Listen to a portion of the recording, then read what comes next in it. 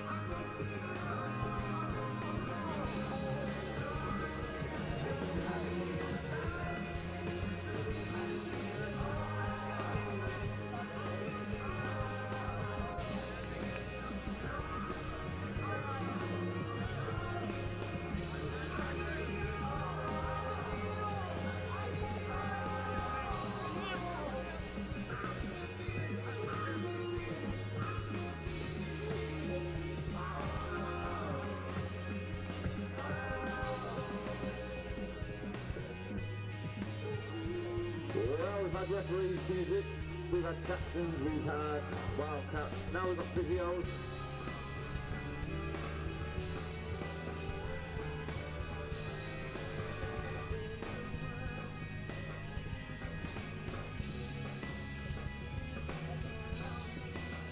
Here's one for the physios. We have 5-minute warning for the officials. It's your 5-minute warning.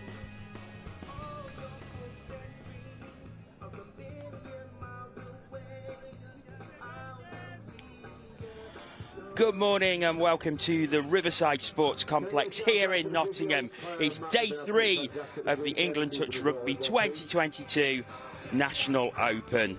I'm Jonathan Bullard and I'm delighted to say joining me on co-commentary this morning is Joe Wright. How are you this morning, Joe? Yeah, I'm all good. It's an earlier start than I'm used to. It's starting at 10 o'clock the past couple of days. Starts an hour earlier, ends an hour earlier.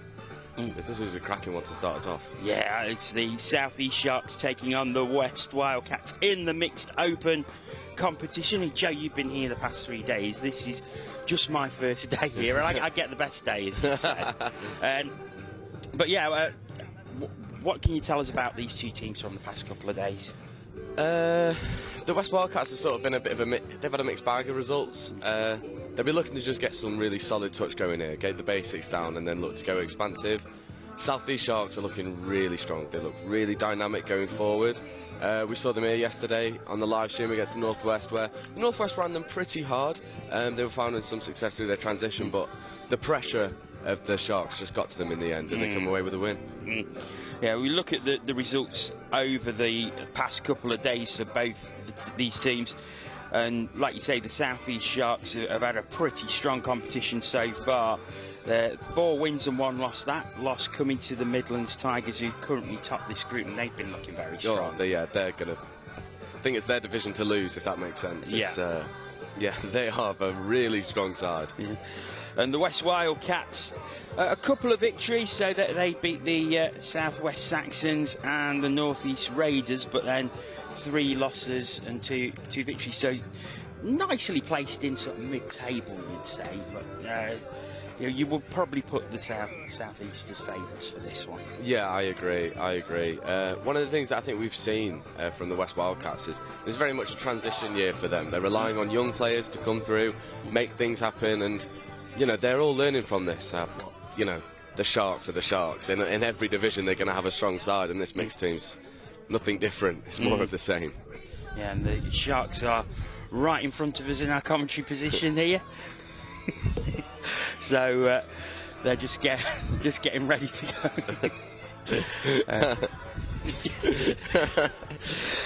Well, you can't see that on camera, but starting nice and early. Starting nice and early with the chirps already. So the South East Sharks are going to be in the blue kit, as you can see that in front of you. The West Wildcats will be in the black and orange, then over on the far side of the pitch. So we're just waiting for this one to get underway, just a couple of minutes away from starting. So how do you see this one starting off? Well, yesterday against the Northwest, South East got off to a bit of a slow start. Northwest went 1-up until about 6 or 7 minutes in, and then the South East started to find their rhythm. I think if they start strong, they're going to have a really positive game here, and I think it'll be tough for the West Wildcats to get back into it. But if you're the West Wildcats and you had a look at how the Sharks played yesterday, if you can start fast, you can get them on the back foot. If you can get an early lead, defend tight in the second half, I think they'll be in with a shout with this. Yeah. So about a minute away from starting now. We're nicely at ground level here, so we will be able to get a lot of insight from the South East Sharks sub-box, I think, that's right in front of us. So they're just going through final instructions as we're getting ready to go. Music pumping away, so some good tunes this morning. Yeah, I tell you what, it's been good all weekend, to be perfectly honest. It's been good all weekend. I have no idea how the refs can bring any sort of energy to a half 8 o'clock in a field in Nottingham, but they have, and they've not disappointed. Always surprises me this sports complex, because I'm from Nottingham. I live here, and I know that we've got a famous high street retailer's head office right to our right. Yeah. There's the river to our left. There's, but then around us it's just trees. And but I know that we're only sort of 5-10 minutes drive from the centre of the city. It's really strange. So we are underway, and it's the South East Sharks with the tap off, and they look to get a strong start from this first set of 6. 3 touches already. Strong drivers there at the 7 metre. Down it goes. Maybe looking to use the wing, yet going over to the right hand side.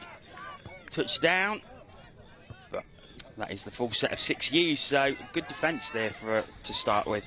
Yeah, that's going to be exactly what the West Wildcats want. You know, you want to get a really nice clean set, move into a fluid transition. If you can get the Sharks rolling in your transition and get a nice scoop on 5th, they're in with a chance here. You know, they might get a really nice scoring opportunity from this set. And they have driven really, really well, considering they started so deep in their own half. But, no, they have used all their 6, but a strong drive all the same, considering they started on their 7 metre. Yeah, I think the only thing that killed them a little bit there is the half was slow to get to that final roll ball, to get the ball off the floor. It allowed the Sharks just to get set into their defensive shape and hold space and cut off any options for the scooping player. But this is a good defensive set here from the Wildcats. They're putting pressure on the transition of the Sharks, finding some joy through it. But this is going to be a really dynamic scoop. We've seen this all weekend from him. He's gone through. Can he find the free player? Yes, he can. Lovely score. So Harry Richards bursts through, and it is the South East Sharks who take the lead. Just waiting to see who put that down. It's right over on the far side. Let's have a look at the replay. I think it was Lois Lau who put that one down. Yeah, and you know, that's something we've seen from the Sharks all throughout this weekend, all throughout this tournament. They're really dynamic on their transition, and Harry Richards, we mentioned his name a numerous amount of times, purely because of the pace and his dynamic nature when he gets on the ball. You know, he's looking to fix defenders, he's looking to get on the outside. He's just one of those dangerous players that can make things happen. And that's what you need, and it's one of those things that, from watching a lot of tournaments this season, is how much speed plays a part in this game. Oh, look at this. Great drive through there. Daniela Mendez. And that's a really, really good, strong drive, and it gives the Sharks another chance. Yeah, but it puts them in a really good striking position here. You know, they've got a new set of 6 now. Goes back into the middle. This is Vince Parker, who's going to try and orchestrate an attack. Goes out. They look to punish the link. Maybe dropping early. Really nice recycling of the play there. Keeping it going. It's a 32 setup. Vince Parker on the ball. Diving through, yes. And is he? Yes, he is giving it. So 2-0, and it is a very, very strong start from the South East Sharks. Yeah, and this is what we've seen. You know, when they get their momentum going, when they get a roll on, they find their rhythm, they set a high tempo. They're really, really hard to stop, and you know, you can't help but think that they're going to be one of the favourites for this division. Yeah, so 3.5 minutes gone. Oh, that's a killer. And the thing is, this is they're going to need the win, aren't they? Because with Midland's Tigers looking so strong. Yeah. And then once it gets to knockout, it's each one, the semi-final, final, 1-game series, so then anything can happen. Yeah, I think it's going to be important for the Sharks to get a really nice, just like a psychological win early in the day, so they can get some confidence to go into a potential game against that really strong Midland side. That's a really nice pickup from Harry Richards there. Looks to go through, passive link, really good shot there from the West Wildcats winger. Okay, so they use their 6 defence. Far more organised for the West Wildcats on that latest South East Sharks drive, and now they look to get towards their sub-box, get some fresh legs on, which they do. That's 5th touch from, if the shout from in front of us is accurate. No, it obviously wasn't, so they've still got a bit of space to work with here. Nice pass out, but it doesn't quite find its mark. Yeah. Martin Bunn there looking for Olivia Jones. In fact, it looks like they've got a fresh set of 6. Unsure what the call was there. But if you're the West Wildcats, you take that. You know, you've got a fresh set of 6 now. You really want to see if you can punish this team. Really nice diving. Oh, another penalty. Yeah, so another set of 6. The South East Sharks got to be careful here. I think that if that's 2 penalties, they're going to lose a player if they concede another penalty. Yeah, this is a really dynamic West attack. Need to find really lovely pick-up. Really lovely pick-up. And that's a great play. Claire Davis putting it down, got into a lot of space, but great play by the half. Couldn't obviously put the ball down themselves. If anyone's new to touch, if you run in, you cannot put the ball down. You have to pass it off, which they did. But that is 2-1. So yeah, they're right back in this. Yeah, and I think that just goes to show what any team can do if you get the basics right. If you just get a really fast roll ball, everyone's on the same page. You can punish teams. And I think that was Benjamin Smith who picked up and went through, found the winger. Really nice passive link. Unfortunately, the ball has just gone to ground. It's a bit of a let off for the West Wildcats. Yeah. Will be a penalty though for throwing the ball away. That big 23 knows exactly what he's just done. Yeah. So again, if you need to touch any form of descent, and it's a 10-metre penalty, so that the opposing team is allowed to bring the ball forward 10 metres. Yeah, that even includes not returning the ball as fast as you can to the mark for the turnover, trying to slow the game down.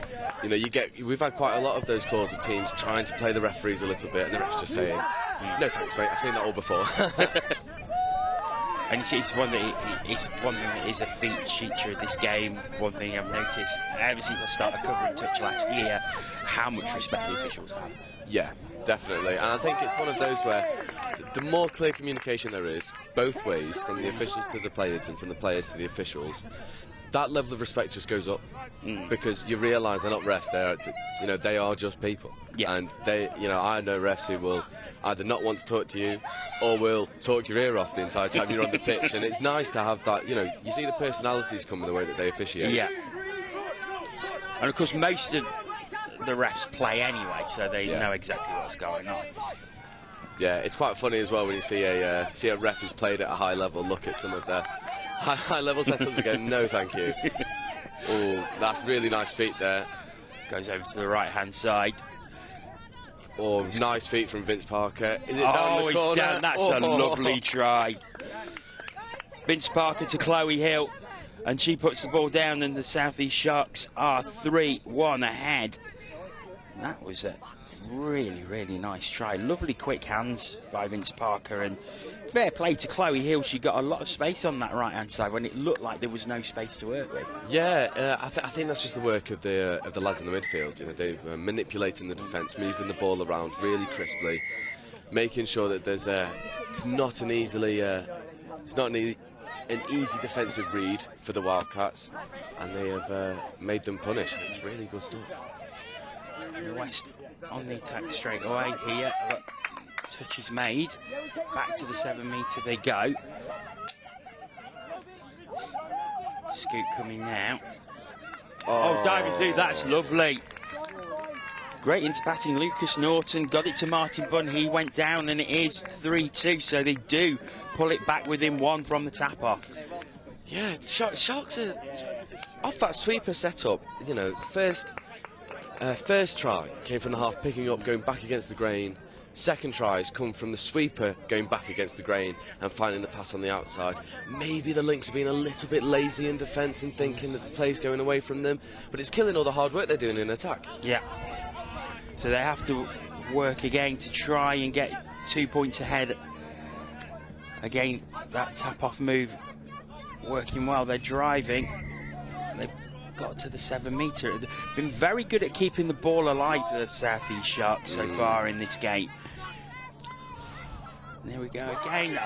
Now, was the touch made as he went through? Don't think it was. And they do get that try to go 2 ahead again.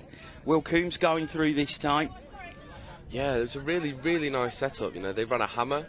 The outside pass wasn't necessarily on. So 23's just moved the ball back into the midfield. They run another setup. They find the lazy link on the other side. Goes through a hole.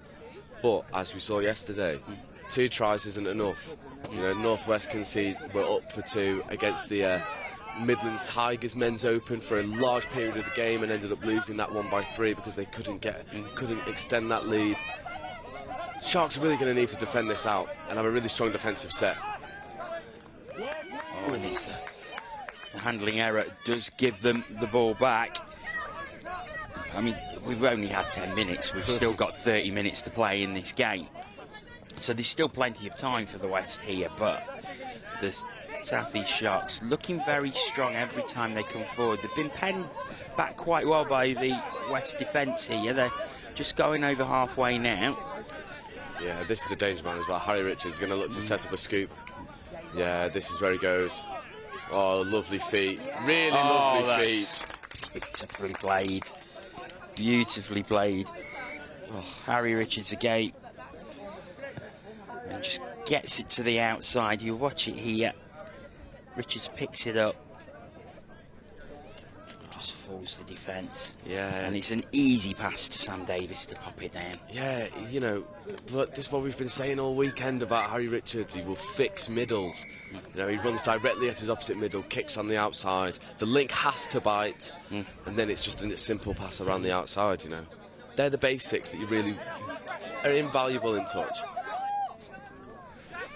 Well held, yeah. That wasn't the easiest pass to take. No, it wasn't the most sympathetic one from Martin Bunn there. Yeah, well, Lucas Norton did well, so it keeps the play alive for the West, but unfortunately the pass can't go out to the left-hand side. It's a good option, though. It's a good option. Expose the 2-on-1. That's what we're talking about when we're looking at, you know, maybe defenders not tracking the people that they should be, getting a little bit complacent in their work. The opportunity is going to be there for the West Wildcats. Sitting here on day 3 of a competition, this is where fatigue is going to really start playing a part in this. We saw it in the Euros towards the latter stages. A 3-day competition is quite unusual, isn't it? Yeah. I mean, we've had the benefit of a bank holiday weekend that it can be spread out over. But normally this is condensed into a 2-day weekend. Yeah. You know, I think what we're going to find here is we're going to see those teams who have the high-performance players who are used to playing 40-minute games. And I think those teams are going to find the more success the longer this day goes on, the later the games are played, because they're going to be used to this 40 minutes. There's a really good strike setup there. That's just unlucky. It seems like for the West, these 1%ers just aren't coming off, and that's an easy penalty to give away. Really obviously throwing the ball away there. It's just a let-off for the Sharks. Yeah, so instead of... see it here. It was exactly the right play. Which Michael Bolton just letting it slip through his hands. Yeah, it seems like the West Wildcats are trying to expose the outside link. You know, the female link more often than not, and get on the outside of them.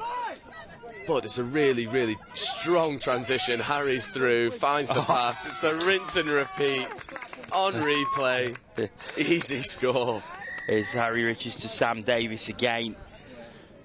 And it's almost a carbon copy of the last try that they scored, 6-2. And look at the space that Sam Davis finds himself in there. Just pulling the two middles apart. Maybe...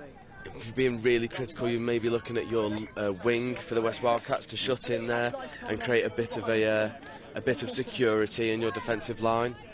But you know, with the feet of someone like Harry Richards, you know, you've got to be brave. You've got to try and shut the space down. You can't let him get a roll on. You can't let him go at you when you're tracking back, because you know you're giving yourself a mountain to climb. Sharks have the ball back. Handling error gives them a fresh set of 6 as they're over halfway already. This is another strong drive by the South East Sharks, and again they're heading towards that right hand side, but a rare error from them. Yeah, I think that's the product of a better transition defence from the West Wildcats. You know, they put pressure on the subbing move. They really tried to pen them back in their own half. It was a lot better compared to the phase the play that we saw beforehand, where the Sharks have transitioned and on 5th they're on their West Wildcat 7-metre line. So, you know, it's just about putting the pressure on and seeing if you can get some results from that. I think there's going to be a turnover here. Yeah, it looks that way. Oh no, she's told him just to take second touch. So there was a bit of a discussion about maybe an infringement at the roll ball. Yeah. Really nice clear comms from Martin Bunn there, just barking the orders out to his younger pod. But that's a bit of a waste, you know. That was third touch, had fourth touch coming. You know, you want to check that back inside, get a strike going, but like I said before, this is a young West Wildcat side. They'll learn from this. They'll have a look at their mistakes, and they will learn from their experience. And that's one of the things, isn't it, when you've got a pretty new team like this, is the experience that they'll gain from playing in these sort of tournaments will set them in really good stead for maybe next year when they're playing here again. Yeah, 100%. 100%. That's a beautiful pass from Harry Richards. Going to feed it back inside. Good scramble defence there. They've still got a touch to play with, though. This is dangerous. Yeah, ball back into the middle. Yeah, really Strike nice. dump now. Final touch, but has he found the space? It's Harry Richards through again, but I think did he get... Oh, ref is saying yes. Oh, yeah, he's saying it is a try, another try. Harry Richards again. What a game he's having. Yeah, this is the start you want for the Sharks. You know that this Midlands team is the one to beat. You know, Midlands Tigers, they're the ones to beat. And this performance early on in the day, you know, they might be a bit sore from yesterday. They might still have a bit of rust from the morning, but doesn't look like it on the pitch. You know, they're showing how dynamic they can be and how direct they can be. And the West Wildcats can't keep up. And that was the reverse of the two previous tries. It was Sam Davis to Harry Richards. Oh, it goes both ways. Yeah.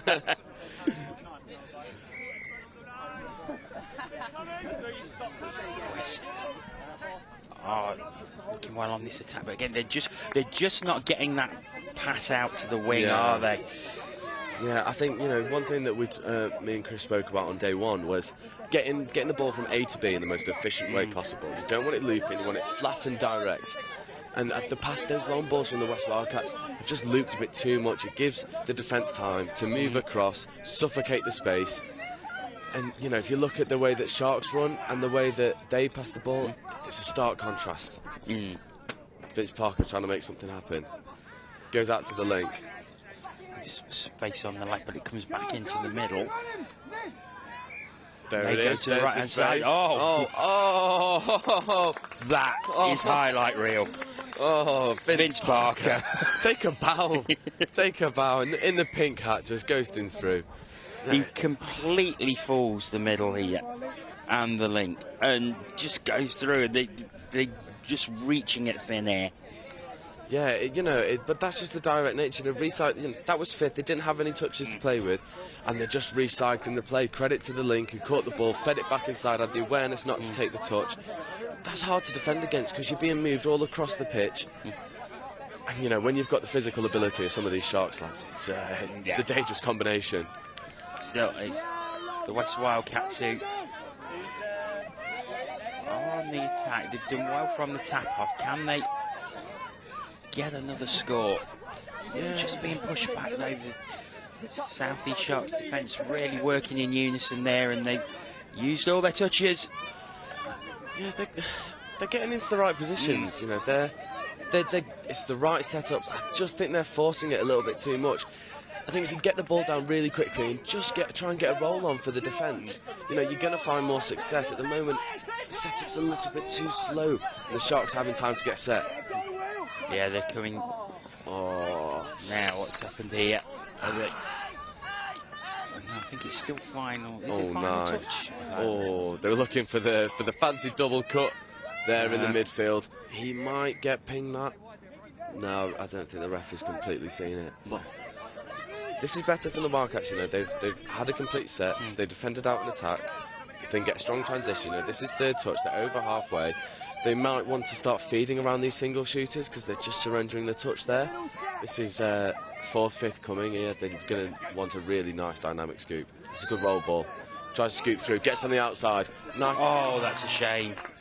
It was the right idea, but just slightly behind Ben Smith, and he couldn't drag it back into his midriff to then go on and put the ball down. Yeah, but again, it's a brilliant example of the West Wildcats getting into the right situations, getting into the right positions, asking the right questions of the Sharks' defence. But there's 1%ers that just aren't quite sticking. And there goes the hooter. So this is going to be the final play of the half. Goes out wide. Oh, it was.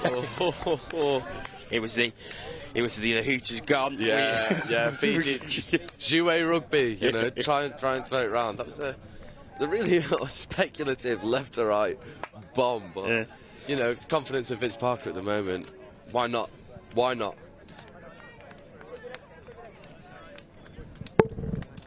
So yes, so that is the end of the first half. We've still got 20 minutes to play, but a strong half there from the South East Sharks. Yeah, you'll be really happy with if you're the South East Sharks right now. You know, their transitions running really smoothly. They're finding some gaps, and it's all smiles and laughter in the sub box at the moment. Yeah, and rightly so as well. While it should be, they're very, very happy.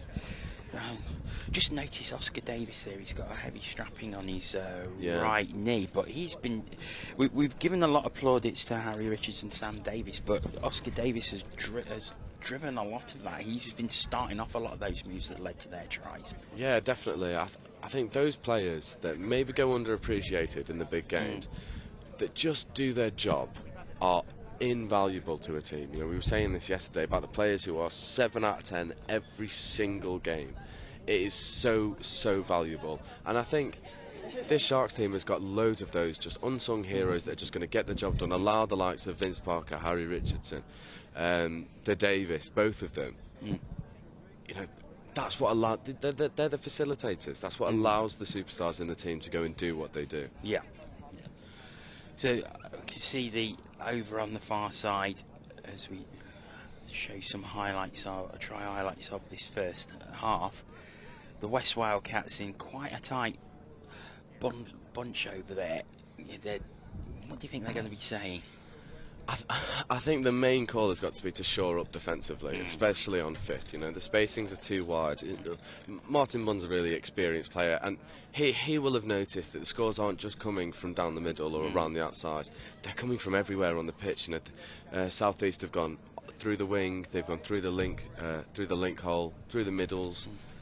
That's what's dangerous, because it's not just one problem area. You know, I think that's just a lack of cohesion in your defensive system. So I think Martin Bunn will be there saying, if everyone just takes that step inwards, force them to go around the outside. We don't want to be conceding through the middles as we have too often in the first half, and just keep doing what they're doing in attack. You know, they've got into the right positions. It's just the 1% is the final pass, maybe a bit too low or behind a player, as we saw. If they can fix those little problems, they're going to find success in the second half.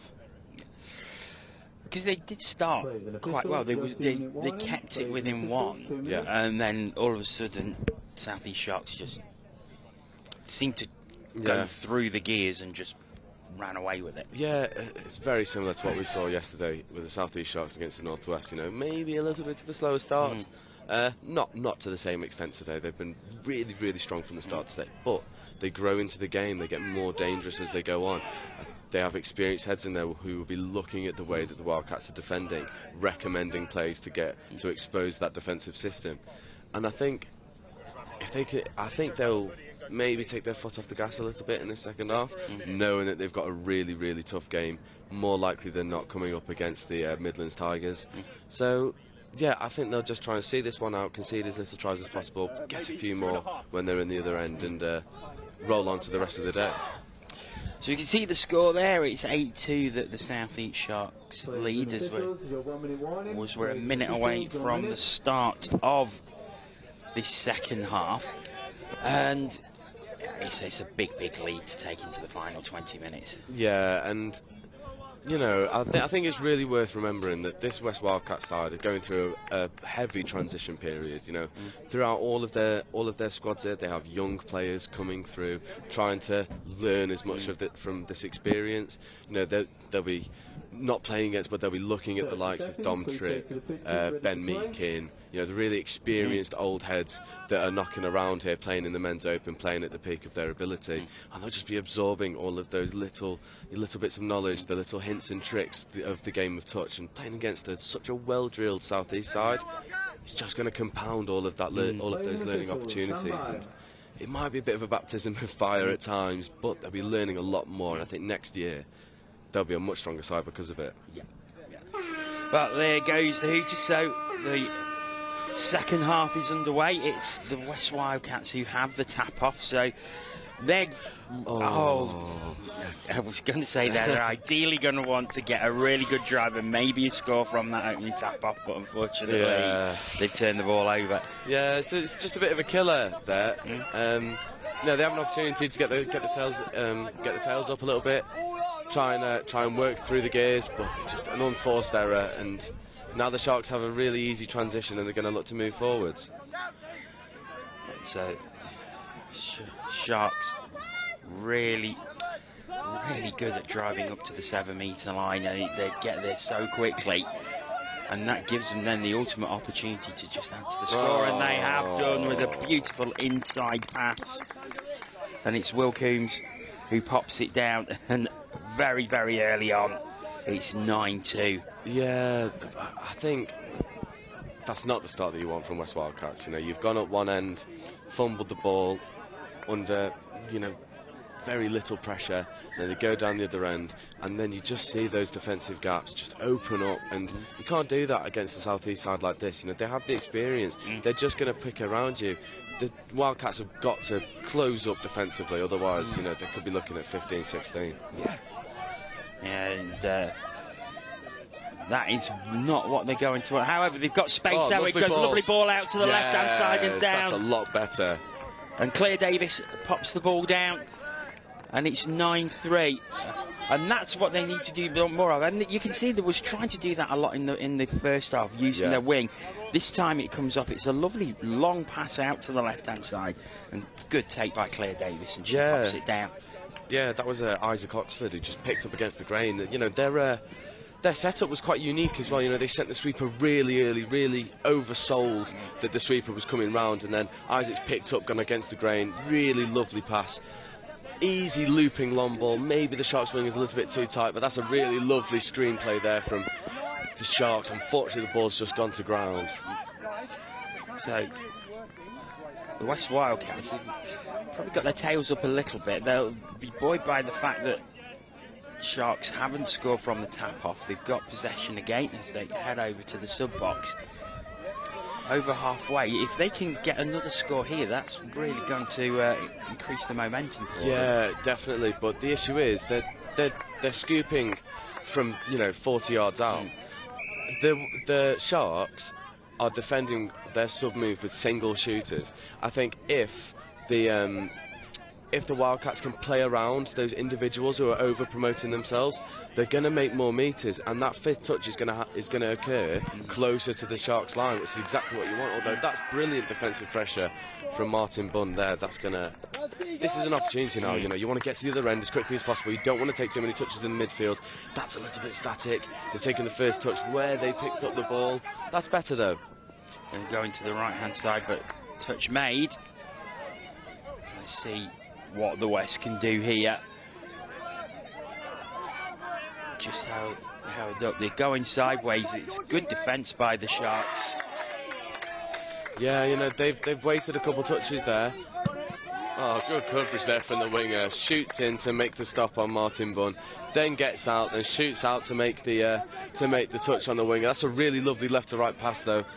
Just really good scramble defence from the Sharks. I can't help but feel like that's a missed opportunity for the Wildcats. They had good possession there, but fair play to the South East Sharks defence. It was excellent. Yeah, completely agree. I think the West Wildcats are digging themselves a bit of a hole. They sacrificed 2 touches there pretty needlessly just by moving laterally instead of going forward. Oh, that's really lovely, just core skills. Really good shot there from the Wildcats winger. No, I think he thought he'd gone through because it did come off the Wildcats player. Yeah. And Daniel Eagleson just running through. I think he wanted to put it down, but oh, and now here's an opportunity, but it comes back. Oh, bless.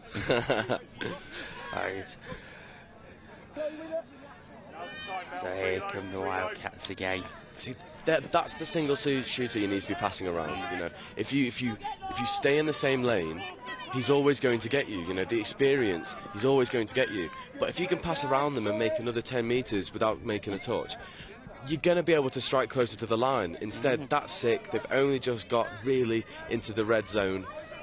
And, you know, I feel like if they can shore up their transition, make more opportunities from their transition, the West Wildcats are going to get more scores from this game. We've got 15 minutes to play. We're at a score apiece in this second half. South East Sharks on the drive once again, bringing it out to the left-hand side. That is lovely play, and it comes back inside. That's fantastic. Oh, how do you defend against that? Oh, beautiful, absolutely beautiful. You want to look at recycling a play, keeping something alive when it looks like it's dead. That's just beautiful stuff. Really good core skills there from the South East Sharks. It's just absolutely tore apart the West defence just by quick passing, first to the left, then back inside to the right, through the middle and down.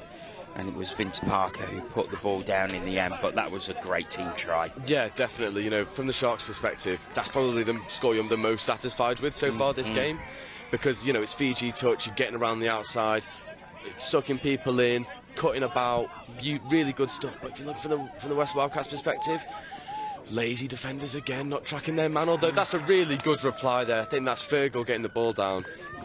Yeah, it's a good reply from the tap-off. They have managed to get their second score of the half, so 2-2 in this half. And I think, looking at breaking the game down, the West will be quite happy that they're keeping it level in this second half. Okay, forget the first half. Yeah, it's what you can do. Can you improve? Can you play better defensively? Can you play better in attack? Get a few more scores? And that's what they're doing at the minute. Yeah, and you know, they're doing what the Sharks are doing to them. They're finding the lazy defenders. They're finding the people who are tucking a little bit too tight underneath the touchy middle. That's a really nice ball there. Oh, good effort from the winger. But the defensive pressure from the Wildcats has been so much better compared to the first half. It's just this area of their game. Can they pass around these shooters? Can they get around the outside? Maybe they need to keep a player on the pitch. You know, there we are. That's a lot better. You're trying to play around the shooter. They get on the outside, pass it back inside to get a repeat set of 6. If they can get a really hard and dynamic drive to get down the pitch now, this is going to be a good opportunity to get striked up for. This is a good drive. This is much quicker. Yeah, more direct, really more direct. They're going to look to go on the outside now. Really good feet, good defensive touch there. It was Daniel Eagleson with a diving touch. It's still Wildcats' ball.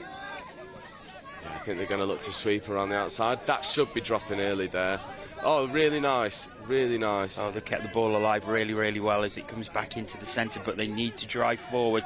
Final touch now. Can they find space out on the right-hand side? They can't. It's good defence in the end by the South East Sharks. Yeah, I think they're a bit unlucky not to get a call there from the referee. And, you know, Sharks' link is dropping extremely hard before the touch has been initiated. But that's one of those calls where we have the blessing of being on the sidelines and not in the middle, not in the middle of the action. But the West Wildcats need to stop rolling in this situation. You know, they need to get players onside initially to then get up and put pressure on the Sharks' transition. But that's exactly what the Sharks are doing to them in reply. The Sharks are driving once again, but they've used all their touches, so the West have the ball back. We've got 11 minutes left in the game now, so this is the last round-robin game. We're into the semi-finals after this, so knockout will be coming. Knockout footy, we love it. We love it. We had a first couple yesterday. We had some of the quarter-finals. We had a men's open quarter-final. Northwest ran away with that one quite convincingly. That's a really lovely ball. Touches claimed. Brilliant shot there from the link. That's a really good decision. Just recognising that the middle is struggling to cover both players, shooting out, getting in the faces. Just really good stuff, and gives the Sharks an opportunity to really punish the West Wildcats with their transition. It was a really good defensive play, but Wildcats defending quite high here as... yeah, this is much better. Fergal setting the defensive pace. Really good touch there from Fergal, and he's over the moon with that. They've really stopped the transition. This is fifth, but you know, when you've got this guy on the ball, anything can happen. This is a lot better for defensively from the Wildcats. They're keeping their shape, and they've turned the ball over on their 10-metre line.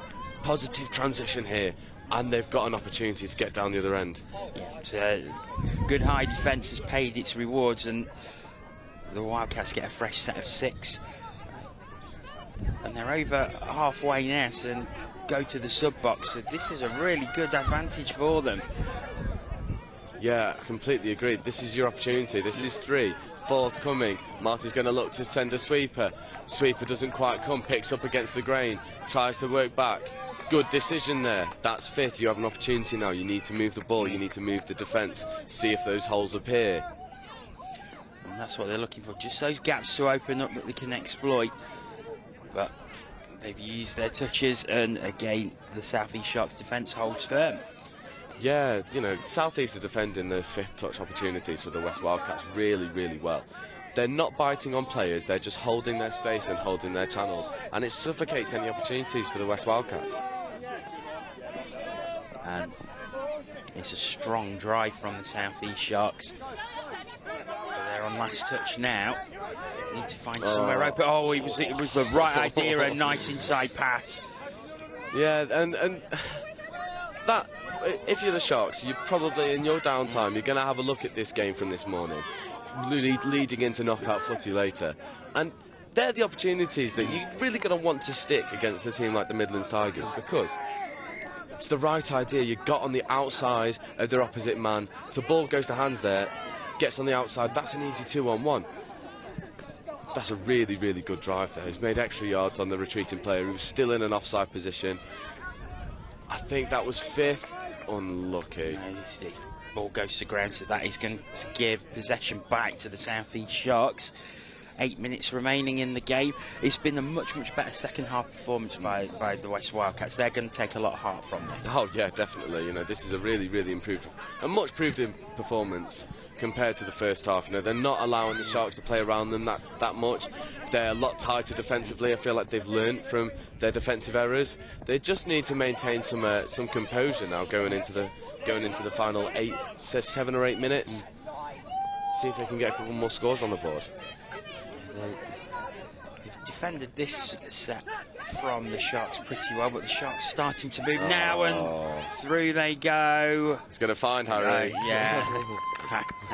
That man Harry Richards pops it down, but that was all made by Vince Parker. Oh, it's not Harry. It's not Harry. Is it? No, it's we'll get his number when he comes off, but Vince Parker just making things happen. Picks up, steps one way, steps the other, the middle gets stuck in the mud, uses the blistering speed just to get in behind, finds a supporting player. They're just tired legs there from the Wildcats, not able to track the runs. It's the Wildcats who have possession now as they look to drive towards the line from the tap-off. They're at the 7-metre. Charlie Steed who scored that try. Apologies, Charlie, that we gave you try to someone else. To see the dummy. Feel like we're going to get that all day. Yeah, we are very, very close to the sub box here, so we are getting chips and comments. Yeah, we've had them all weekend. You know, we had Ben Meakin on the first day with a lovely roll of the ball up his ankle and pick up in the sub box. Turned around to someone. Did you get that? Yes, yeah, I think we did, Ben. I think we did.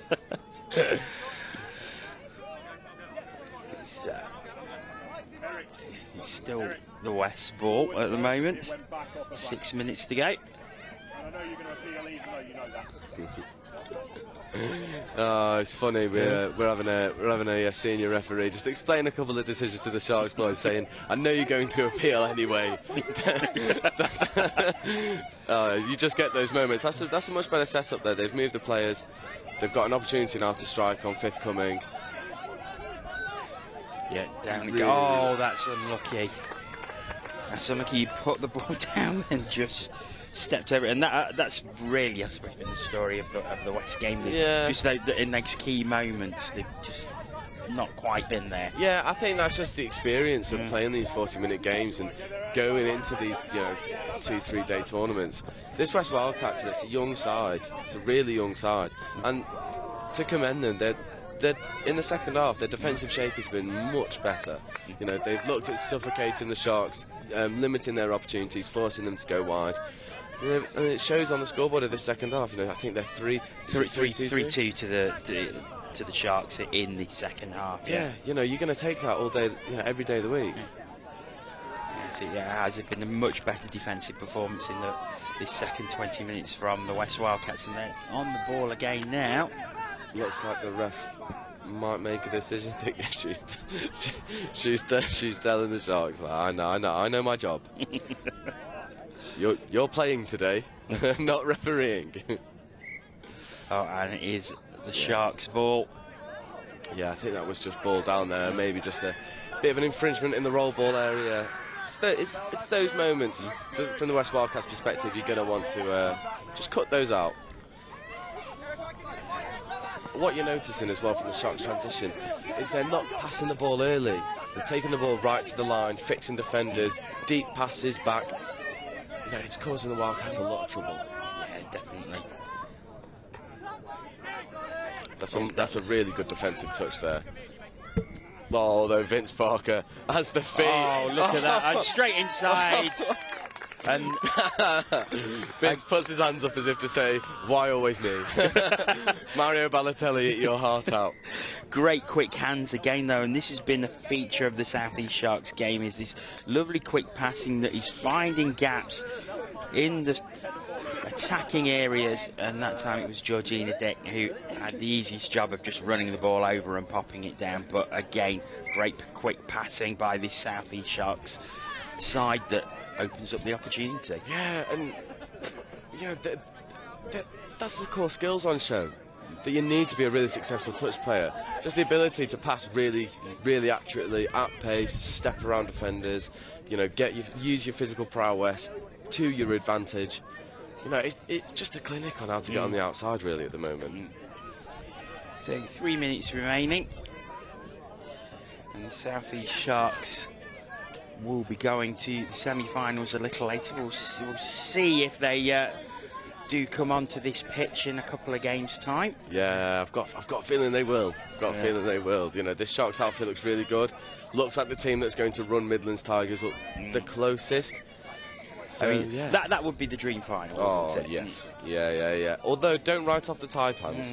Taipans have some young players, but also some very experienced. They can make something out of nothing. It's a really good defensive touch there. They're trying, Isaac Oxford trying to go through, just can't quite find the joy. I think this is fifth coming. They'll look to get one more strike. Now this fifth touch now comes out. Oh, it's behind. So the South East Sharks will have the ball back. I think they've called a forward pass off the base of the ruck there, which is one you don't often see called, but correct nonetheless. It's the South East Sharks ball, but it's interesting to see that the encouragement from the sub box, like keep it going, and they're 12-4 up. Yeah. There's 2 minutes left. They've going to comfortably win this game, but even so, they're still looking to drive forward all the time, and that's a real hallmark of a successful team. Yeah, they're going to look at, they're almost going to treat these last few minutes as preparation for their next game. Run through some structures that they might not have run through before. Focus on your defensive shape and your defensive pressure.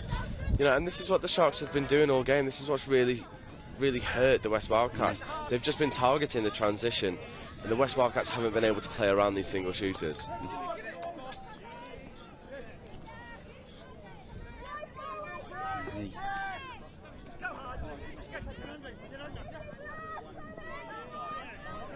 It's the West who are looking to drive once again. They've used their touches. It's the South East Sharks into the final minute of the game now. 12-4 the South East Sharks lead. In fact, there now is a real good late opportunity for the West. A fresh set of 6, just shy of the 7-metre line. So can they finish on a high?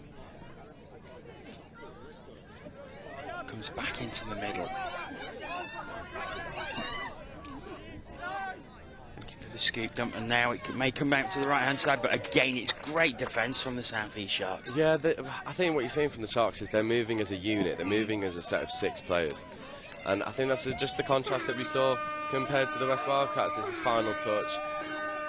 Oh, I think it's down. Oh, I think that'll be given. Yeah, that's a really good consolation there, you know. So Martin Bunn does get the consolation, so it finishes 12-5. And yeah, the West they'll be pleased with that, I think. I mean, they 8-2 at half-time. They restrict the South East Sharks to 4.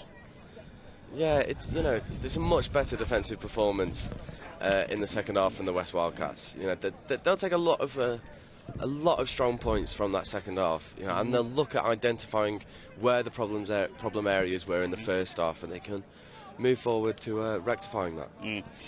So we will see if they are in the mixed open semi-final. That's coming up at 10:50. But coming up next, tapping off in just 10 minutes' time, is the men's open semi-final, and that is the South East Sharks taking on the Northwest. Oh, I'm going to try not to be biased in this next one, but I really want the Northwest to come away with a win there. They played the South East a couple of days ago.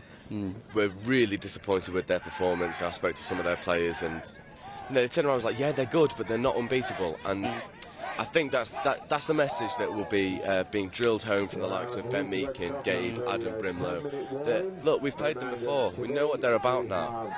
This is the 3rd day. It's been a long weekend. We've just got to put the pressure on, up our tempo, and we'll find our success. Yeah, definitely.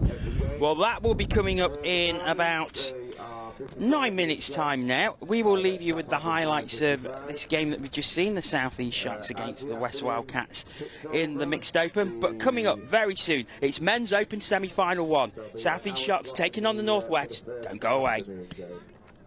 But for this time, this morning, it is 9:55, the next tap-off.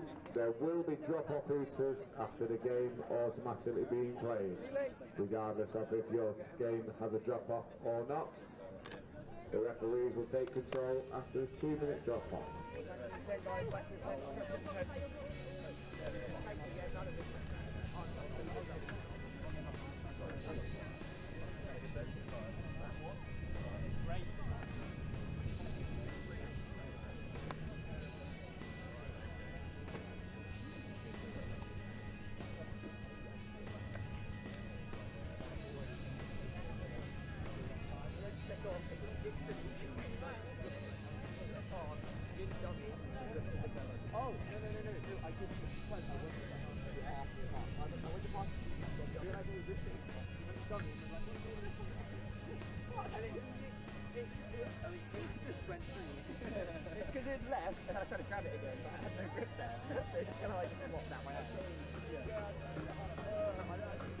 Well, for Irish player, just because I can.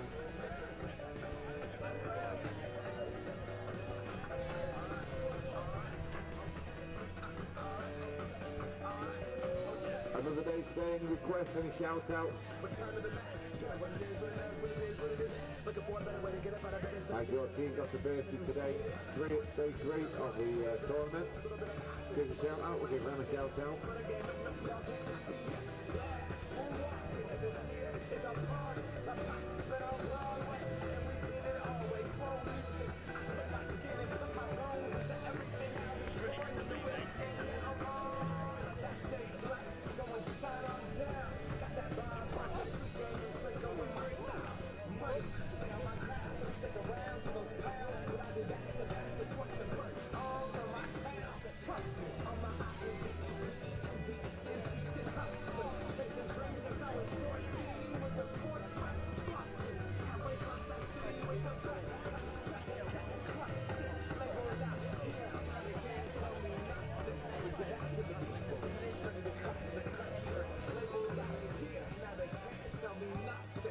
Give it to the people, spread it across the country.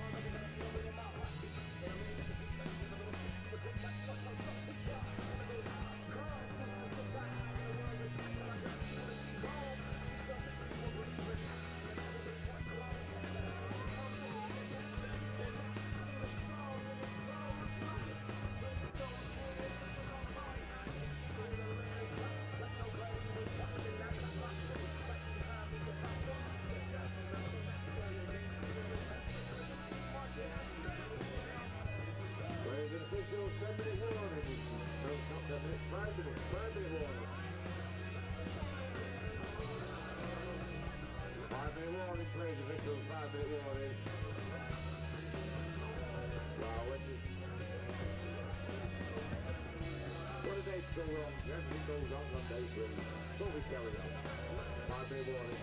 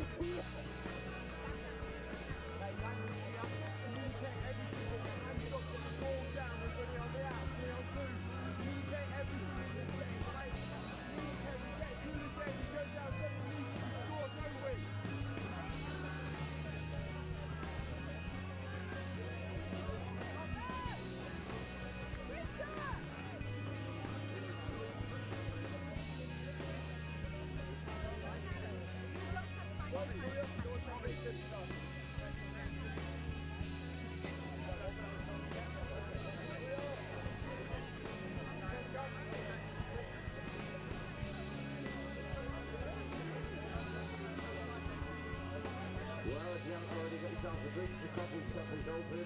Get yourself over to the coffee shop. Also, we've got beers and drinks that are in service throughout the day. They'll be open shortly.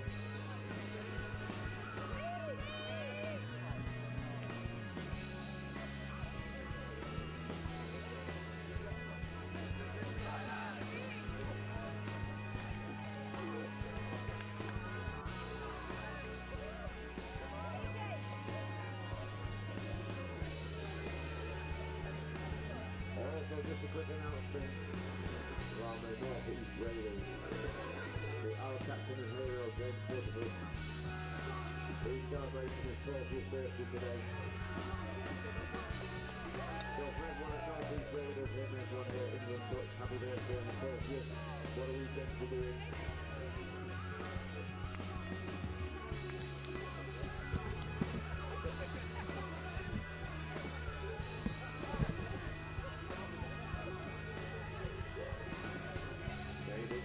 To be doing better on the bank holiday weekend, celebrating the 40th with an field. Still on with the North East.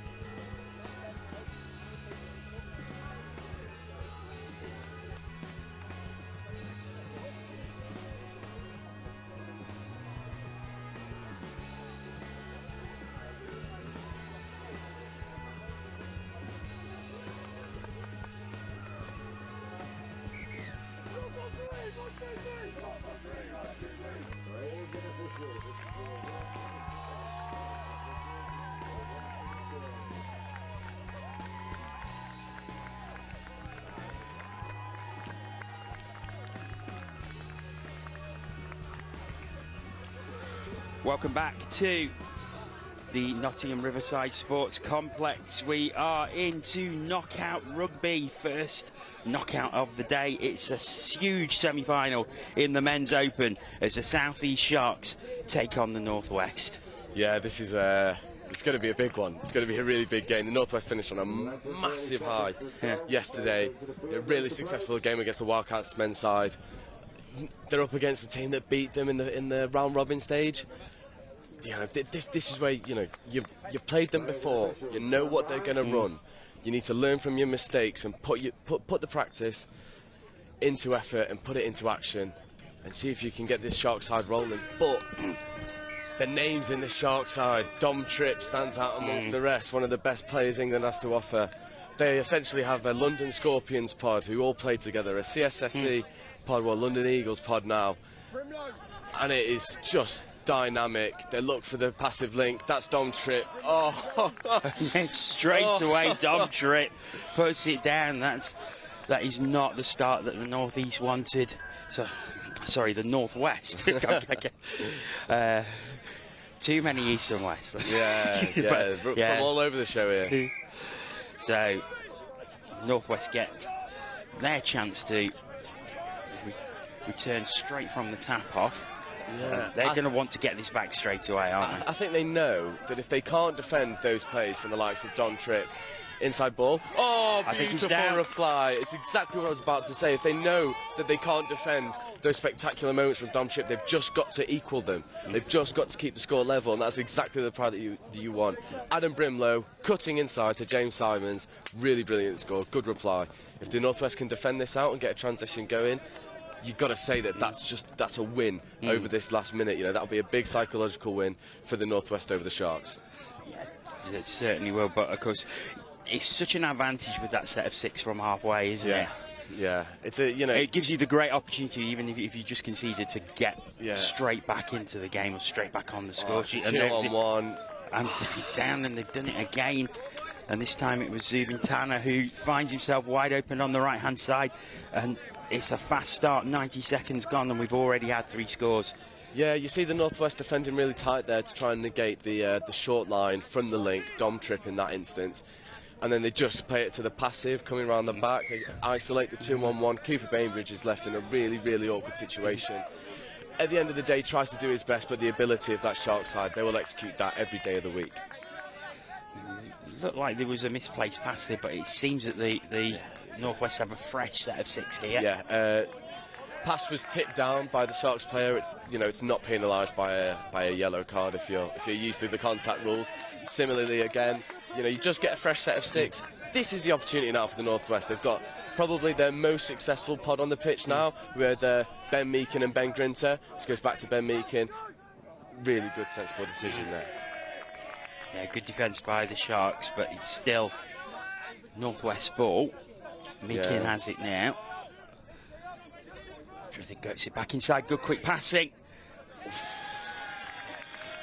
Good touch is made. Still ball with the Northwest. Yes, passing between Meakin and Ben Grinter. Oh, they might get. Yes, they're still there for them. The touch is made, and they've used it the set of 6. Good defence by the South East Sharks as they look to drive from very deep in their own half. Yeah, and this is where you want to look to put the pressure on if you're Northwest. You need to stop this this fluid transition. If you give this calibre of players too much time, too much space, they're going to punish you. It's a really dynamic strike here. Really good defensive set there. Maintain their defensive spacing. You know, Gabe Pennington will be really happy with that result. He certainly will. Yeah, really lovely option there from Ben Meakin. That's just the experience. Telling Sam Thorpe to hold his width, be ready for the ball back inside. They save a touch moving into their transition. This is a good drive by Northwest here. Yeah. He may look to go right-hand side. Oh, that's a good take. It wasn't the easiest ball to pick up. Oh, he's through. He's through. Sam Grant, more lively than the rest, tries to find the pass. Jordan Cross, Alex Scott can't get the touch. That's the reply that they want. 2-all. Brilliant heads-up play. Really quick play. I think they all stopped. They all stopped. They all stopped it, and they just didn't see Sam Grant running through. I'm not sure if the referees are going to bring this back. They're having a conversation here. Well, Jordan Cross put it down now. Yeah, score given. I think the South East Sharks thought that was last touch, and they were just killing it in the corner. Alex Scott has made the touch, not retreated fast enough. You know, Sam Grant's just got the pace to burn. He's gonna murder you every single time, and that's exactly what he did there. So we're all square with just under 5 minutes played, and already it's going the way you thought it would. Yeah, you know, I think the Northwest will be fired up for this one for sure. You know, a couple of disappointing results, I think, by their own high standards, and this is an opportunity to really show what they're capable of. Lovely defensive play, zero touch from the interception. Adam Brimlow, that's his bread and butter, you know. Defensively, he's superb, makes his ground, needs to get back on his feet, ready for this drive. James Simons running through, play on, offside player, repeat set of 6. That's the intensity that Northwest need. So, advantage Northwest as they bring their strongest pod on. Ben Meakin has the ball.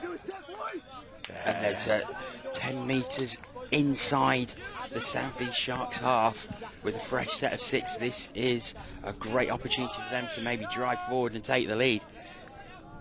Yeah, you know, Adam Brimlow there, you know, he'll prefer that over his assist. You you know, shutting out the Sharks, getting the interception, setting the attack on. If they can get a score from this, Brimlow will claim that assist. Ben Grinter who has it now. Split back inside. Ben Meekin with the ball. Looks for the long ball. Oh, unlucky. That's a repeat set of 6 there. Touched in flight. And another good win there from the Northwest. Yeah, they're on top at the moment. They need to make it pay. Ben Grinter splitting on the outside. 2 offside players. Dives for the middle. Surely. Ray's calling offside. No touch made inside. Ben Grinter, that's his bread and butter. So Ben Grinter gives Northwest the lead. And that has been a really strong couple of minutes from the Northwest. Yeah, you know, defensive win at one end from Brimlow. Attacking win, really good score at the other end, orchestrated by Ben Meekin, finished off by Ben Grinter. You know, and you can't underestimate the impact of players like Jake Morris in that pod. You know, who give them just a really strong platform to go and do the things that they are so good at. Just need to defend this set out now. Really good defensive touch there from Matt Bate. They've driven strongly from the tap off. Penalty for offside there. For a set of 6. Oh. This is dangerous. And this is where, you know, Northwest they'll be fired up for this defensive set. If they can defend this out, they know that this is a win. Really good defensive shot there from Jordan Cross. Getting in, getting back out to his wing, digging his team out of a little bit of a hole there. Down it goes. That's Matt Bate again, just getting off the line, shutting it down. It's a repeat set of 6. It looks like a Sharks player struggling.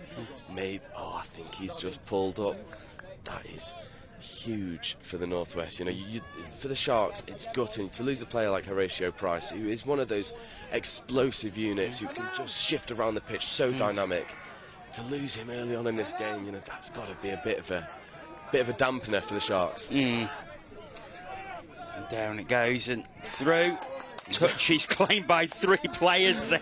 They're all on it. Will Surikol went through. You know, this unit is going to defend really tight. Sam Grant, look for him shutting down at link. He'll get off his line. Really nice defensive touch there. I think Matt Bate was just offside and a little bit of afters there.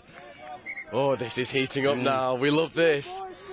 So another set of 6 for the South East Sharks on the 7 metre. They've not managed to get through this great defensive set by the Northwest so far.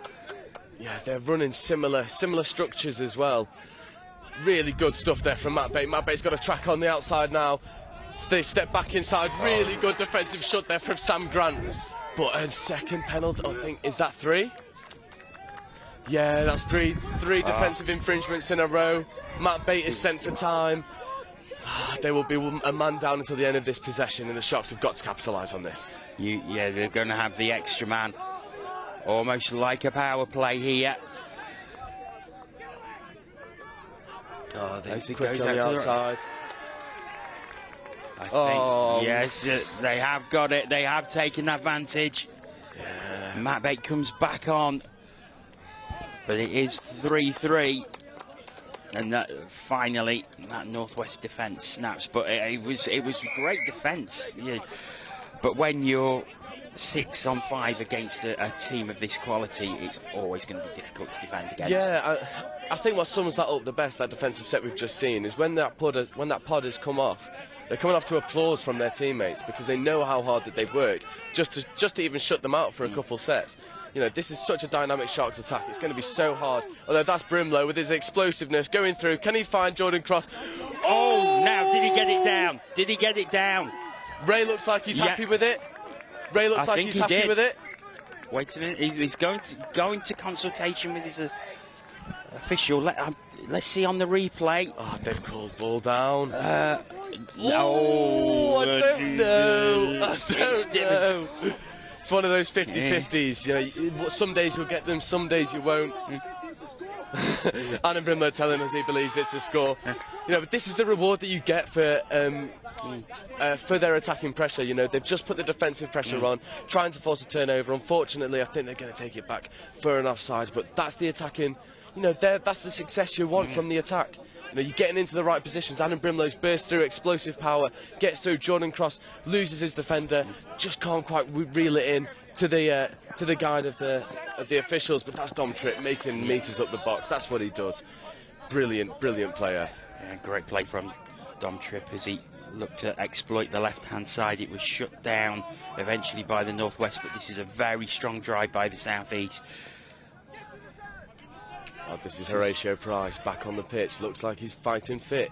Really good evasiveness, and that's Mike Rice just chasing across, getting that touch, stunting the dynamic roll. Ben Meakin orchestrating this attack. They need to get off the line now. Can't let Horatio get underneath. Oh, Mike Rice, brilliant defensive touch. Brilliant defensive touch. He threw that back into the middle, thought that was down. The officials say, no, it wasn't, touch came in. Yeah, you know, this is one of those games where this is on a knife edge. Northwest will be over the moon with how this has gone. They feel like they could be up at the moment. If they can defend this set out, Mike Rice getting up in their faces. You know, Mike Rice, Luke Lawrence, Rob Crawford, they're the players that you saw them on the team sheets and you questioned whether they could hang. Mike Rice has proven that this is where he belongs. This is where he thrives. The intensity that he has in defence against the players like Horatio Price. They've gone around the outside. Really good defensive set there, but another penalty. I think that's two. Yeah. One more. Yeah, touched in flight, so it's a fresh set of 6 for the Southeast. 7 metres out. But again, this Northwest defence is really holding firm. Can it hold firm? Still. Mike Rice. Mike Rice. Yeah, defensively, he has been really, really solid for this Northwest side. Making these last-minute touches. His defenders are trusting him. Can they stop Horatio Price here? Ben Meakin, that's his... Oh, he's shot a little bit too early. And this been sent for time. They've had to drop a player again. Mike Rice, beautiful defensive touch. If they can defend this set out, Northwest will see this. You know, more of a win than a try at the other end. Yeah, great. But it's a great advantage again for the Southeast. 6 against 5. They have this opportunity again. And it's on, like you say, it's on a knife edge, so they'll be looking to take the lead here. Yeah, but once again, this Northwest defence is working so brilliantly together. And that is the definition of a dominant defensive touch. And Ben Meakin just getting into his opposite man, pushing him back, not with any aggression, just with the force of the touch. They try and work around the outside. Dummy back inside from Alex Scott. Really good finish. Jordan Cross left in no man's land. And that's the punishment you get for losing a player, you know, against a team like this. It's so hard to defend that out. So Southeast Sharks take a 4-3 lead against the Northwest. But Northwest, again, have the tap-off, set of 6. And they're really going to want to get it back level from this. Yeah. It needs a good drive, but Southeast Sharks defence holding firm at the moment. Yeah, this pod from led by Bobby Taylor with Sam Grant, Matt Bates. They're going to be looking to go open side, use their rugby skills. Oh, he's brilliant! The athleticism on show there from Jordan Cross. Diving catch, Sam Grant, left to right long ball, as flat as you like. They're the core skills that you want. That's the reply that Northwest needed. Yeah, you watch it here as Jordan Cross just drifts off to the right-hand side, and it just gives him that space. But it's a beautiful take, because that wasn't an easy pass to grab. Had to dive full length, picked it up, popped it down, and this time it does count. And we are all square at 4-4. What a game! What a game! Yeah, this is one of those games where you've got to feel if it goes in level at half-time, Northwest will be happier with the 2. You know, Scorpions will feel like they've left some scores out there. That's Dom Tripp. Really good defensive touch there. I think the referee is saying they might get given a penalty for dropping early. Yeah, Gabe just reinforcing the point there that they want the refs on their side. No more chat from the Northwest boys. They're really going to want to defend this set out. That's Sam Thorpe making the touch. Really nice exit line. That's Ben Grinter. He's frustrated. I think he's going to get. Yeah, he's put it down. Teddy Brooks diving through there, and the Southeast Sharks retake the lead 5-4. It's another excellent diving try from the Southeast Sharks. Yeah, you know, Ben Meakin just re-emphasising the point of if we can't get off the line, we've got to be able to hold our space in. If you're offside, but you've still got to be able to get in the way. I think Ben Meakin would rather give away a penalty in that instance than allow the score. But that's the ability of players like Teddy Brooks. Led in the pod by Dom Tripp, who's just a masterful player. Lovely late cut to James Simons. Might look to feed back inside. It's a really good defensive marshalling there.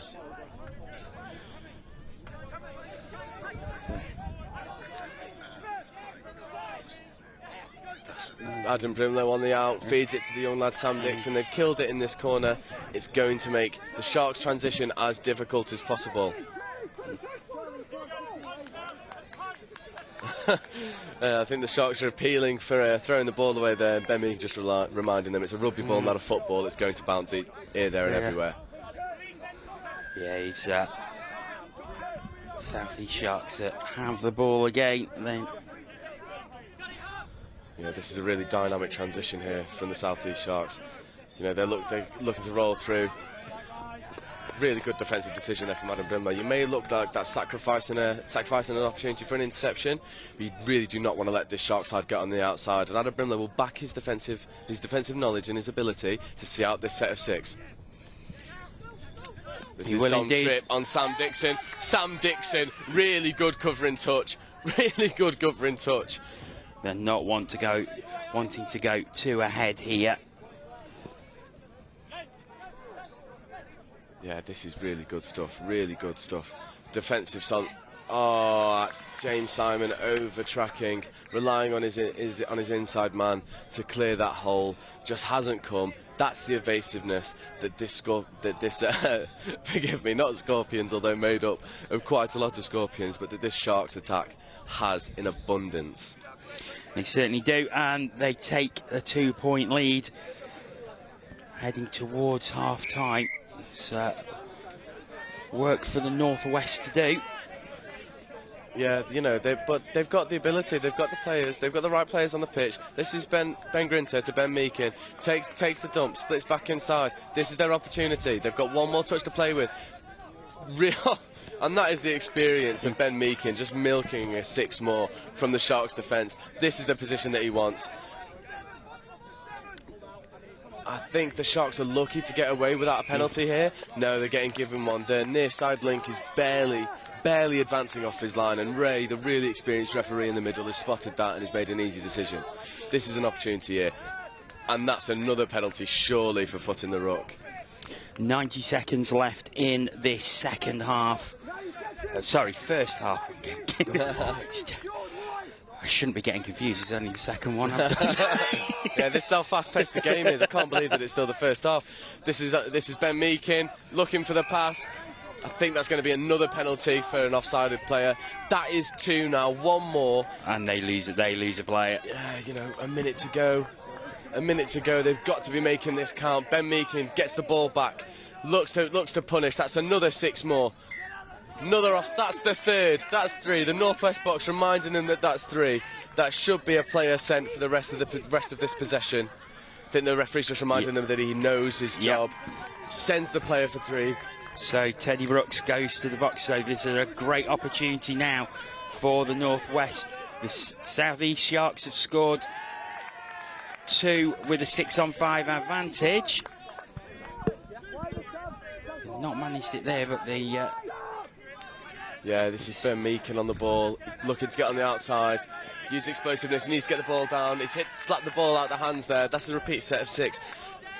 15 seconds left. They need to get a score here, really, to go into half-time. Only 1 down. This is Ben Meakin. He's going to look to go long. Yeah, Jake Morris, really brilliant score there. That's how you make it punish. The Sharks did it one end. The Northwest go down and do it on the other. So, lovely, quick, short passing. And there goes the hooter for half-time.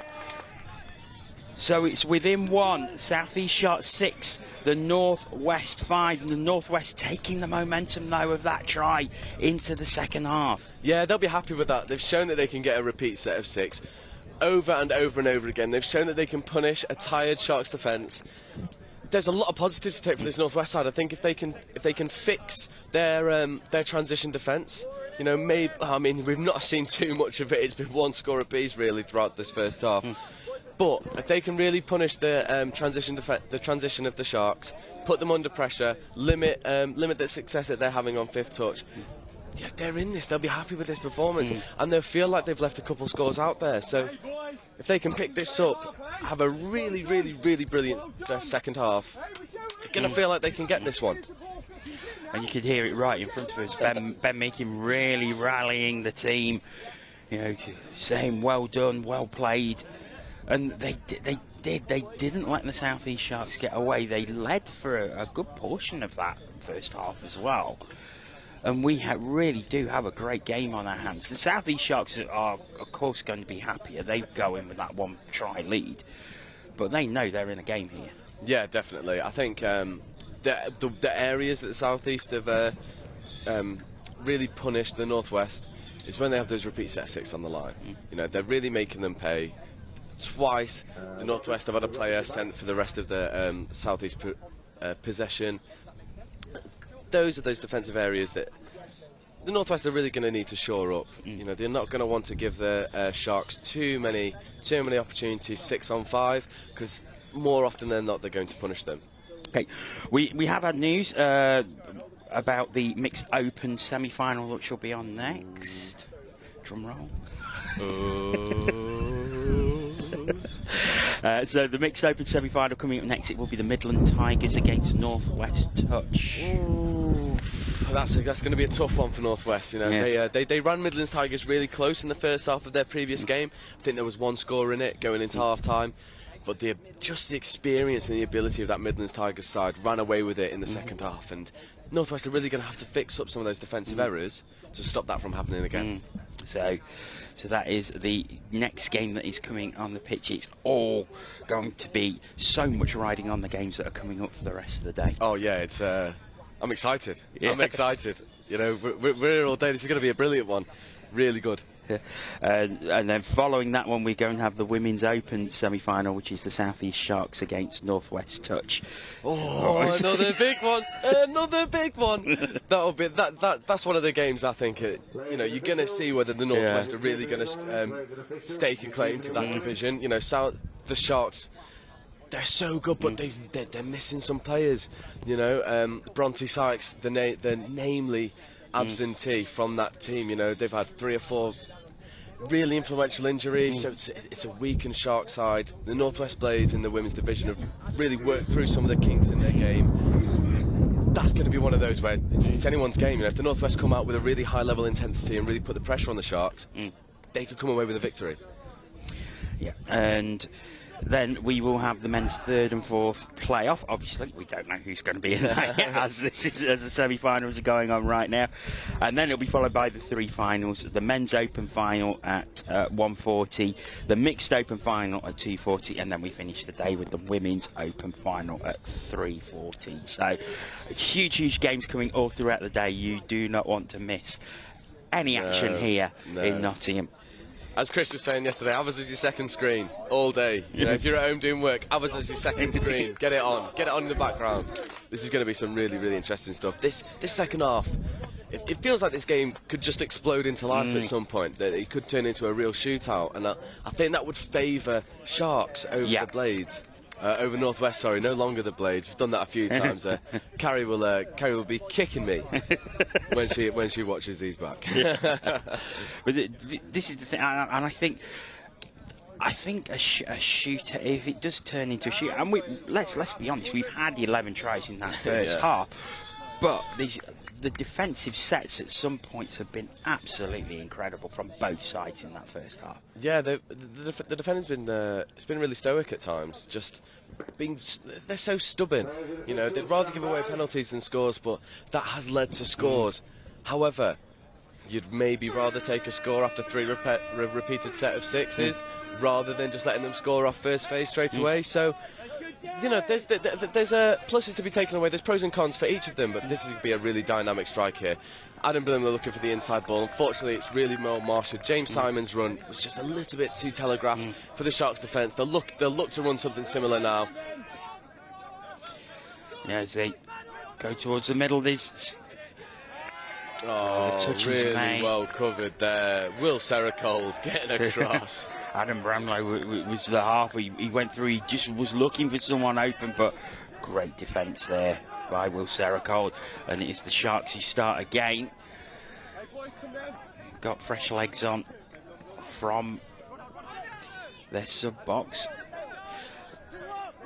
Okay, it's great being just behind the sub box because you hear things. It's like Meakin there just telling his pod to go further down the sub boxes. They go through now. Was the touch made before the ball was down? I think that's going to be given. Oh, that's 7-5 now to the Sharks, and you know, that's one of those passes where we talk about getting the ball from A to B in the most efficient way possible. You know, there was a slight loop to get the distance on that, but the speed of pass, the spiral was so tight. You know, it gives the winger a platform to get on the outside of his opposite man and execute in the corner, which is exactly what we saw there. So, South East Sharks take a 2-try lead. It's 7-5. Northwest. Straight from the tap off again though, looking strong. Here's Meakin. Gets it back inside. It's Grinter back to Meakin. Meakin, is he going to go? He needs someone open. He can't find the diving Jordan Cross this time. Yeah, they were looking for the cut by Jordan Cross there to come back underneath Alex Scott, who had turned his back just a little bit, but Alex Scott is such an experienced defender. He stays focused on Jordan Cross, doesn't let him out of his sight, and at the end of the day, it's a good defensive set. The ref has taken a tumble. Really nice backwards roll there for the referee to get back up on his feet. Really good dynamic attack here from the Sharks. Good defensive touch. Jake Morris is trying to push out, but that's well executed in the corner. That's now 8-5. And once again, it's Zubin Tanner. It's carbon copy of the 7th try. Zubin Tanner just finding space on that left-hand side. And once again, he puts the ball down. So 8-5, and this is a good advantage for the South East Sharks now. Still plenty of time left in this game, 17 minutes to play. Northwest need to dig deep, and they need to really score. Yeah, definitely. I think they know what they need to do. I think they've seen that the Sharks have changed their defence, although that looks to be dropping early, quite clearly. Bobby Taylor on the ball now. He's one of those players that can just make things happen. Pass it back to Sam Grant, similarly a player that can just make things happen. Matt Bate to Sam Grant. Sam Grant looks to get on the outside, can't quite get there. That's 5th. Looks to go out. Matt Bate, can he bounce on his outside? I think he's just going to sacrifice this touch in the corner. Yeah, sensible decision there from Matt Bate. So, comes out to the left-hand side.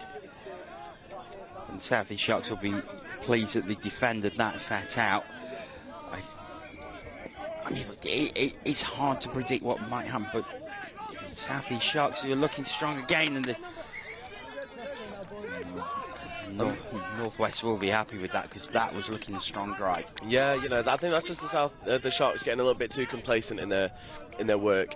You know, just giving away the ball. That's a really nice dummy from Matt Bate there. It's a bit of a strong touch there from the Sharks, but the Matt Bate powers through using the shoulder, and there is the offside decision that they so desperately needed. This is a fresh set of 6, essentially from halfway. I think the Sharks are getting away with a couple of these line defence infringements. It looked like their middle had set off a tad too early there. I think the Northwest will look back at this and feel a little bit hard done by. You know, they're getting into these situations, but it's not being helped by the advantages that the Sharks are finding. Yeah, the referee has called play on, even though the ball has gone to ground. That's 6 more. Tapped away. So here's the opportunity for the Northwest, a fresh set of 6, 7 metres out. They really need to take advantage of this now, bring it within 2, which will keep them in the game. Because I think you feel if the South East Sharks can get away and stretch it to 4, that's going to be very, very difficult to come back from. Yeah, definitely. The Northwest have got to find a way to negate this link press. by Dom Tripp, because he's shooting out the line. Maybe you could argue that he's dropping early. I believe that that's what's quite a lot of the Northwest are thinking right now, that he is dropping early. But they've promoted him there. They've got the run back. They've found the outside. Long pass. Jordan Cross. Can he find the wrapper? Sam Dixon. He's going to feed it back to Jordan Cross. He's got through. Unlucky. Good effort. Now the Northwest have got to put in a really big defensive shift to see if they can turn this ball over. Really good shot by Mike Rice. That's what you want, getting out of the line. Dom Tripp getting the ball down. Adam Brimlow making the touch.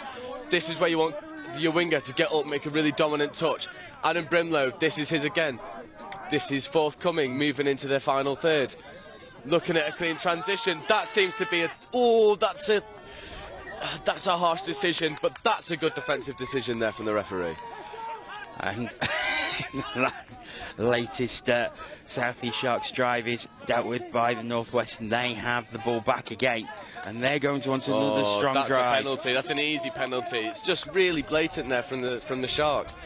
They've been trying to run a few of those, just trying to halt the progression and the momentum of this Northwest side, but it seems like the Northwest are able to get to the side and restart their momentum.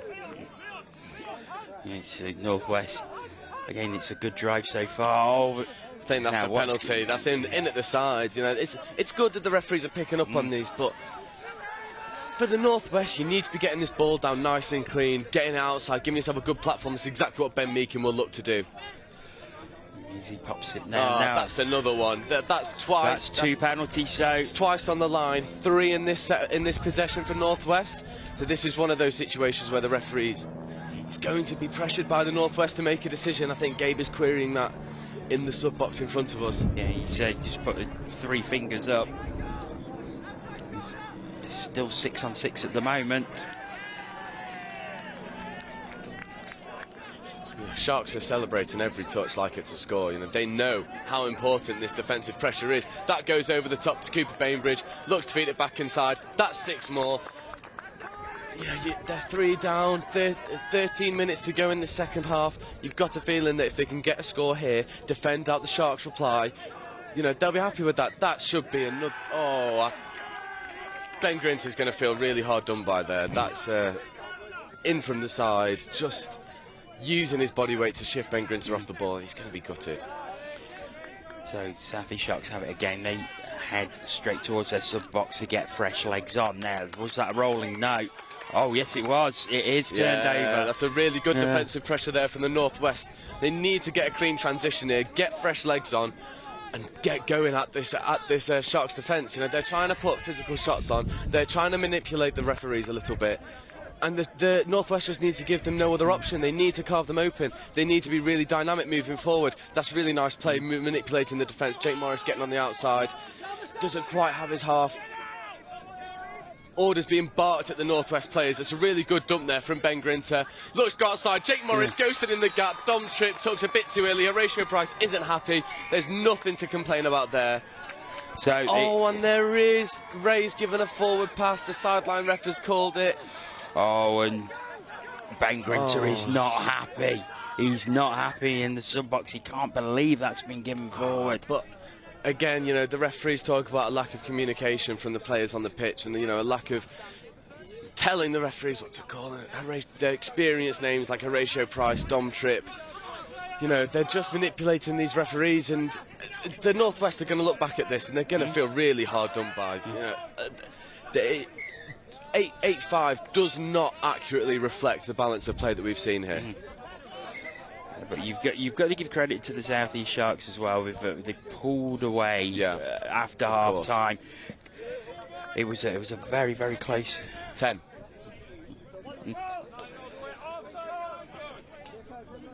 I think they know that this is crunch time now. You don't want to let the South East get another score here. Like you say, they took advantage of the break at half-time. They've pulled away nicely. That's brilliant defensive touch by Sam Grant. Unfortunately, just touches the ball in flight, which will lead to 6 more. So 6 more on the 7 metre. So this is an opportunity, and I think you feel that if the South East can get the ball down here, that's probably the game. Yeah, and Northwest, they seem to have shored up defensively. They're not allowing too many spaces in the middle, although there's a bit of a gap there. Rob Crawford hasn't talked. Bobby, that's just, that's one of those where it's attacking pressure paying off. Really well executed there. I believe that was... It was Ed Hayward diving through, just seeing the gap.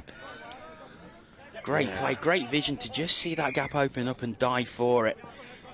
Yeah, the Northwest are really going to need a reply here. If they can get a reply, you feel like they're still in it, but if they go throughout this set without scoring, it's hard, Four tries in 10 minutes seems easy against this Shark side. If there's anything but, although they've exposed the 2-on-1 there. No, really. Down in flight. Down in flight. But you've got it. It was all they had to do. Otherwise, it was down. Yeah, that's just the experience of Alex Scott showing. He knows what decisions to make and when. The Northwest, this is a much more dynamic attack. They're moving the defence really well. James Simon tries to go through himself. It's just stopped on the line. I think they'll recycle this ball and see if they can go again. Yeah, it comes out to the right-hand side. They're just that should be. Scoop it down. Pass inside. It's final touch. Yeah, the Northwest aren't happy. They're adamant that this Shark side is dropping early. That's really good hands there, but unfortunately it's just 6-touch first, and I can't help but sympathise with this Northwest side. They're trying everything, and this defence is just grinding them out, although that should be loss of control. Really good defensive touch. Adam Brimlow shaped up like he was going to go hard at the defender. The defender's braced for it. Adam's just backed out with a really nice glancing touch. Defender's off balance. This is another opportunity here. You need to get this here. Ben Meakin comes running back on, and he gets the ball now. Oh no, it's an interception. 0 touch. I thought, what? Was he going to run through there? But he just held himself. Yeah, and that's the experience of these players who've performed at an elite level for so long. They know their bodies. They know their bodies. They know that it might be worth saving their legs. It's Horatio Price picking up. Adam Brimlow, another defensive interception, gives it to Cooper Bainbridge. Cooper Bainbridge takes it to the 7. This is 0 touch. Mike Rice is going to try and chop it up into the middle. Really good platform. James Simon to Adam Brimlow. I'm not sure what they've given there. It looks like it is back in Southeast hands. And a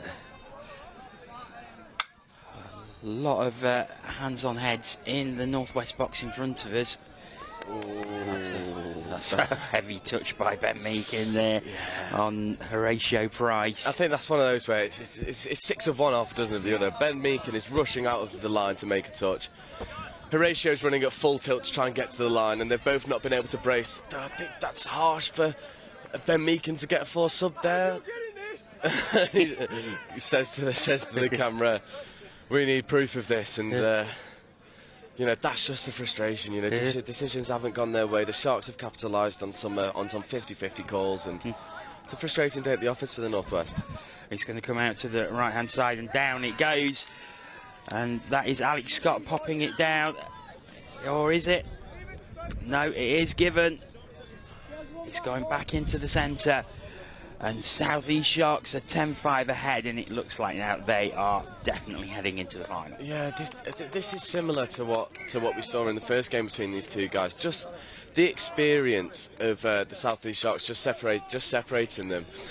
Really tight first half. A less competitive second half. Oh, I wouldn't say less competitive, just a more one-sided second half in terms of the scoreline. It's really nice though from Sam Grant. Unfortunately, the ball has just gone to ground. So the Sharks have the ball in possession again, and you've got to say for the second half, the Sharks have really tightened up defensively. Yeah, they have tightened up defensively. I think the Northwest have lost the benefit of the doubt from the refs, and the Southeast have the experience just to capitalise on that. And I think that's the difference. The Southeast are still running hard. They're still trying to transition really aggressively. They're moving players onto the pitch at speed. This is another example of how good their transition can be. They're rolling through. This is 4th, 5th coming. They're going to look for maybe one more strike dump, but that's half court. A bit of a reprieve for the Northwest there. 5 minutes remaining in the game. It's the South East Sharks 10, Northwest 5.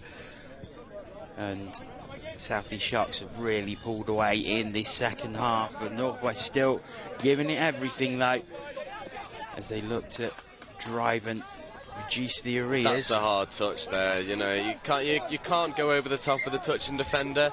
You know, we've seen quite a lot of that in the men's game, where the dumper's coming in to get the ball down, and the touching defender is just leaning over the top of them to make that platform as hard as possible, and the ref picks it up on that occasion.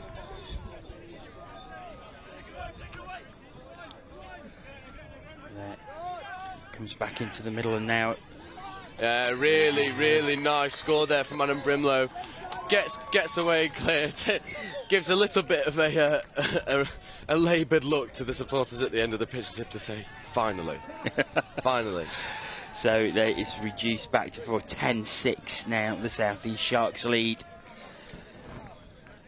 4 minutes to go, though. It's going to take something of a miracle if the Northwest are going to try and get it level and go to the drop-off, but it looks like it is still the South East Sharks, and that will pretty much put the seal on it. Will it, or was it forward? No, it's given. It's 11-6. Let's watch this one again.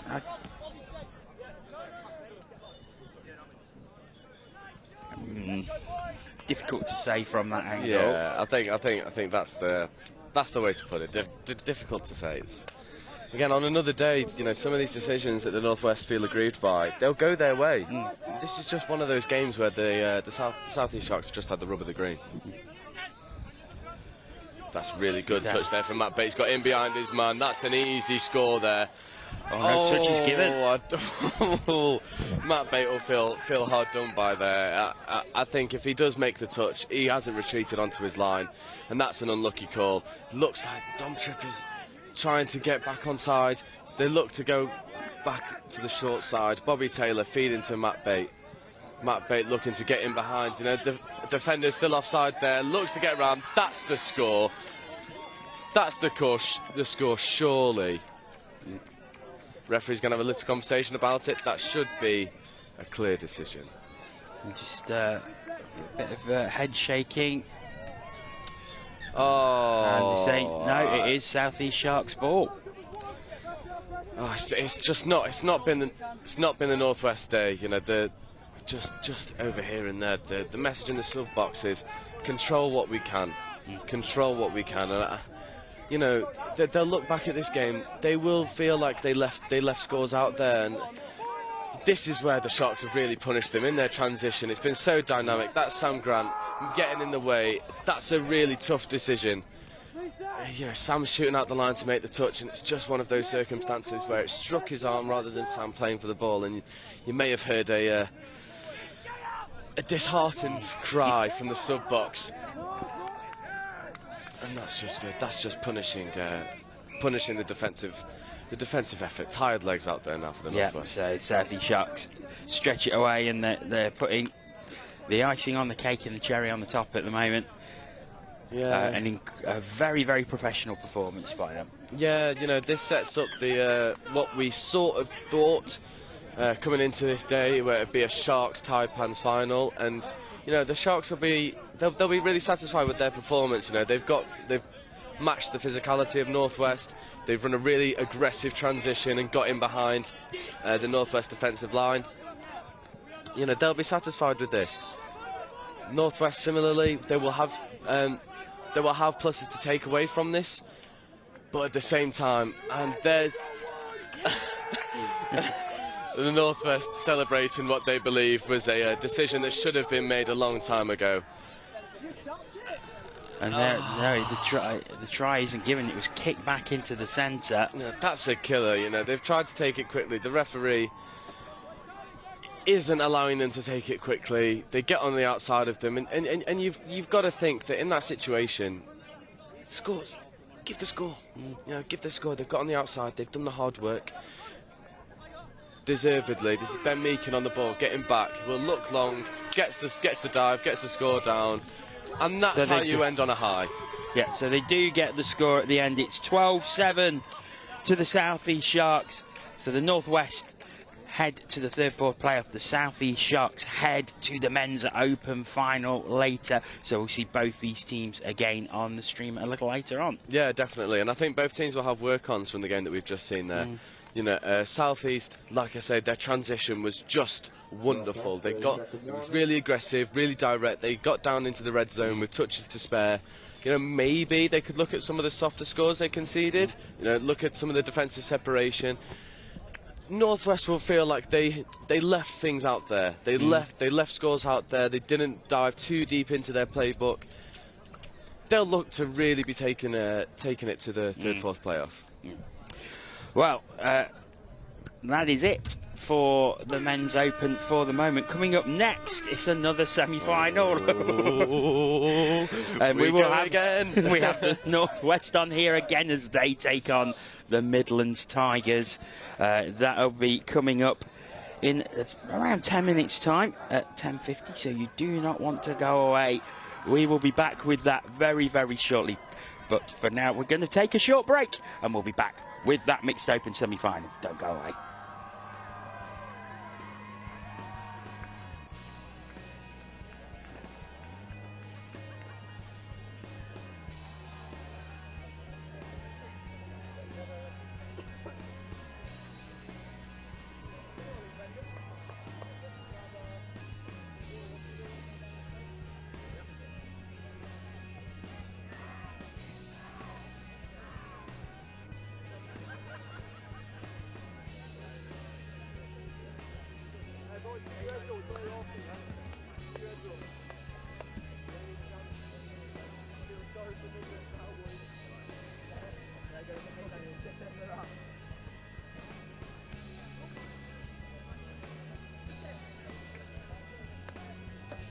Hey boys, come here please.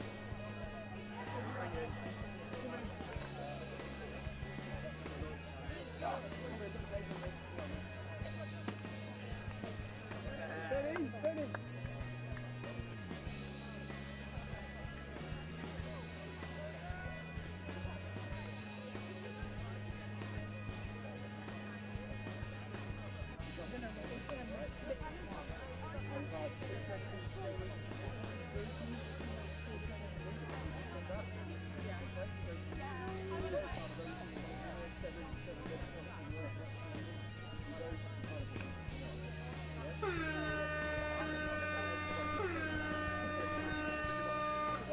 If you have a drop-off, referees will take over.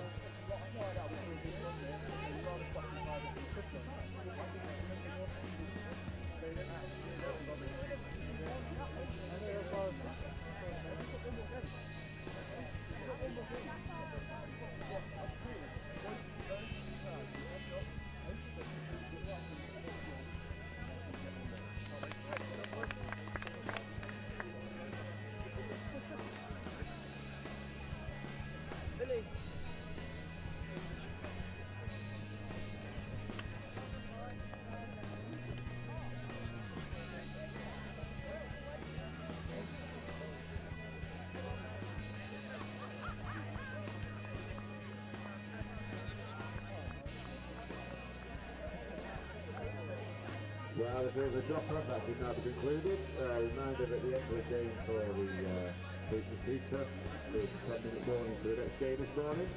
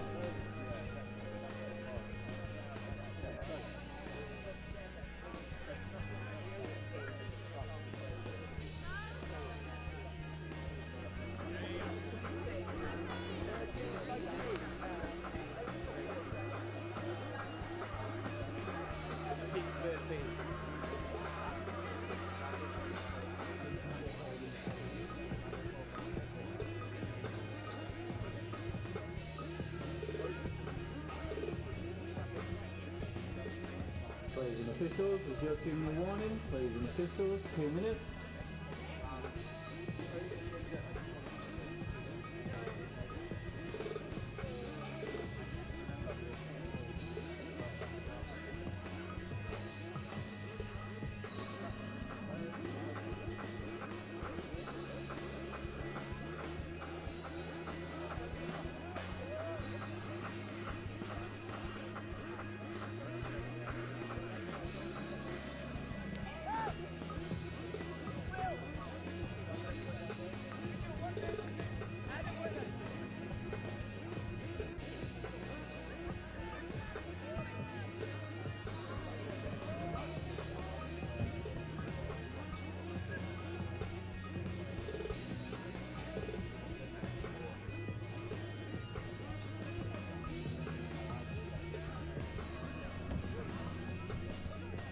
Players and officials, this is your 1 minute warning. Players and officials, 1 minute.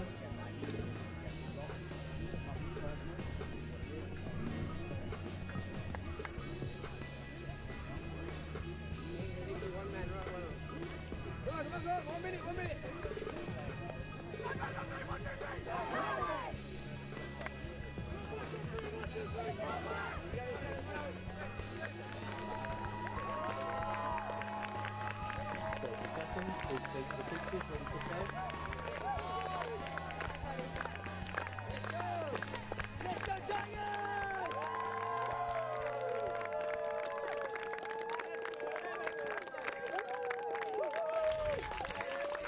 Welcome back to Nottingham.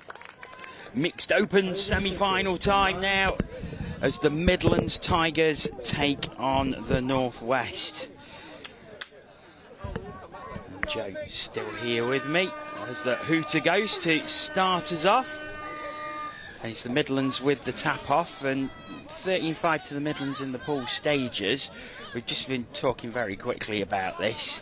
You say this Midlands Tigers team is stacked with talent. Yeah, so you've got the missing brothers who are on the pitch there, getting the opening score. Really good middle drive. They get underneath the covering middle of Matthew Hawkrig, but that's the ability that these brothers have, and replacing them, the Murphy brothers, which are just as talented.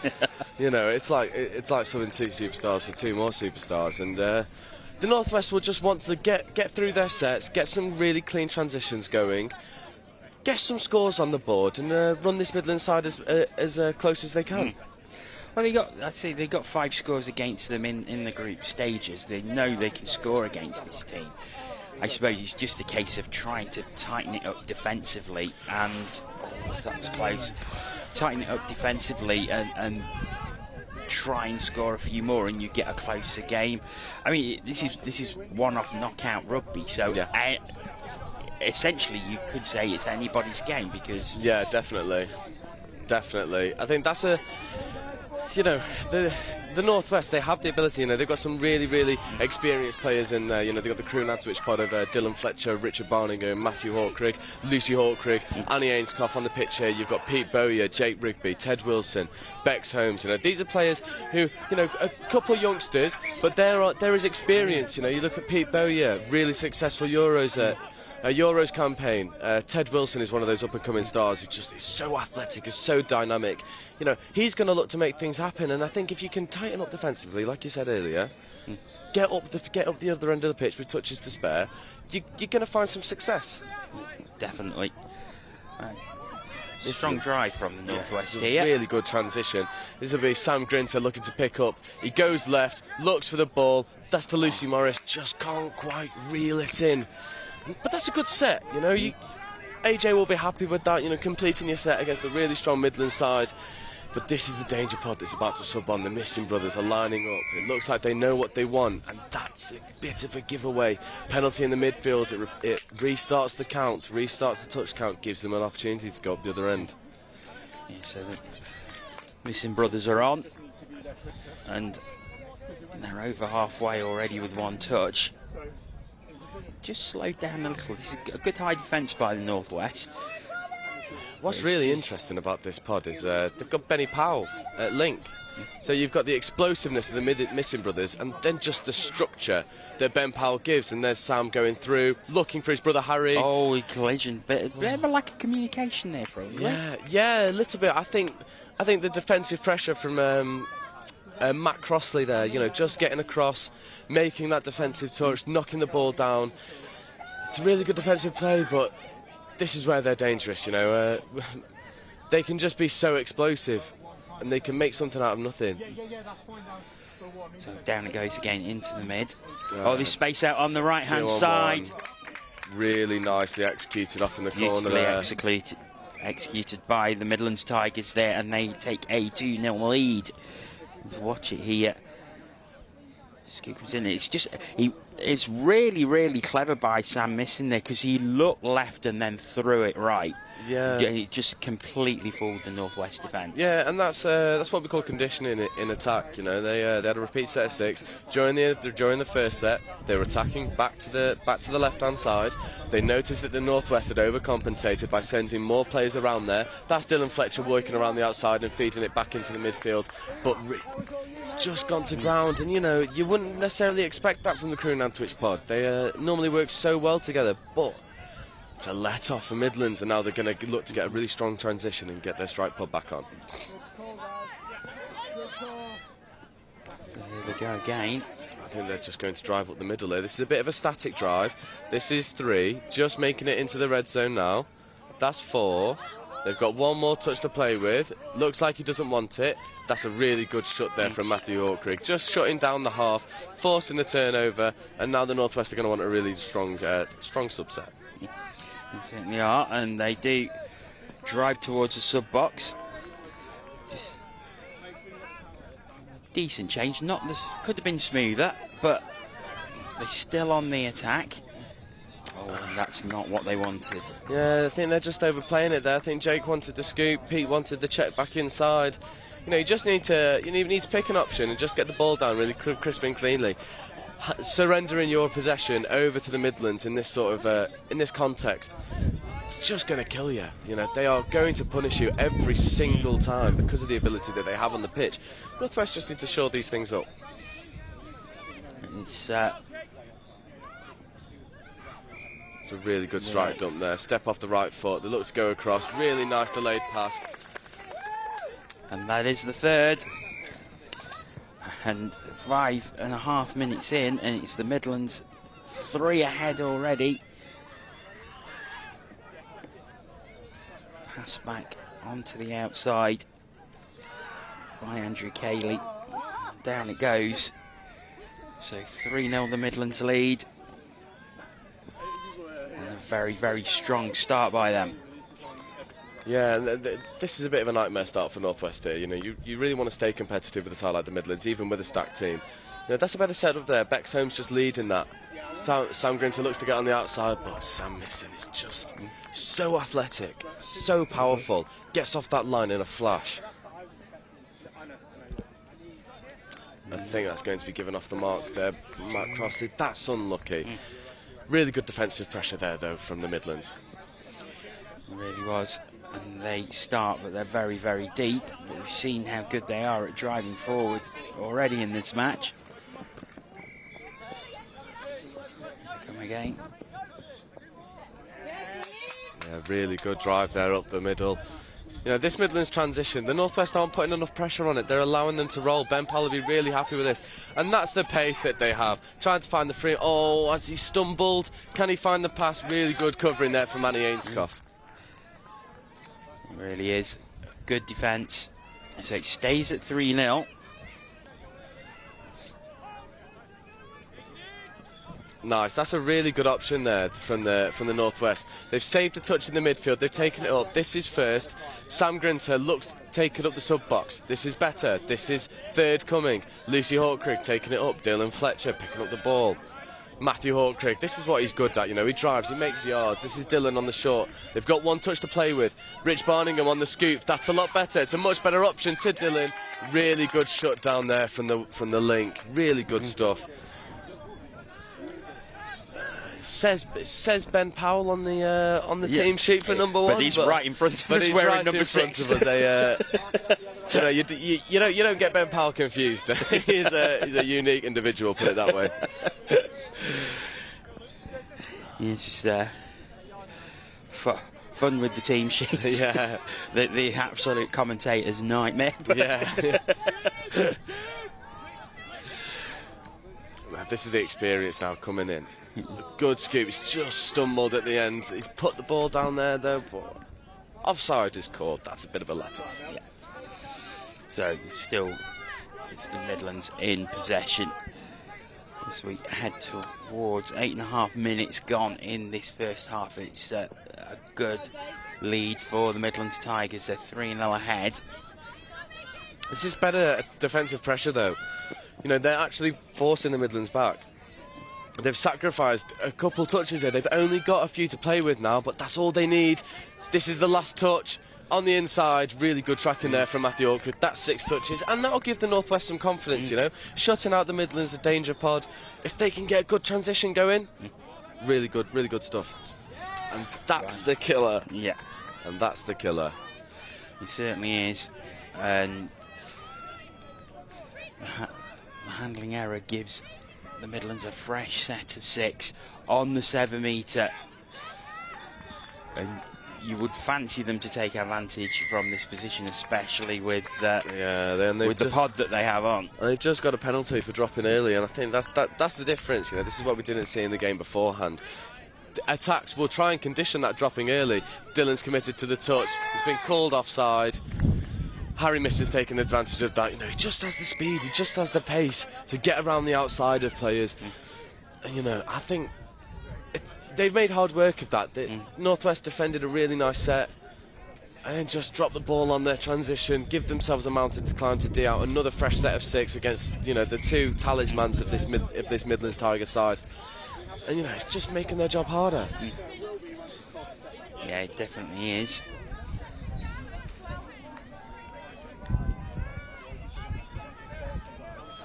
It's a good start and good scoop, and now there may be space opening up on the right. It's been closed down well by Midlands though. Yeah, you know, this was a critique that I know Dylan had with the Northwest team yesterday, although that's a really good open field play from Pete Bowyer. Gets the 6 more, you know, that's the experience that you want in this side. It just dig you out a bit of a hole, bit of a static strike play. Pete gets the repeat set of 6. But as I was saying about what they were complaining of is they were dumping too close to the line. You know, you want to dump on the 7-metre line so the defence has got the most amount of space to go back to.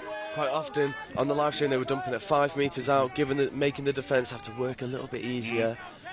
And they're going to want to change that, you know. Dylan's barking orders from the sidelines to Ted, saying this is your time now, Ted. It's a better dump play. It's good from Jake Rigby. They're going to get the penalty. This is a better attacking set. Much better attacking set from the Northwest, and they'll be looking to take advantage and get the ball down. Nice early wrap to Ted, but really well marshalled there. From the Benjamin Powell, not Benjamin Powell, wearing number 1. Unfortunately, he won't get the credit he deserves, but you know, this is a really good defensive set from the Midlands Tigers. We've got Brad Murphy wearing 6, but that is definitely Ben Powell wearing 6. Yeah. It might be Murphy on the pitch now. I think it is. I think these are the Murphys defending this set out. And you know, that's a bit. You've got to think that these missed opportunities for the Northwest, it's going to really hinder their confidence. You know, going into the latter stages of this first half, because they've got in the right positions, they're just not finding the success that the Midlands Tigers are when they get into similar positions. So 12 minutes gone. Still the lead for the Midlands Tigers. That's really good pressure. Yeah. You know, this is really good pressure now. Pete Bowyer is dragging the team through the mud a little bit here. You know, got the repeat set of 6 in the previous plays, just forced the midfield turnover. Now you've got Charlie Wood Matt Crossley, Sam Grinter on the ball. You know, Sam's a really dangerous scooper of the ball. We just haven't seen that much of it yet. Matt Crossley taking the dump. Sam Grinter giving it back to Matt Crossley. Matt Crossley steps back into traffic. He's going to have to look for an option now. That's fifth. They're going to have to make something happen here. They don't have any touches to play with. They're going to look to get on the outside. Sam Grinter. Is someone open? No. It just goes back. So it stays 4-0 to the Midlands. This is much better pressure though from the Northwest on the transition of the Midlands Tigers. They're not allowing them 3 yards up the midfield, and that's what you need. You know, when you've got such dynamic players coming on like the Missins, led by Ben Powell, you need a strong transition so they're not getting, they're not getting too far up in your faces. But there's Sam Missing, that's played away, up to Ben Powell. You can't quite take it, and that will give the ball back to the Northwest. But yeah, it wasn't the easiest pass to take, to be fair to Ben Powell there. Yeah, and I think that's credit to the defensive Northwest in that set. You know, they defended the transition a lot better from Midlands. They weren't just granting them or gifting them yards up the midfield. And you know, they've got the rewards for it. This is Matthew Hawkridge trying to go around the outside. Elusive player for his size. You know, really, really strong player in the contact, but also has the pace and has the agileness to get around players. And this is Matthew Hawkridge again. Early feed to Rich Barningham. He's going to look to get on the outside. They have one more touch. Rich Barningham steps back inside. Counties play. He's going to look for the flat pass across the front. Looks at Matthew Hawkridge, but Harry Missing just crowds him out. Better though. Yeah. You know, Northwest is slowly starting to crank through the gears. And you know, this Midlands Tiger side is just purring at the moment, to forgive the pun. I mean, the thing with the Midlands Tigers is that I suppose that they had such a strong start with getting 3 early tries that they could, I wouldn't say relax, but they could, you know, maybe take their foot off the throttle a little bit, because they have that cushion to play with. They've stretched it out to 4 since. Yeah, but the Northwest have looked far more dangerous every time they come forward as the game has gone on. Yeah, I think that's one of the concurrent themes with this Northwest side. Is they grow into games, but they give themselves a mountain to climb through, you know, lapses in defensive judgment, not getting a strong transition going. You know, that's Rich Barningham going sideways. That's a better option though, tipping off to Matt Hawkridge. Matt Hawkridge gets in behind, that's really good yards, but the half just isn't there quick enough. You need to get that transition smoother. Bex Holmes is going to try and lead the march. This is fifth coming now. You're going to want a really strong strike dump. That's Jake making extra yards. This is Ted Wilson. He's got the explosive speed. Looks for the cutback on the inside. Maybe the wrong option. Could have gone open side. It depends. Like, I suppose if Jacob Rigby is calling for that and he's hearing him behind him, then that seems the obvious pass. But it just didn't quite come off. Yeah, and you know, the average age of this pod that's on the pitch at the moment defending for the Northwest is really young. You know, Ted Wilson is an under-15s, Jake Rigby has just made the under-18s. Yeah, these kids are going to be learning so much from playing against the experience of the likes of the Murphy brothers, the Missing brothers, against Ben Powell.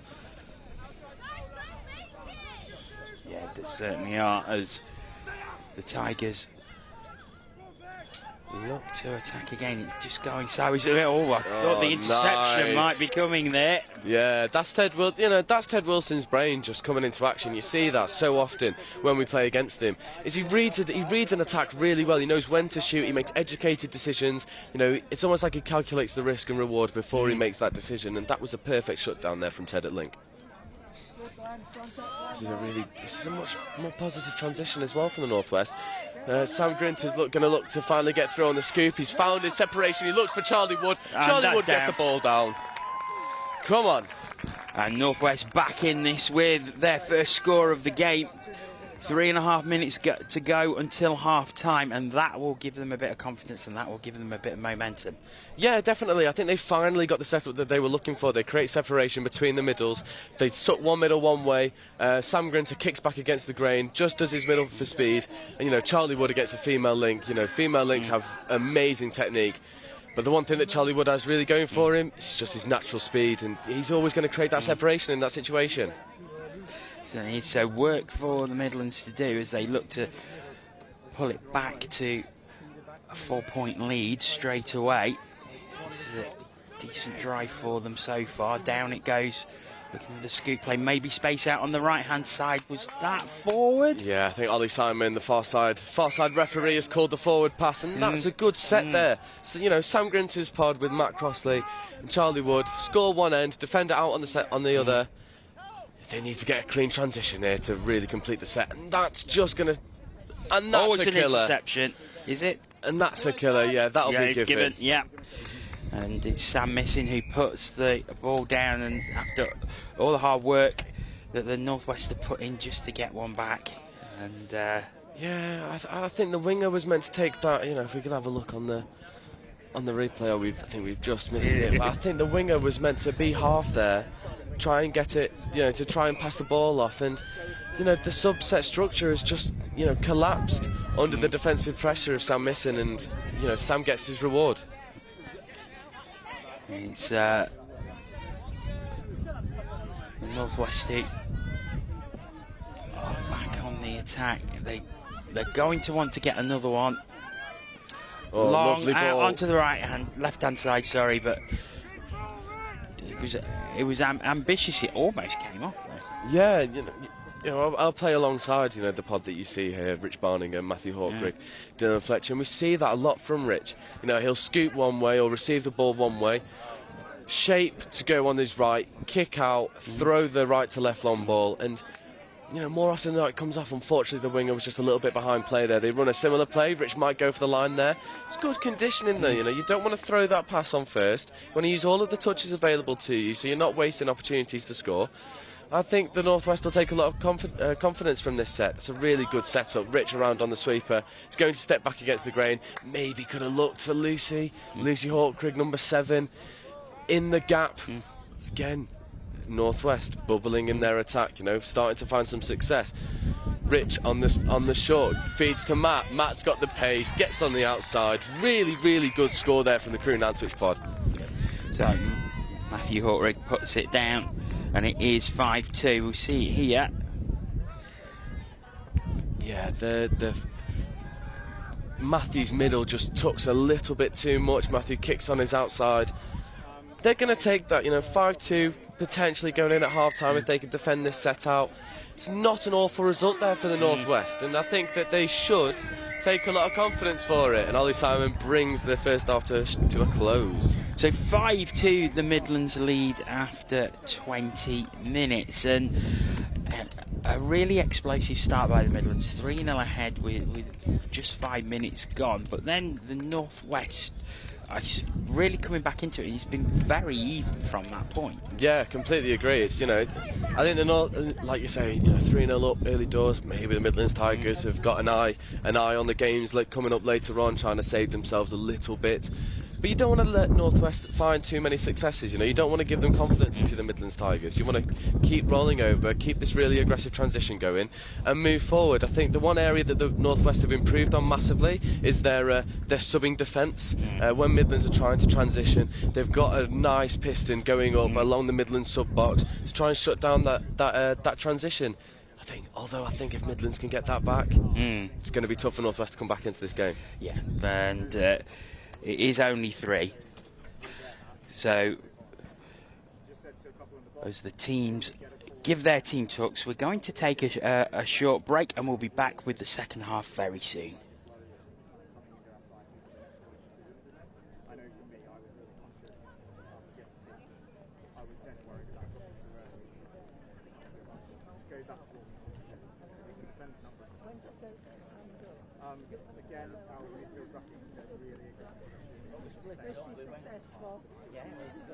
Even if we're not getting the momentum, we then engage so it means that when we come next, there's one less defender who went by. That's the key thing. We can play something.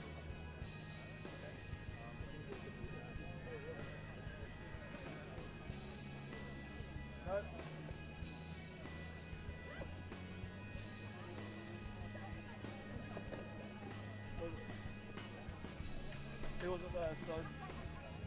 I said that to get a little bit next to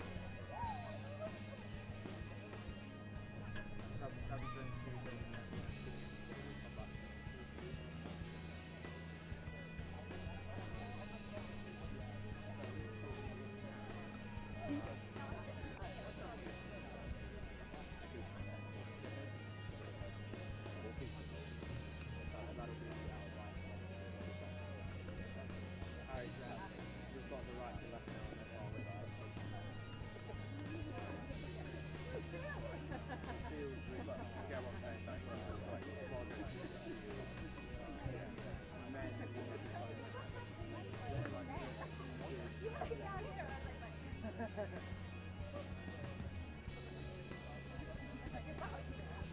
Players and officials, with your 2-minute warning. Players and officials, 2 minutes.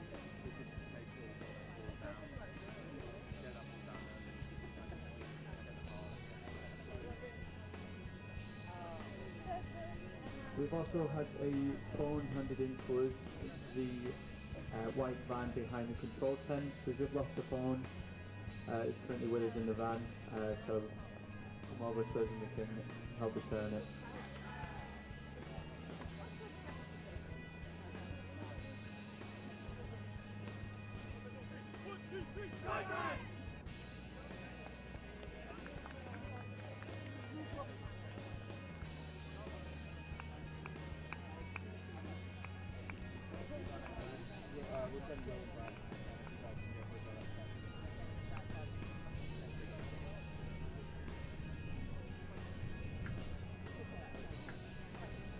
Players and officials, your 1-minute warning. Players and officials, 1 minute.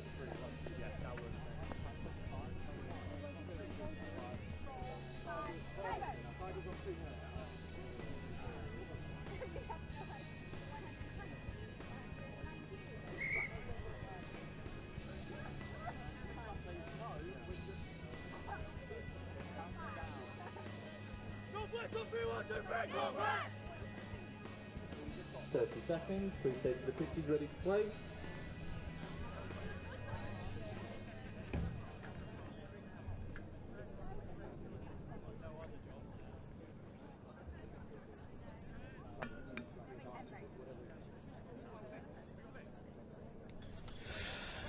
Welcome back, second half about to start.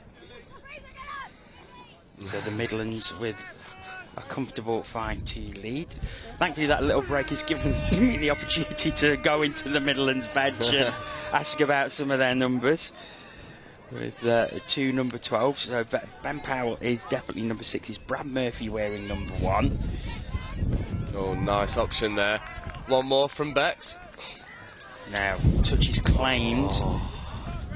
Ella Fleming claiming the touch, and it is given, and Midlands have possession again. That was could have been a very strong start to the second half by the Northwest. Yeah, you can't help but feeling that if the Northwest have got a score there, bringing the deficit down to 2, you know, that sets them up really nicely to go into this second half. But you know, this pod is dangerous. You know, you've got Brad Murphy. He's orchestrating the play now, stepping away, really lovely right foot step, gives it to the support player. Middle is just bit on the step of Brad Murphy. Yeah, so Alex Marin putting the ball over, but he was started by Marin.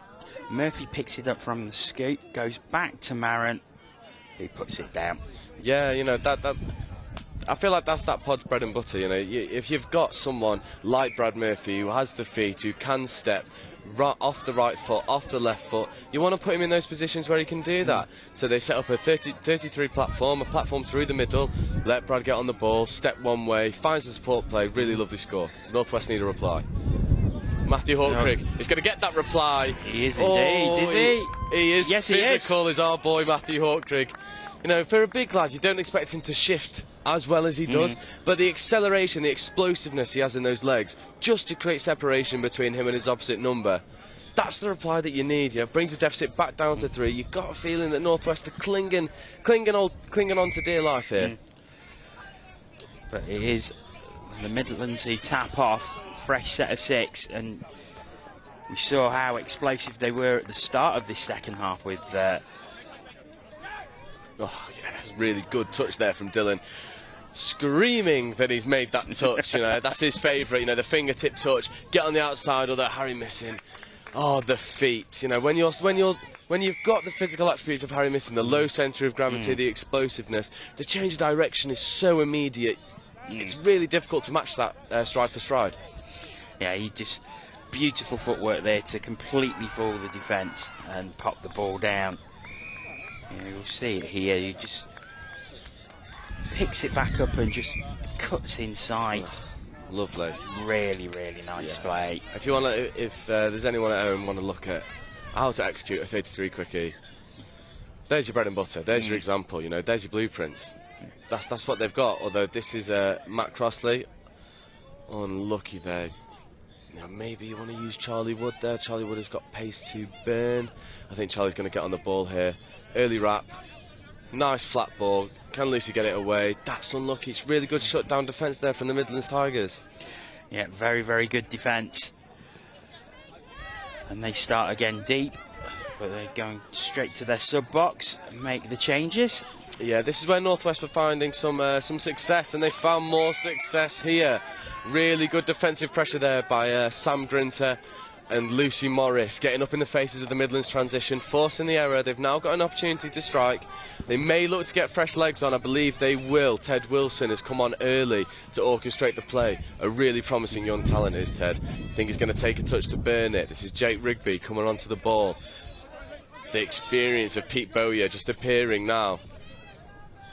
Jake Rigby, nice 33 set up. He's going to step back one way. Has to go back to the 7, mate.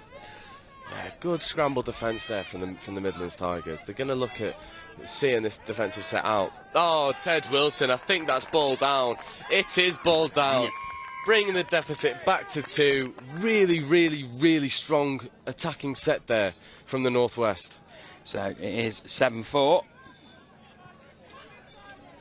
Northwest not going away in this one. No, they're not. You know, they're holding on. They are holding on, and they've shown that they can get scores against this Midlands defence. And you know, I think if you're Taipans or Sharks in this division, you're looking at this game and you're feeling a little bit excited because you know the Northwest. I think they'll forgive me for saying don't have the most dynamic attack, and it's not the most threatening attack in the world if you compared some of the other teams in the division, especially compared to this this Tigers side. And they're still finding successes. So these teams, you know, the Sharks especially, with the dynamic play that we saw earlier, that is a bit of a hard shot there, but I think they're going to get away with it. Very lucky there. I think the officials are going to say that Harry Missing was probably off balance a little bit there. But, yeah. But it did look a hard touch from here. Obviously, the officials are a lot closer than what we are. Yeah. We're fighting with the sub box, try and get a clear view onto that side of the pitch. Just saw a little bit of frustration creeping in for Sam Missing there. You know, I think he thought he had a touch to play with. He was adamant that he'd made a bit of a offensive mistake, but that's what you need. You know, you feel like you've let yourself down. You put in defensive work rate, you get the turnover, and now he's got another opportunity to rectify the missed opportunity of earlier. There is Missing.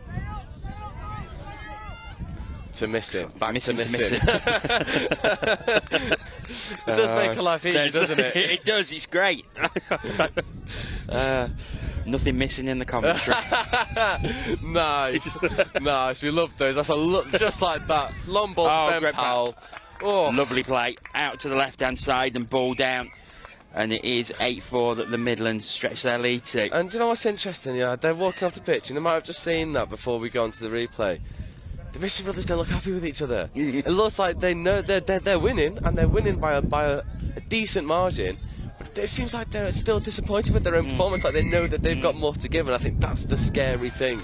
Is they're playing really well, and they're still not satisfied. They know that they've got more in the tank, and they've got more that they can show in this game. And I suppose that sets it up for the final later if they do get through, which you know you certainly say they were favourites for with 13 minutes to go. But here, right out to the left-hand side, unlucky. Annie Ainscough just can't quite reel that in. It's really well worked, you know. The Northwest box are really applauding the effort there. It's just unfortunate that Annie can't quite reel that in. Such a shame. So it stays at 8-4. Yeah, they're putting the defensive pressure on now, though. They're really trying to get down, and they force the error again. Off the mark, second time. It seems like Sam Grinter's pod is finding a lot of joy in this transition defence. So Northwest have the ball back. They've got a lot of work to do. But you know, if they manage to get the ball down from here, it does put the Midlands under a little bit of pressure. Yeah, definitely. And you know, I think Ted will be looking at the pod that he's attacking against him. You know, he'll be excited by that. You know, he's not having to compete with the pace of Brad Murphy or the dynamism of the Missing. So this is Jake Rigby on the 32 short. He's going to look to kick out. There's Ted Wilson. I think they're going to take the touch first there, I believe. Yes, they are. You hear the war cry from the Northwest box screaming, fifth coming. They want to set up one last opportunity to strike. They're going to look at getting Jake Rigby on another shot. He finds it. They find Pete Bowyer open. There's Ted Wilson, gets the ball down. I think that should be... It's just a really good shot there from the Midlands defender. Getting across. Ella Fleming just getting the touch in. It was a really, really good touch because it looked like ball may have been down, but... Yeah, there's the experience of Glenn Jones just getting across, but again, the Northwest have forced that error in the transition. These are positives. They may be down by 4, but they are finding success. Sharks and Taipans be looking at this game thinking, there are areas we can exploit of this Midland side. It might not be a gimme as much as some people have thought it would be. Certainly not, and the Northwest have played really, really well in this second half so far. Yeah, this is Matthew Hawkrig looking to get on the outside. They've had a lot of possession in that 7-metre area. Yeah, they've upped their pressure in defence and they're getting the rewards for it. That's just forcing it a bit too much, but they get the penalty for offside, so a bit of a let-off there for Matt Hawkrig, maybe just trying to force something that wasn't quite on, but now you've got the opportunity to really try and punish this defence. And it's back in the middle. Really nice defensive touch there from Sam Missing. He's not missing Matt Hawkrig. How many do you reckon we could get in? Do you reckon we could just keep going with it?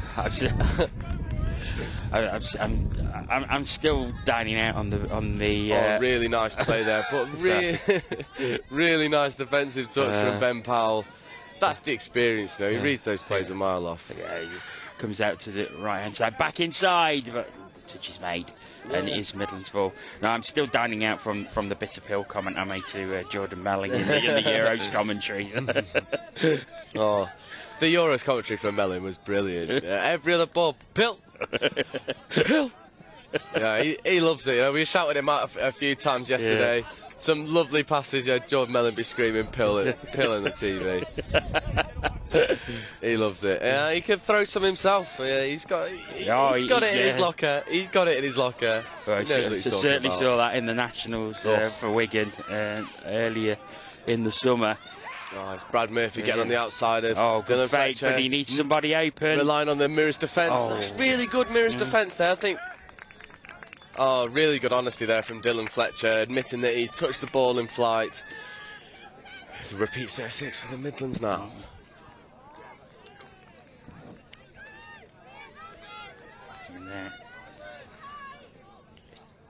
Again, there just seems to be a little bit more patience in the build-up from the Midlands, which is why they've been successful. Here we go again. That's lovely. Yeah, that really is nice play. And that's and what that is it's just core skills off the back of a really beautiful setup. They run a really nice quickies play with the Murphy brothers, and then it's just hold your man, deep pull back, hold your man, deep pull back, hit your hole. Bob's your uncle. And good work by Alex Marin to get it down there, because he was covered. He went from a standing start when that ball was thrown, and just managed to put the accelerator on to get in front of his defensive cover and put the ball down. Yeah, quite often that's where you find your most success. If you're arriving late to a hole and the defender doesn't quite read it, you're going to have the advantage on them. And textbook, absolutely textbook from the Midlands Tigers. Northwest though, within the 7-metre, diving down. Really nice touch there. Sam Grinter got that. I think now the touch is given. Yeah, Glenn Jones just getting off the line, shutting down Sam Grinter. And that's giving the ball back to the Midlands. We've got 7.5 minutes left in this one. 9-4 the Midlands lead, so it looks as though the Midlands will be heading to this mixed open final. Yeah, the Northwest will be a little bit upset with how they've played. I think they've, there's a couple opportunities that maybe should have been a score, would have been a score on another day.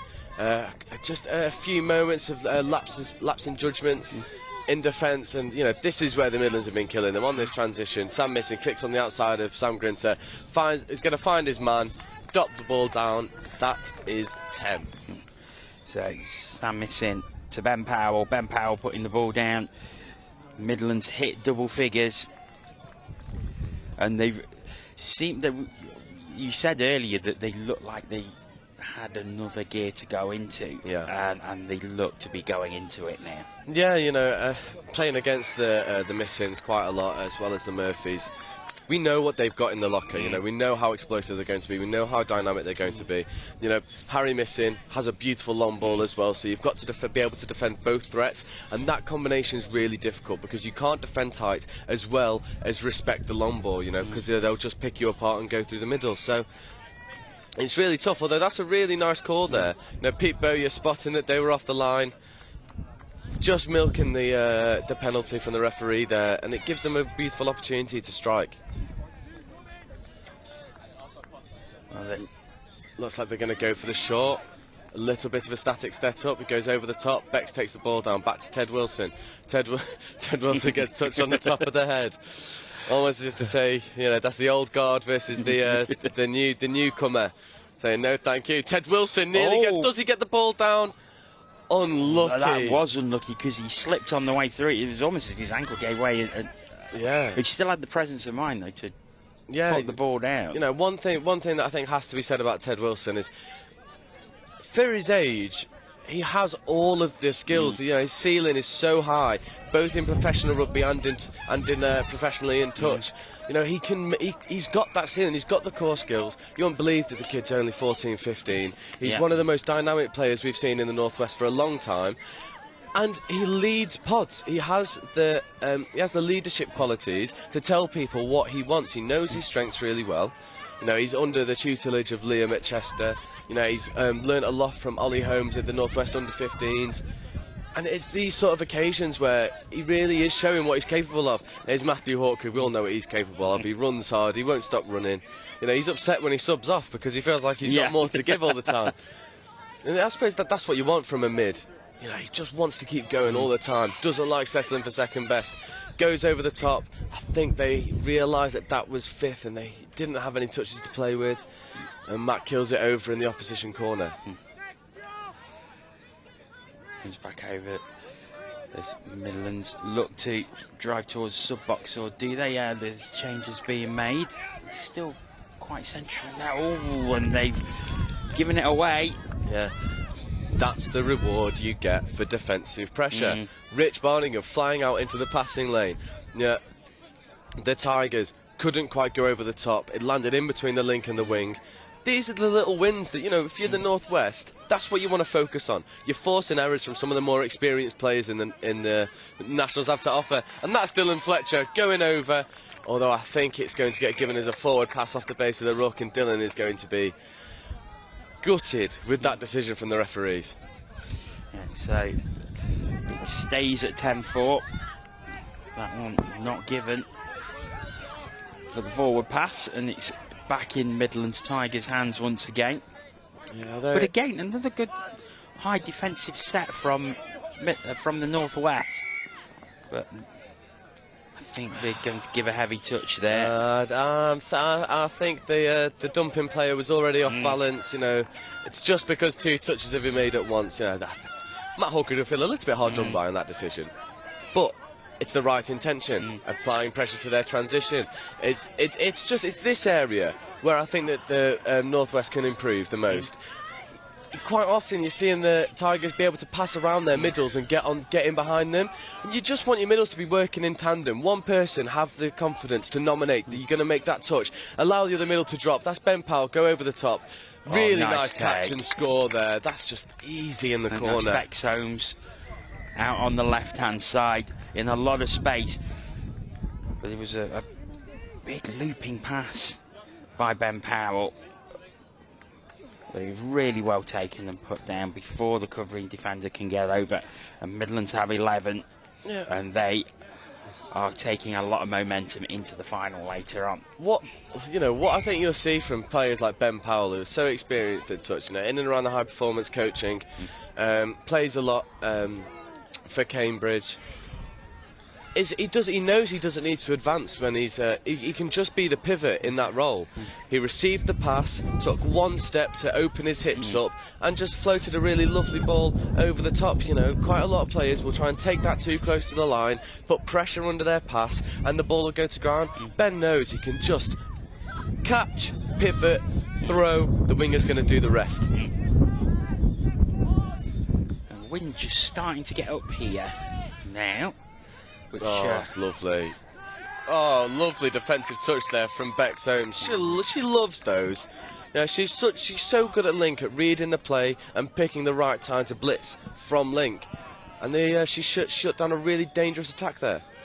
Final 90 seconds, and it's Northwest who have the ball as they look to bring it to the left-hand side. This is a lot better. A lot better. Give Sam Grinter the licence to go forward. I think that might be off. Nope. Just made it onside and made the defensive touch. Good work there from the Midlands Tigers. So a minute to go. And just all about game management now from the Midlands Tigers. Keep the ball. Run down the clock. If you could get the opportunity to get a score, I'm sure they'll take it. Lovely dummy there from Brad Murphy. It's those little things that make you the extra metres that count so much in this game. It's with Glenn Jones. Jones running through, but it's watched all the way by Sam Grinter. So I was like, no, thank you. I have speed too. Yeah. Of course, two number 12s on the Midlands Tigers team, but Glenn Jones is wearing the orange 12. Harry Missing wearing the black 12. I think the height difference does it for you as well, you know. I don't think Harry Missing has doubled in height overnight to match the physique of Glenn Jones. And that's where the frustration creeps in from the, I'd say, the elder statesman of Dylan Fletcher. You know, he's got the experience. They've been told to play on. I think that the touch will just be taken by Harry Missing. Yeah. Really, really good game there from the Midlands Tigers. A couple of mistakes creeping in, especially in their transition after Northwest have really started to apply their pressure. But maybe they sort of relaxed a little bit going into that second half. One eye on the final later. Really positive stuff there for both sides. The thing is, they've got a nice rest as well, because the mixed open final isn't until 2:40, so they've got 3 hours rest now. Yeah. Do you think that's an advantage or a disadvantage for them? I think if they don't focus on their rest and recovery after this game, I think it'll be a disadvantage, because it's really easy to get complacent in your recovery, let the lactic acid build up, let your muscles tighten, and then you've got to go through a really extensive process to warm up and loosen everything up again. I think if they spend the next 15 to 20 minutes relaxing the muscles, rehabbing after that performance, staying fresh, they can turn this big gap into a positive. Okay. Well, you can hear the hooter going, but that's for the drop-off. We haven't had a drop-off here yet. Will we have one today? We shall see later on. But coming up next, we have got the Women's Open semi-final. The South East Sharks taking on the Northwest. So that will be a great game coming up. That will be tapping off at 11:45. So do join us for that. Do not go away.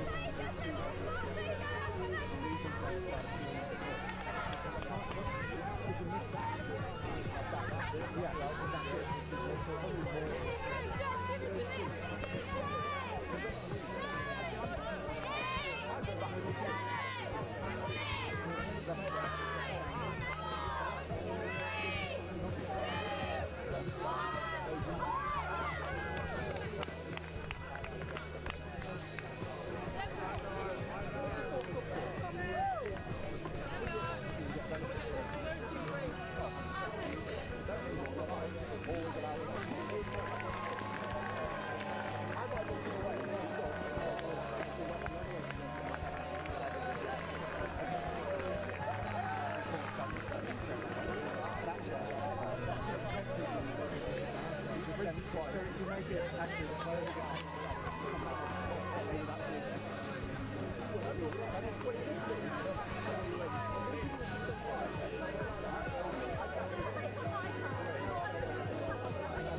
under 4 minutes to go into the next half-off. A reminder as well, we do have a corner to handed into us here in the van behind the control tent. So if you have to block the phone, put yes and do the same for you.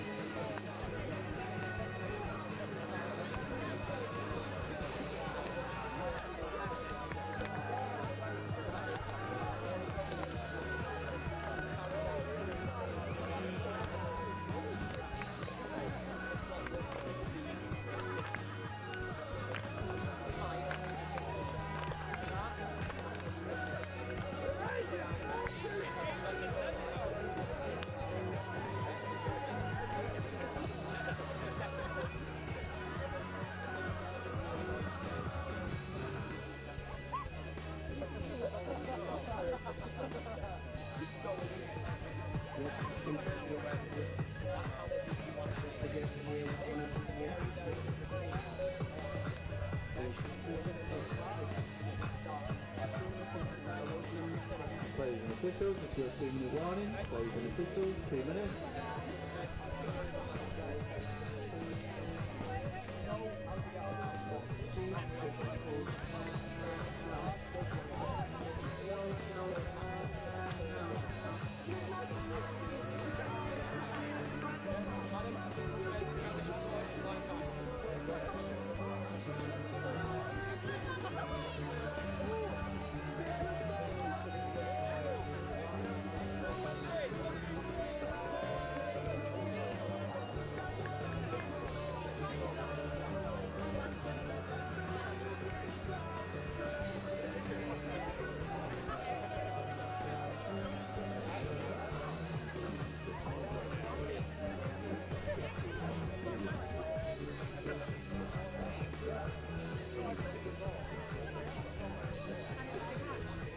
Players and officials, this is your 1 minute warning. Players and officials, 1 minute.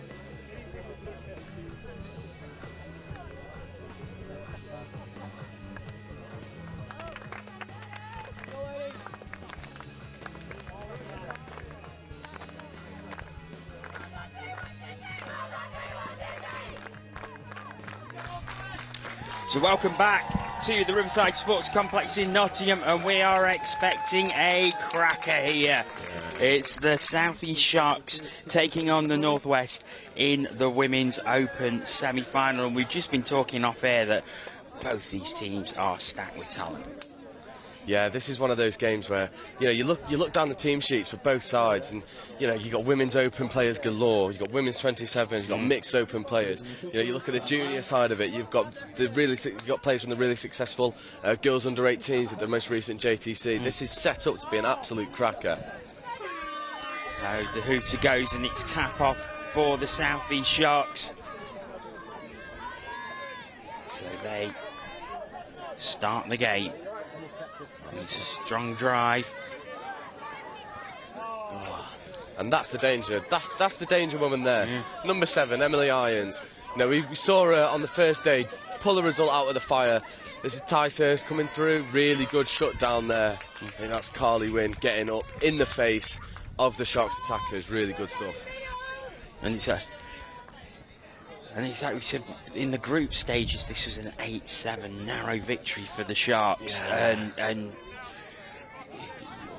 you said that this, if a game is going to go to a shootout, it's possible it could be this one. And there she is. It's the Sharks who take the lead on the opening drive. Emily Irons, you want to talk about a complete player in the women's division, you don't have to look much further than Emily Irons. She's a direct player, she runs hard, she's a leader.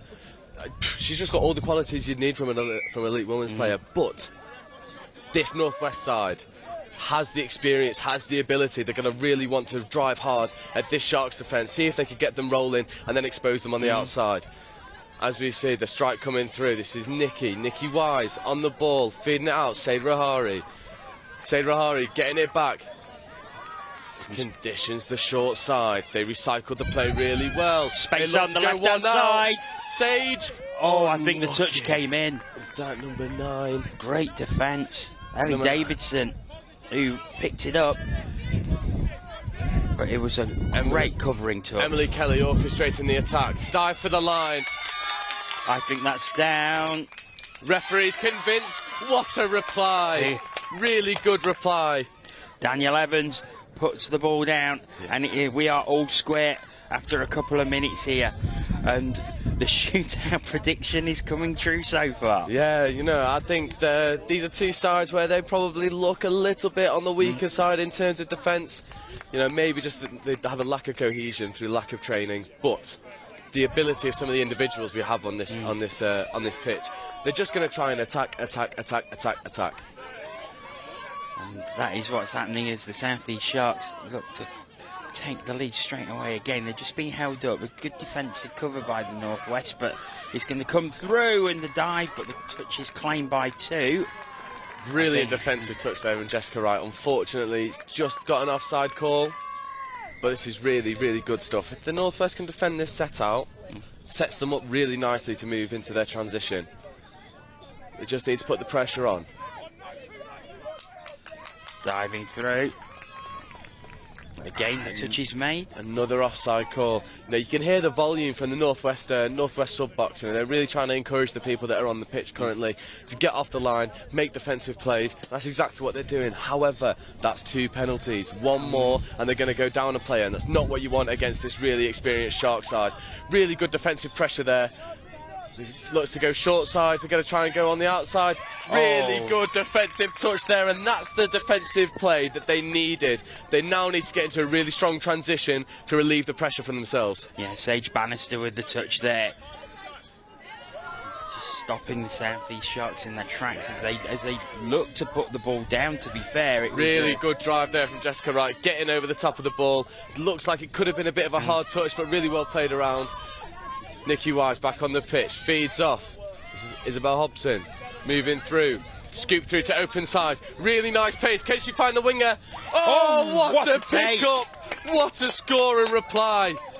They enjoyed that in the sub box in front of us. And it's the Northwest who take the lead 2-1. It's been brought back. Has it been brought back? I think it's been brought back. The sideline ref has spotted something he's not happy with. It's a bit of a let-off there for the Sharks, but you've got to take positives from that if you're the Northwest. You certainly have. And a handling error gives the Northwest the opportunity to get straight back on. It's fresh set of 6. Yeah, really, really good setup here. They're going to try and move through their motions. You've got number 11, Alice Hobson, out there. Now, there's just tracking back in the middle. Carly Wynn on the ball. Feeds out, looks to go right, comes back to the left. They're pointing to the referee. They want a dropping early call. Carly's willing to sacrifice the touch. She's not happy with something. They've got the penalty. So it's just... Carly Wynn just going to start off again with a fresh set of 6. Yeah, nice. It looks like they've got her on the outside. No touch is made. They've called the defender offside, and that's the reply. Really, really good attacking set there from the Northwest. Anna Crossley putting the ball down, so it is 2-1 that the Northwest lead. So, after going behind very early, they struck straight back, and now they take the lead. Yeah. 5 minutes gone. It's the experience of the players like Carly Wynn, playing for NQ. Playing against some of the most elite players that England have to offer. She just pulled out of those touches, made the referees aware that they're dropping early, got the repeat set of 6, punished the link, got on the outside. Anna Crosley dots down. They just need to defend this set-up. This is Emily Irons on the attack. Looks to pass the ball. That's a really good defensive set, and Northwest will treat that like a score. Emily Hacking just really she had no option but to get rid of the ball quickly. Around the outside here, that's really good awareness to get the ball down as well. So just got to be careful of the touches coming in from behind there. But this is really good transition here from the Northwest. This is third touch, and they're well into the red zone here. This is really, really good. It's a really good drive. Mimi Payton on the ball. You've got Jessica Wright out at wing. Nikki Wise. They're going to look to take it to Jessica Wright's side. They're going to look to check back. Now they run at the link. That's unfortunate. Really good setup, just not quite the execution. Georgina McCavinet just not holding it, and the Southeast have the ball back, but it's definitely Northwest on top at the moment. Yeah, you know, they've got the momentum going through, and this is what we saw yesterday. Tigers versus Southeast Sharks. When the Tigers put the pressure on the Sharks, they were making mistakes, and we're seeing similar things here. Northwest have analysed that this is a team that they can really go for and really try and put the pressure on, and that's what they're doing. This is a scoop through now from the Sharks. They tried to go wide, they've sucked in, really good defensive pressure there. A bit of a lapse in execution from the Southeast Sharks, but credit to the defence, they put the pressure on, they're not allowing easy transitions, and they get the penalty for offside. Really, really positive stuff here. You know, first 7 minutes, it's looked as even as we thought it was going to be. Yeah, definitely is. Mimi Payton, she's such a strong player, you know, she's got such a low centre of gravity, she'll get that ball down really sharp and quick, and it leads. Yeah, you've got Alice Hobson here. She's going to split out. Carly Wynn goes against the grain. Now it's Anna Crosley. Touch is made. Really good defensive touch there, that's half court. You've got to take positives from these sets though. You know, Sharks defending a really, really strong strike from Northwest. God, this is setting up to be a really, really fascinating matchup. Most certainly. Get dummied.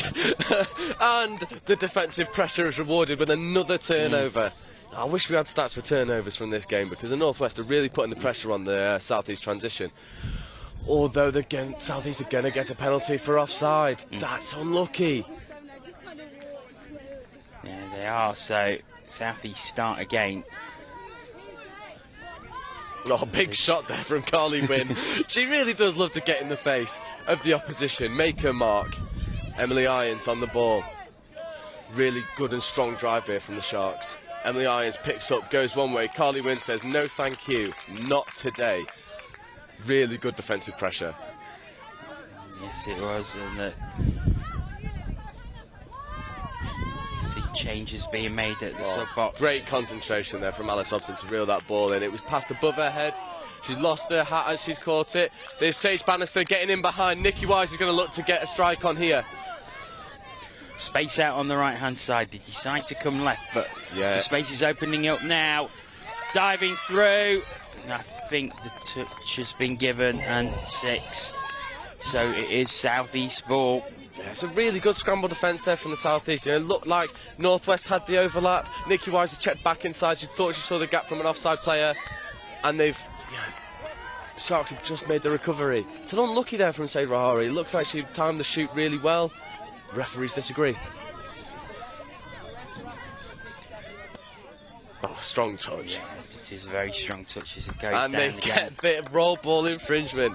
Said Rahari, that is the reward for defensive pressure. I know we've been banging on about it all morning, but something we haven't seen over the past couple of days, and we're watching these teams on live stream today really, really target the opposition's transition, and they're finding success. Some great pressure going in, and it's that Northwest do again on the attack. Just not giving the Southeast anything, and this may get the reward. Oh, that was quite a hard touch. But now there's space on the left-hand side. Oh, it's not quite taken by Ellie Davidson, but she was put under pressure. However, it is given a Southeast ball. I think forward passer indicators there. Yeah. So Southeast start again, but they are very, very deep. It's hard to believe we're only 10 minutes in. It's only 2-1. This has been one of the faster paced games. I think that's going to be a roll ball infringement from the Northwest. See what's happening, see what the referees are.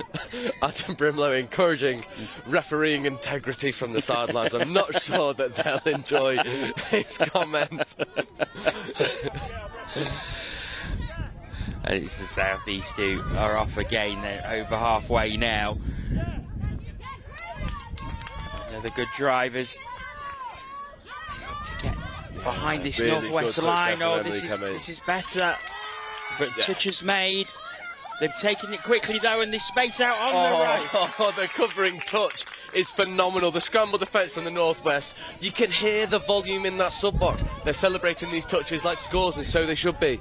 Ali Davidson making sure Annabelle Jansen couldn't put the ball there. You see it here, Annabelle Jansen's in a lot of space, but just as she's going down, touched on the back. Just an off the mark call there.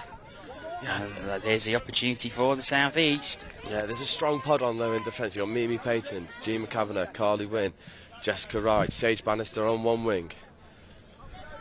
Yeah, this is turning into a bit of a chess match in line attack, line defence. Mimi Payton makes the touch. Really nice dump there from the Sharks, but half is just a little bit too slow to the ball. This is Emily Irons where she wants to be. She steps onto the outside, tries to dive for the line. Really good scramble defence. It is, but they have to go back to the 7-metre line. Emily Irons with the ball still. Yeah, Laura Cochrane on the ball now. Back to Emily Irons. Really good defensive pressure there from Carly Wynn. You know, she's really good at just getting up in the passing lanes, forcing the pressure on the pass. Northwest will be licking their lips here. They want to see if they can force a defensive turnover. Well, indeed. Emily Irons pops it down, gets it back now, dives to the line herself. Really good touch there from Mimi Payton. You know, that's where it's important to get off the line as a defender. You know, you want to paint the perfect picture for the referee to give the decision in your favour. You're off the line, you're down, making the touch. Really good stuff there.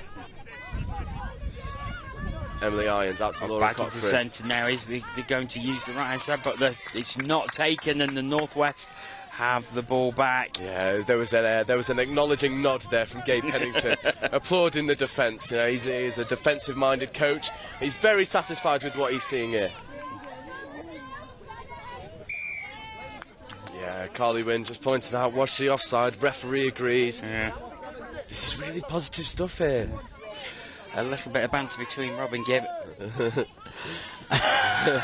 Sorry, Robin Budd and Gabe Pennington on. Yeah, they love it. They love it. They absolutely love it. They live for this sort of stuff. This is the scenario. These are the situations that they've trained for, they've prepared for, and Gabe and Adam aren't willing to let anything lie here with the referees. Really nice. Quickie onto the outside. Picks up, goes the other way. Unlucky. Nikki Wise just crowded out there from a really stoic defender. Emily Irons, strong drive up the middle. Laura Cochrane passes the ball away. They look to go over the top, and this is where the pressure is rewarding Northwest. It just seems to be there's a Northwest are putting the pressure on. It is definitely forcing the Southeast Sharks into mistakes. Yeah, definitely. And the Northwest aren't accepting second best there. You know, Alice Hobson's just come running off the pitch after a really good defensive set, and he's screaming, "Let's get someone else on now! Like, let's go! Let's keep the pressure on. We don't want to chill out." And they're getting their reward for this sustained pressure. Anna Crosley, back to Said Rahari. Said steps in, gets the ball back, looks open side. Rahari goes right hand side. Back to Anna Crosley. Referees called play on from an offside player. I think that's just a reminder to the defenders. Said Rahari over to Emily Kelly. Back to Said Rahari. Takes it down. That's okay. They're just getting their good setup. That's a bit of a wasted set there from the Northwest. You know, they've killed the ball in a promising position for South East. They really need to put the pressure on this subset, as they have been doing so far in this first half. So 5 minutes to go after the explosive early scoring from the shootout prediction that we thought it may go that way, but it's been very much a defensive game since then. Yeah, definitely. You know, Emily Irons looking to go on the outside. Nikki Wise shutting down. Oh, really good space. hands. Oh, unlucky. Annabelle Jansen. I think it's been given as a late pass initially. I think that's from Emily Irons coming off as half. They're going to get a penalty as a restart, and Anna Crosley just takes that one up the middle. So does Emily Kelly. They look to feed outside, takes another one up the middle. Mimi Payton coming onto the ball. Here's G. Can she find the space? Joe Devine gets it back, but it's not taken. And it's South East ball once again. Oh, really nice play back in the middle there from Ella Oliver. You know, she's made her team so many more metres just by that little manipulation of the ball. And she's done the same. Oh, that's a big shot there from Carly Wynn. Not letting any easy roll balls happen down that subside. Still South East coming forward. Laura Cochrane on the ball, looking to feed off. Nice scooping opportunity here. They go to the short side. Mimi Payton, the brilliant defensive touch to snuff out that attack. It's Northwest starting again, but they're very, very deep in their own half. We've got 3.5 minutes to go in this first half. 2-1 the Northwest lead. It's still anybody's game with 20 minutes to play. It would, and 3 minutes in this half. Yeah, it'd be really interesting to listen into the South East Sharks sub box. You know, what are the coaches relaying to them? Because that's a bit high there from the winger, but the referee's fine with it. Again, that's another tough touch. The physicality level is going up a lot here. Looks like they're going to try and go to the wing. Adam Brimler telling their players, leave that ball.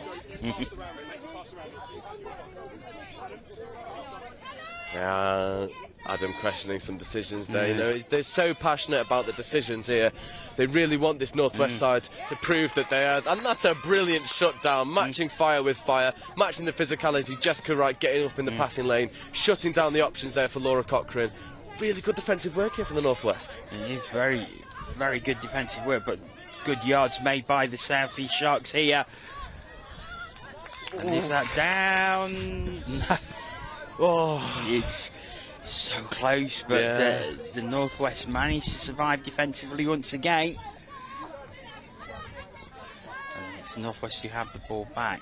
I think they've got away with one there. Yeah, that looked like it was rolling. Yeah, Jessica Wright trying to take it up the sub box. Really strong touch there coming in again from the Sharks. Needs to get that ball down just a little bit crisper. The Sharks are really targeting the transition here of Northwest. It's like the momentum has shifted. Really nice pass back in the side from Said Rahari. This is where she's going to look to scoop. Might go look for the wing. Really nice. Unlucky. Good options though. Both teams striking from transition, getting into the right areas. And now they're putting more pressure on this subset. Anna Crossley setting the pace. Said Rahari making both touches. Emily Kelly getting up. Really good pass though from Emily Hines to get round the outside. Said Rahari's tracking back. Really good covering touch there to save more metres made from the winger. Emma Oliver looking to get away there. Emma Oliver has it again now. Comes to the right-hand side, and that's good speed by Emily Crow. And she's going to get it back, but she was brilliant tracking. Brilliant tracking. Emily Kelly coming back and making the touch. Yeah, Emily Kelly's one of those people who's put in so much work to be able to compete consistently at this level, and that's the rewards of the hard work. Tracking across, shutting down a scoring opportunity. It looks like they're going to half-time with a one score advantage. Well, there's 45 seconds left. The Northwest are very, very deep, so they're going to need a good drive, taking a few yards from one touch if they're going to get a scoring opportunity in what remains of this first half. They are over halfway though, so it's a good drive so far. Yeah, they're finding joy. This is fourth, this is fifth coming. They have one more to play with. I'm not sure if G recognises. That's a really good diving touch there from the covering Sharks defender. Indeed. Georgina McCavanagh there looked like she was bursting through, but it is the South East Sharks who have the ball, but the hooter is going to go any second. Yeah, really lovely timing there. The Sharks just surrendered the play. I think they need to get into half-time, regroup, figure out how they can break down this stubborn Northwest defence. Yeah, it certainly was the Northwest half, as the scoreline shows they're 2-1 ahead. But do you think in some ways that the Northwest may rue the opportunities that they had, because they spent a lot of time within that 7-metre zone but just couldn't get the ball over again to stretch that lead a bit further? Yeah, definitely. I think, you know, especially in the first 10-12 minutes, they were essentially camped in that Sharks red zone. You know, there was extended periods of play where they had opportunities to go and punish the Sharks, and you know, I think, like I say, it's 6 of one, half dozen of the other. You know, maybe a couple missed opportunities from the Northwest, but really, really impressive defence and scramble defence from the South East Sharks. You know, that's just showing your heart, refusing to lay down and allow scores to go over. I think if you're the Northwest, you know, if you're Adam Brimlow getting these girls in for the team talk, you're going to be happy, you're going to be satisfied, you're going to be more happy with the work rate shown and the heart shown to match the pace and intensity of these Sharks every step of the way, and they thoroughly deserve that 1-0 lead. There's, you can see both teams in a huddle. That Northwest just pretty much out of our eyesight at the side of our little gazebo. I'm not sure how it's withstanding the wind at the minute. It's starting to worry me a little. Might have to go chasing it. Yeah. If you hear some thud of headsets going down. Yeah, it's because the tent's gone. But over on the far side there, we can see the South East Sharks in their huddle, and you know, they're finding it very, very difficult to break down the Northwest at the minute. I mean, they got that from the opening tap-off they scored, but they've not really had much of a sniff since. Yeah, I think that's credit to the defensive spacing of Northwest. You know, they're staying really tight when the Sharks have an opportunity to attack. Players like Emily Irons, Laura Cochran, you know, the players you can identify beforehand as the danger, as the playmakers in that Shark side. They're really condensing the space around them, forcing them to throw to other people, and the Northwest are just backing their defence. They're backing their ability to chase out if the ball goes to the wing, and so far it's working for them. Yeah, definitely is. And the referee's having the discussion as well. It's, I think, is that Gabe Pennington? Gabe Pennington is talking to Robin Budd. There was definitely a back and forth going on between the coaches. There was and a couple of discrepancies about the roll ball, about, you know, some of the South East Sharks players stepping to one side and maybe taking another step to try and get an advantage. But if I'm the Northwest, you know, you've got to be asking these questions of the referees, because you can't allow the 50-50 calls to go completely unnoticed. The more you highlight them, the more the referees are aware of them. And Gabe is doing this in the best way possible, you know, waiting until half-time, walking over with construction, and having a really clean dialogue between the two. It's going to be really interesting going into the second half. I think yesterday when we saw the Sharks play the Tigers, the second half, you know, Emily Irons really picked up that team, picked up the Sharks outfit and dragged them forward and really sort of reinforced the fact that, you know, we're better than this. And I think this Sharks team is better than what we've seen so far. They've got into some really nice positions on fifth touch, but the final pass is letting them down. Yes, the Northwest are applying a lot of pressure and they're really shutting down the options and the time for the Sharks players to make the options, but you can't help but think the calibre of player these Sharks have, they're probably going to get one or two more before the final whistle goes, and it's just whether Northwest can keep this momentum going and keep matching them score for score. Yeah, definitely. And I suppose the other thing for the Northwest is to not get too downhearted by the fact that they didn't stretch the lead as they probably felt that they should have done. We shall see what happens, but it is the Northwest who have the tap off for this second half. Yeah. It's interesting because knockout footy, teams who win the toss will often choose to kick off second. Because it means you get the initial tap off and the drop off. So, you know, there's a bit of tactics in there. You know, not every team will want to tap off first. I think the Sharks are going to have a little bit, you know, they're going to revel in the opportunity of shutting down the Northwest attack and getting a really strong transition going. Northwest similarly, they're going to be looking at this defensive pod out, and they're going to try and isolate the links, they're going to try and isolate the mids, create opportunities, create gaps and back the core skills that every single woman in this team has to get over that whitewash. So we just await the hooter to start the second half. There it is. And so Northwest with the ball. Really lovely interplay. Interplay. This already at the 7. That's fine.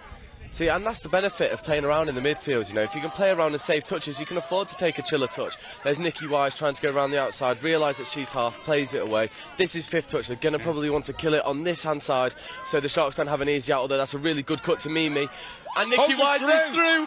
Really good score, opening score. They didn't try and play conservative. They didn't try and kill it this side. They went for the kill, and they got their reward. Really good start. You see here, Nicola Wise, she just...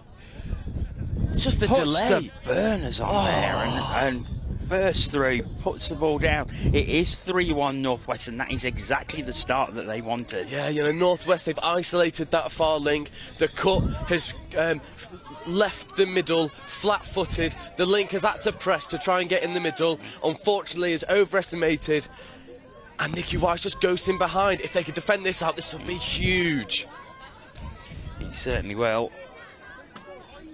But with these two, Laura Cochrane and Emily Irons, you never know what's going to happen. Emily steps back inside, looks for Laura. Carly shuts. They pass one out to the wing. And it's a score. That's the reply. It is the reply, and it's an exact copy of the way that the first half started. Yeah. Only the South East Sharks scoring first and then the Northwest. It's completely reversed for the second half. Annabelle Jansen, who has been unlucky out on that wing. She had a couple of good chances in the first half, and she pops it down, and we are back within one. Yeah, you know, this is, like you say, it's a flip of what we saw in the first half. You know, Sharks scoring first, Northwest replying. Now it's the Sharks' turn to reply. But this Northwest attack looks so dynamic at the beginning of this second half. It looks like they've really been, you know, they've had their instructions from the likes of Adam Brinlow and Game Pennington to be direct, be dynamic, and here are the opportunities. Emily Kelly goes wide, Jessica Wright. Good touch. Really good diving touch there. Yeah. It was a great touch. Yeah, being reminded my sister got on the end of the ball there, yeah. Really. Try not to sound a little bit too biased. Alice Thompson reminded me of the family ties. No, I think you've done very well, to be fair. Oh, and that's a gimme. That is a gimme. Really, that's just an unforced error. You know, they're the errors that we saw the Sharks concede against the Tigers. It looks like they're going to try and go for the subset, get some fresh players on. That's 6 more. Yeah, tap down to... Or is it? No. I think they're unlucky with that decision. Really unlucky with that decision. To be fair, it's not been questioned by the... No, so maybe it is just a loss of control. Sadra Hari, eat your heart out. Shooting from link, shutting down the momentum. This is Laura Cochrane. Back into Emma Oliver. Looking to strike. Laura Cochrane. Back in. Sadra Hari, big shot. Oh, and that's unfortunate. You know, she's so good at shooting from link there and shutting down the play, but unfortunately it's just a bit too hard from the side. Not giving Emma Oliver a fair chance of getting the ball down. He certainly does. And the South East Sharks start again. But again, this Northwest defence just holding them up. Really struggling to find a way through at the minute. They may do now, though, if they bring it left-hand side, but the defence has tracked them really well. Oh, that was... Sadra Hari is just, it's by any means, it is by any means. I don't think that one would have been out of place in ice hockey. No, definitely not. I think that was a bit of a shoulder check, but you know, Sade loves this. She's a physical player, learns a trade in Wigan, really physical touch there. If they step back inside, Sadra Hari's onside there, really good defensive touch. Touch made as Emily Crow was looking to go over. It's still with the South East at the 7 metre. Ooh, they're lucky to get away with that one. Adam Brimlow reminding them maybe off the mark. But if you're Northwest here, you know, you're defending two of the most dynamic players that Sharks have. That's got to fill you with confidence. Speaking of, is Emily Irons, far side, looking to dive against the link. G. McCavanagh, has she got onside? I think that's Joe Devine, actually. That's my bad. Really good defensive shot there from Joe Devine. Still with the South East Sharks, though, as they go through now. But again, another great defensive touch, and that turns the ball back over to the Northwest. We've got 15 minutes remaining in the game. Yeah. Still just one score in it. Yeah, this is evolving into such a physical affair. You know, people who critique the women's game for having a lack of physicality don't watch enough of the women's game. This is a really brutal and physical, really demanding game. Yeah, that's a really good strike dump there. They're going to look to go on the outside. They've got the overlap. This is the 2-on-1.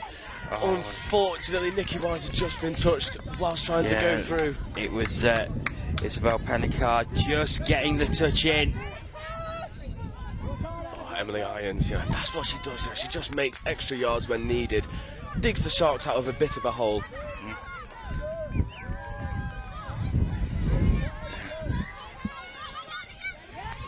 Goes down again. The South East Sharks come over the halfway line, looking to come to the left-hand side. Really good covering touch from Nikki Wise, just getting up in the face, shutting down the potential strike done. And Carly Wynn decides, no thank you, that's a turnover for us. Yeah, and 10 metres away from halfway. This transition from Northwest, they've really, you know, towards the end of the first half, South East Sharks started to figure out the sub pattern. They've changed it slightly, and they're finding more success. They're in behind now. This is a really good strike opportunity. Looks like they're going to try and go around the outside. Really good covering touch. Yeah, very, very good touch. And again, it goes back to the South East Sharks. It's so 6 minutes close. into the second half. I'm out of breath. I need a break, let alone the players on the pitch. That's 3 days of commentary, that's what it'll do. So. Yeah. So we've got... I think that's another turnover for the Northwest there. The defensive pressure, it's just been... It's so commendable, you know. They're not allowing an easy out for the Sharks at any point. Emily Kelly to Jessica Wright. Yeah. Jessica Wright takes the touch, split left. Back inside. Oh, Nice. There's Jo Devine. Is she down? No, she just dives through.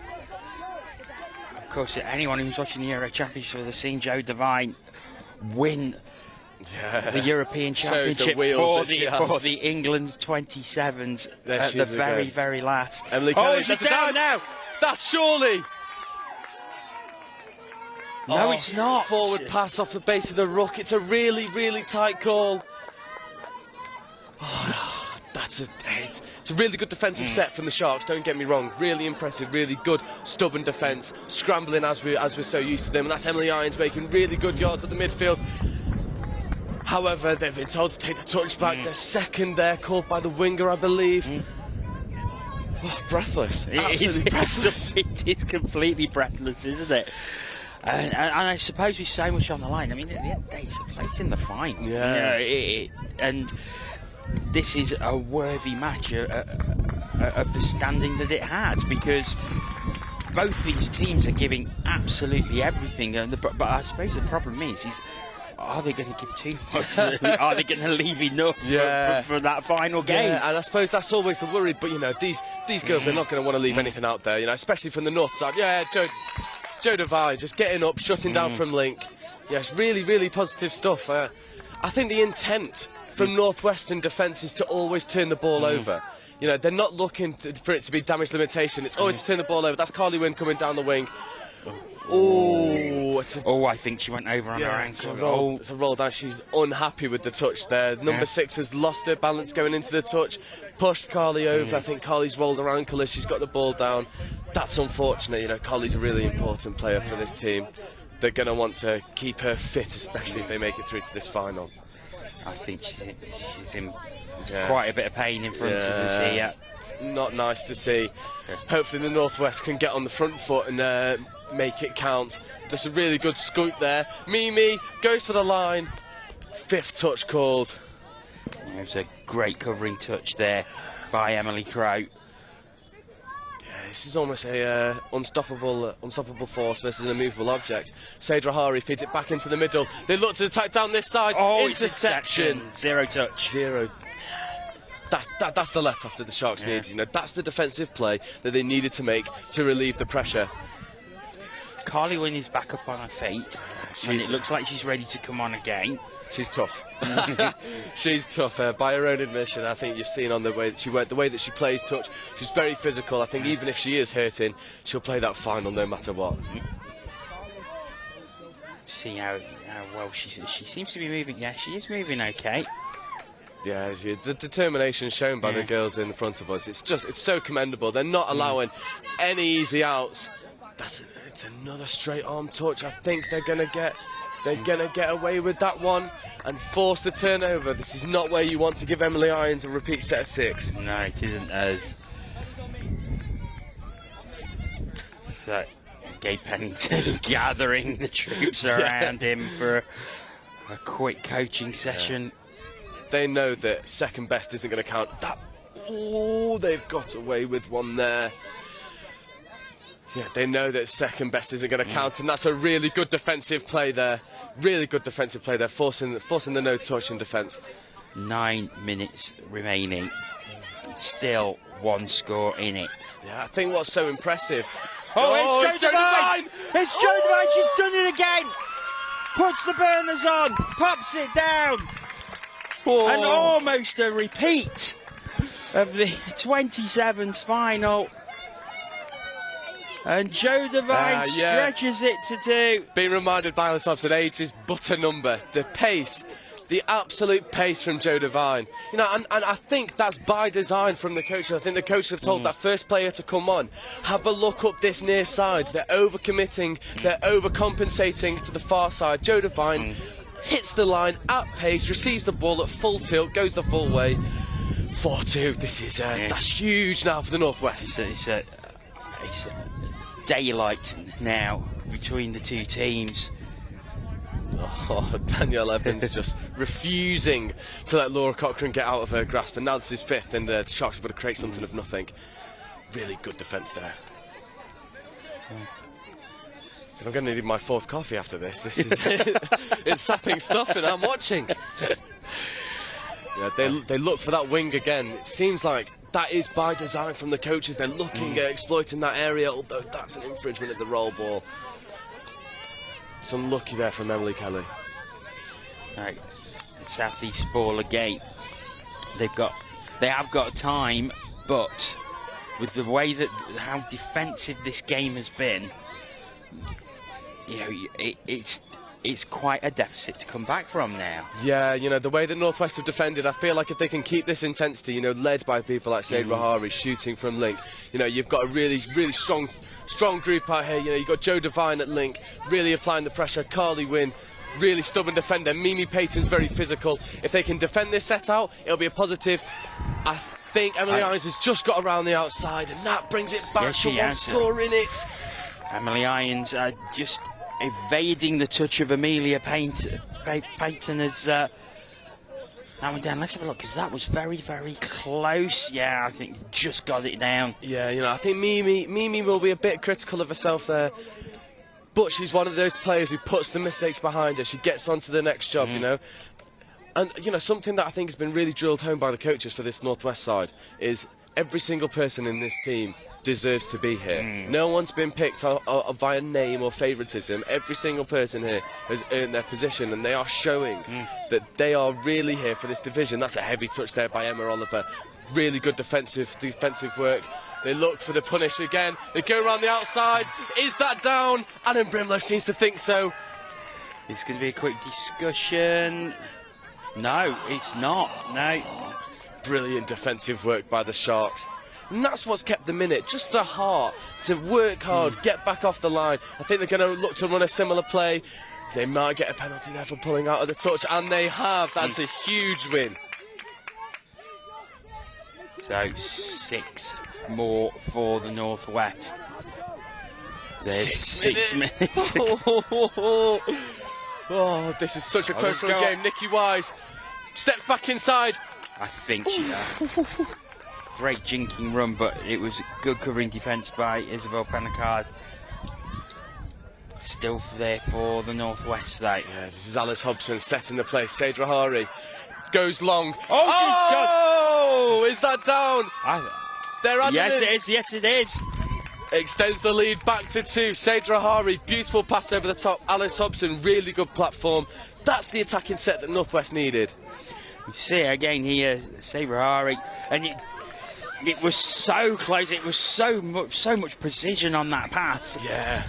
Because it was so close to the interception. Yeah, you know, the winger might feel a little bit disappointed that she isn't able to reel that in from the Sharks, but yeah, that's the gamble you take. If you get the interception more often than not, you're going to make 40 metres, you're going to put yourselves on the front foot. Emily Irons look to reply, working hard with Laura Cochrane, gets touched, really good defensive shape. It's comes across, it's a juggle, but quite come off. Yeah, the communication in this sub box at the moment, just in front of us, it's so clear and concise. Not one word is wasted. It is all give me the numbers, give us the instructions. We need to win this. Second best won't count. Oh, beautiful play by Danielle Evans. She looks to go over the top, forces the pass a little bit too much, puts themselves under pressure. So 4 minutes to go. You feel the South East Sharks really do need to score from this drive here. 100%, yeah. This is the opportunity. You haven't got long left. 2 down. You need to get some success. Emily Irons, this is the person to do it.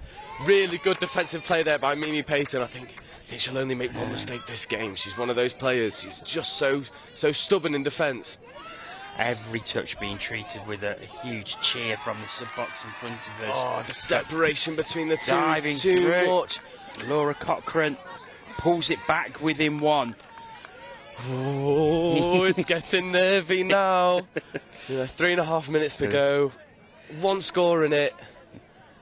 Oh, huge. Dare we mention those 2 words? Not yet. Not yet. I don't think either one of these teams is going to want to go to the.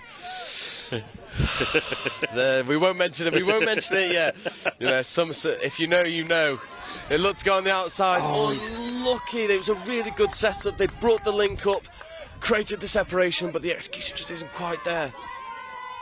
So here come the Sharks again. They're going to go to their sub-box and bring fresh legs on. They're over halfway. You don't want to be rolling. Really good drive here from the Sharks. They're going to find some success here. Really good defensive touch from Nikki Wise. Oh, beautiful defending there. Saving almost a certain try. Got to make something happen off 5th. Oh, have they? And that's the equalising try. They go through. Have done. 2 minutes to go. It is 5 apiece. Yes. Oh, those 2 words are coming to mind. 2 minutes to go. Yes. I think you got the short shrift from your sister. Yeah, telling me it's not over yet. Down it goes, 7 metres out. All square at 5-all. They look for the link punish. Carly Wynn chucks it back inside. Joe Devine. Look, Jinx one way, Jinx the other. Really Comes nice back setup. inside. And there we go. Is it going down here? No, that's great defence by the South East Sharks. Absolutely superb. It's just the heart that they've shown, the experience that they've got, Sage Bannister's going to look to kill it back this way. They try and go open side. That's unlucky. They need a good transition defence here. 90 seconds remaining. Really good dump there. Really good transition into their attack. Matched by a really positive defence. Carly Wynn setting the tone, getting up off the line. That's 4th, half coming. This is 5th. Really good defensive touch there.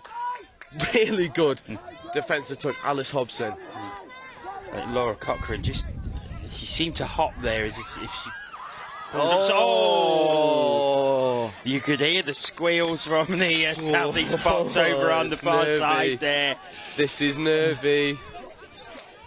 40 seconds remaining. Yeah, Gabe Pennington reinforcing the point. You've got to go hard here. You've got to go hard. No mistakes in your transition. You've got to work hard. Really well straightened by Anna Crossley. Making yards. They've won the penalty. They've got to go quickly. 30 seconds remaining. Yes. 20 seconds remaining now. Yeah, they need to make some yards here. Yeah, coming up to 15 seconds remaining. If they can get a score here, this will surely be it.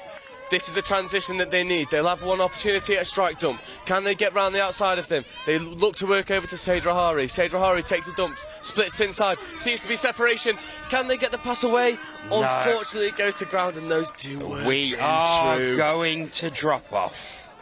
So, for those unfamiliar, drop off is extra time. 2 minutes, and both teams will only be allowed 4 players. So 4 aside for 2 minutes. If the scores are still level after 2 minutes, then we will go to 3 on 3, and then it is sudden death, and its first score wins.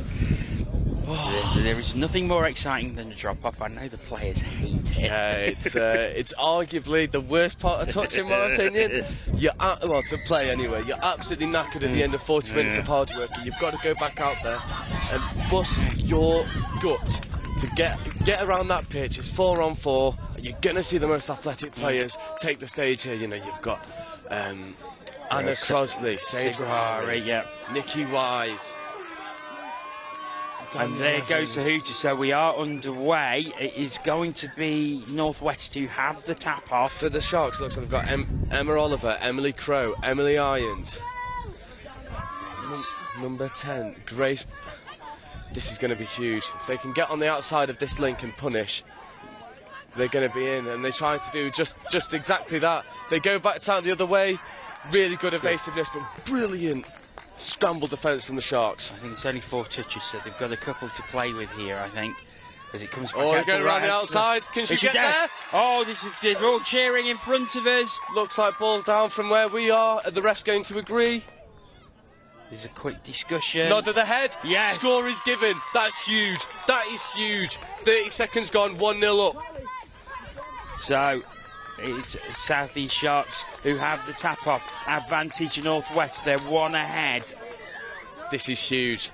And you can hear the volume in the Northwest box. You know, they're willing this result over the line, but they're up against some of the best players in the business. Emily Crow, Emma Oliver, Emily Irons.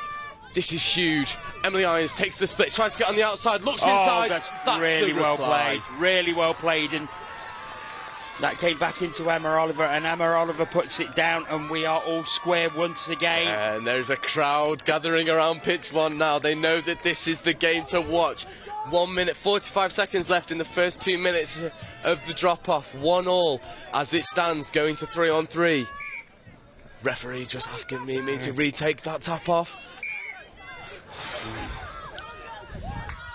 Down it goes, so Northwest start again. Joe Devine picks it up. Goes to the left-hand side. Oh, G. McCavanagh looks to get on the outside. I think she's been called play on. She's gone round the outside, and that is the reply that was needed.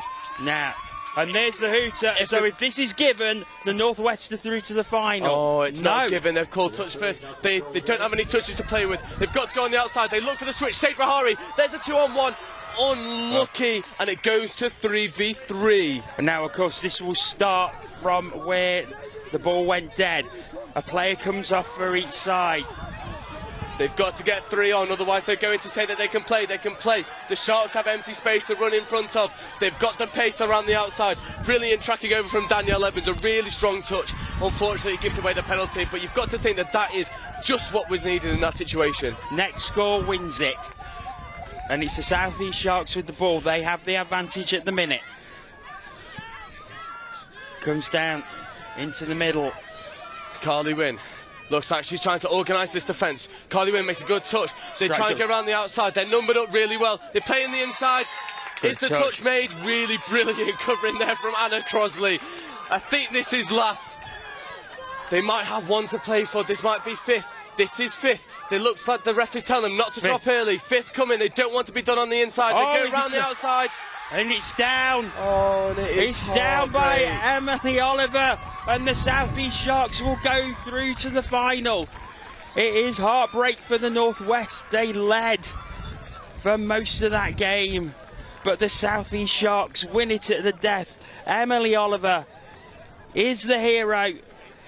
It's sudden death a win for the South East Sharks. They will go to the final. Some of the players are absolutely gutted from the Northwest. It's a really hard one to take, but that's the heart, that's the determination from the Sharks that we've seen all throughout this competition. To just pull a result out of the fire. Adam Brimlow is visibly gutted.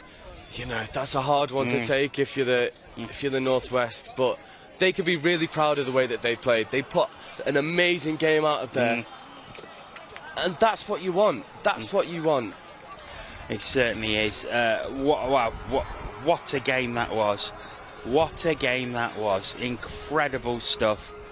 And it's the South East Sharks who go through courtesy of the 3-on-3 drop-off sudden death score by Emma Oliver. Well, we need some time to recover from that, I think, because we've only got 5 minutes until the 3rd, 4th playoff in the Men's Open, and that will be between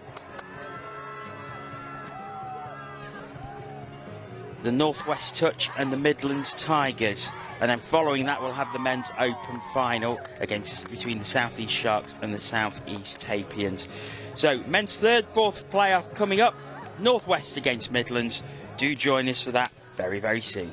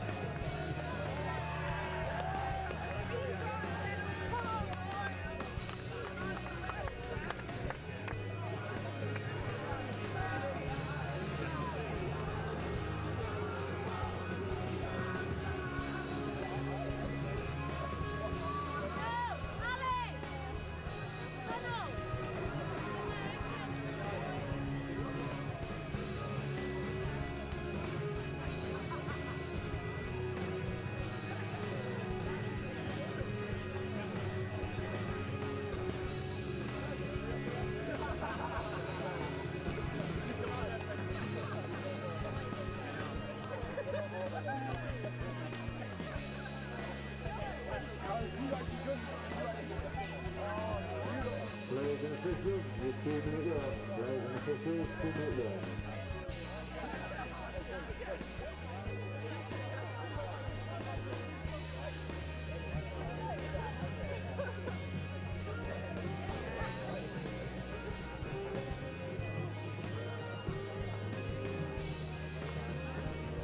North on three, 1, 2, 3. North on three, 1, 2, 3.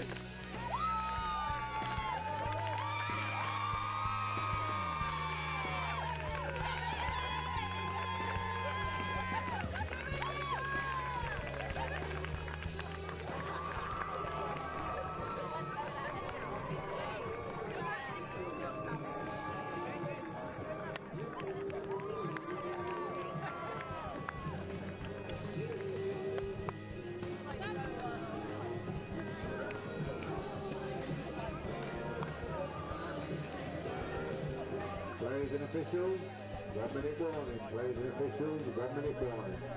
Just for note, just now after this game will be a 1-hour shot. Next tap off will be at 1:40.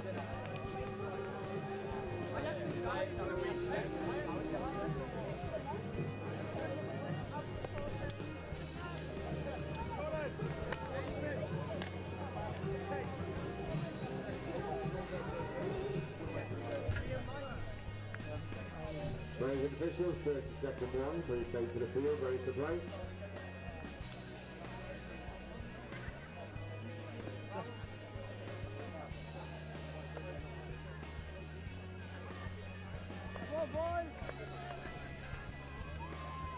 Players and officials, stand by.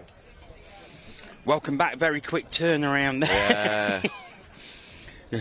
Just attempts to shove a chicken sandwich down my face. Yeah, you got to recharge after that game we've just had. You know, that's one of the absolute cracker, wasn't it? But this is the Midlands Tigers against the Northwest in the men's third, fourth playoff, and it's a strong start from the Tigers, but handling error, and Northwest will have the ball. Yeah, this is a replay of one of the games yesterday. You know, I think it finished 13-10 in favour of the Midlands Tigers. I think the Northwest were disappointed with some of the decisions that didn't go their way, but a lot to learn. You know, they've already played this team. They know what they know what to expect. They know the danger of players like Will Upton. You got Tom Davis on the wing, Liam Halpenny, really solid player. This is where you really want to be punishing this team. Really nice work there from Ben Meakin and Jake Morris to get on the roll. Ben Meakin looks to go open side, finds the delayed pass to Ben Grinter. That is 6 touches. So quite a defensive start to this one after after the last game where it was tit for tat at both tap-offs, and then a long period of really good defensive play. Yeah, definitely. It's Cooper Bainbridge flew out of his line there to try and make a heroic defensive touch, and they have just been able to work around the outside of him. Really good, clear communication from Ben Meakin, as we're used to at this point. And here they go again. It's on the right hand side. It just comes out of the fingertips of Tom Davis. Yeah, the bearded wonder. You know, anyone who's played against him at NTS will know the pace that Tom Davis has stored up in his facial hair. It is impressive. We were debating earlier, does it make him more aerodynamic or not? Well, no one knows. No one knows. But, you know, Tom Davis really made the Northwest hurt yesterday when they played each other. You know, he had 2 around the outside, 1 really good catching ground for a score. So they're going to want to silence him a little bit, you know, not give him the space to work with as he was afforded yesterday. Yeah, so it's the Tigers with the ball. No score in this one in the early stages.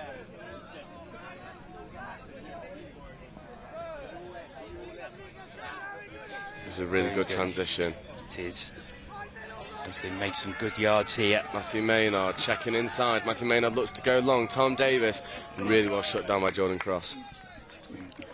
Great defensive play by Jordan Cross there, and that gives the ball back to the Northwest. Yeah,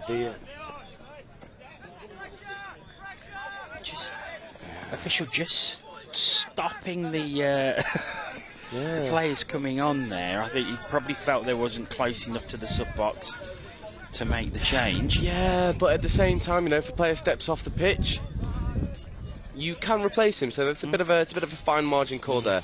But, you know, we've got Bobby Taylor on. Sam Grant feeds off to Mike Rice. Sam Grant looks to feed Bobby Taylor. Bounces on the outside of Lou McManus.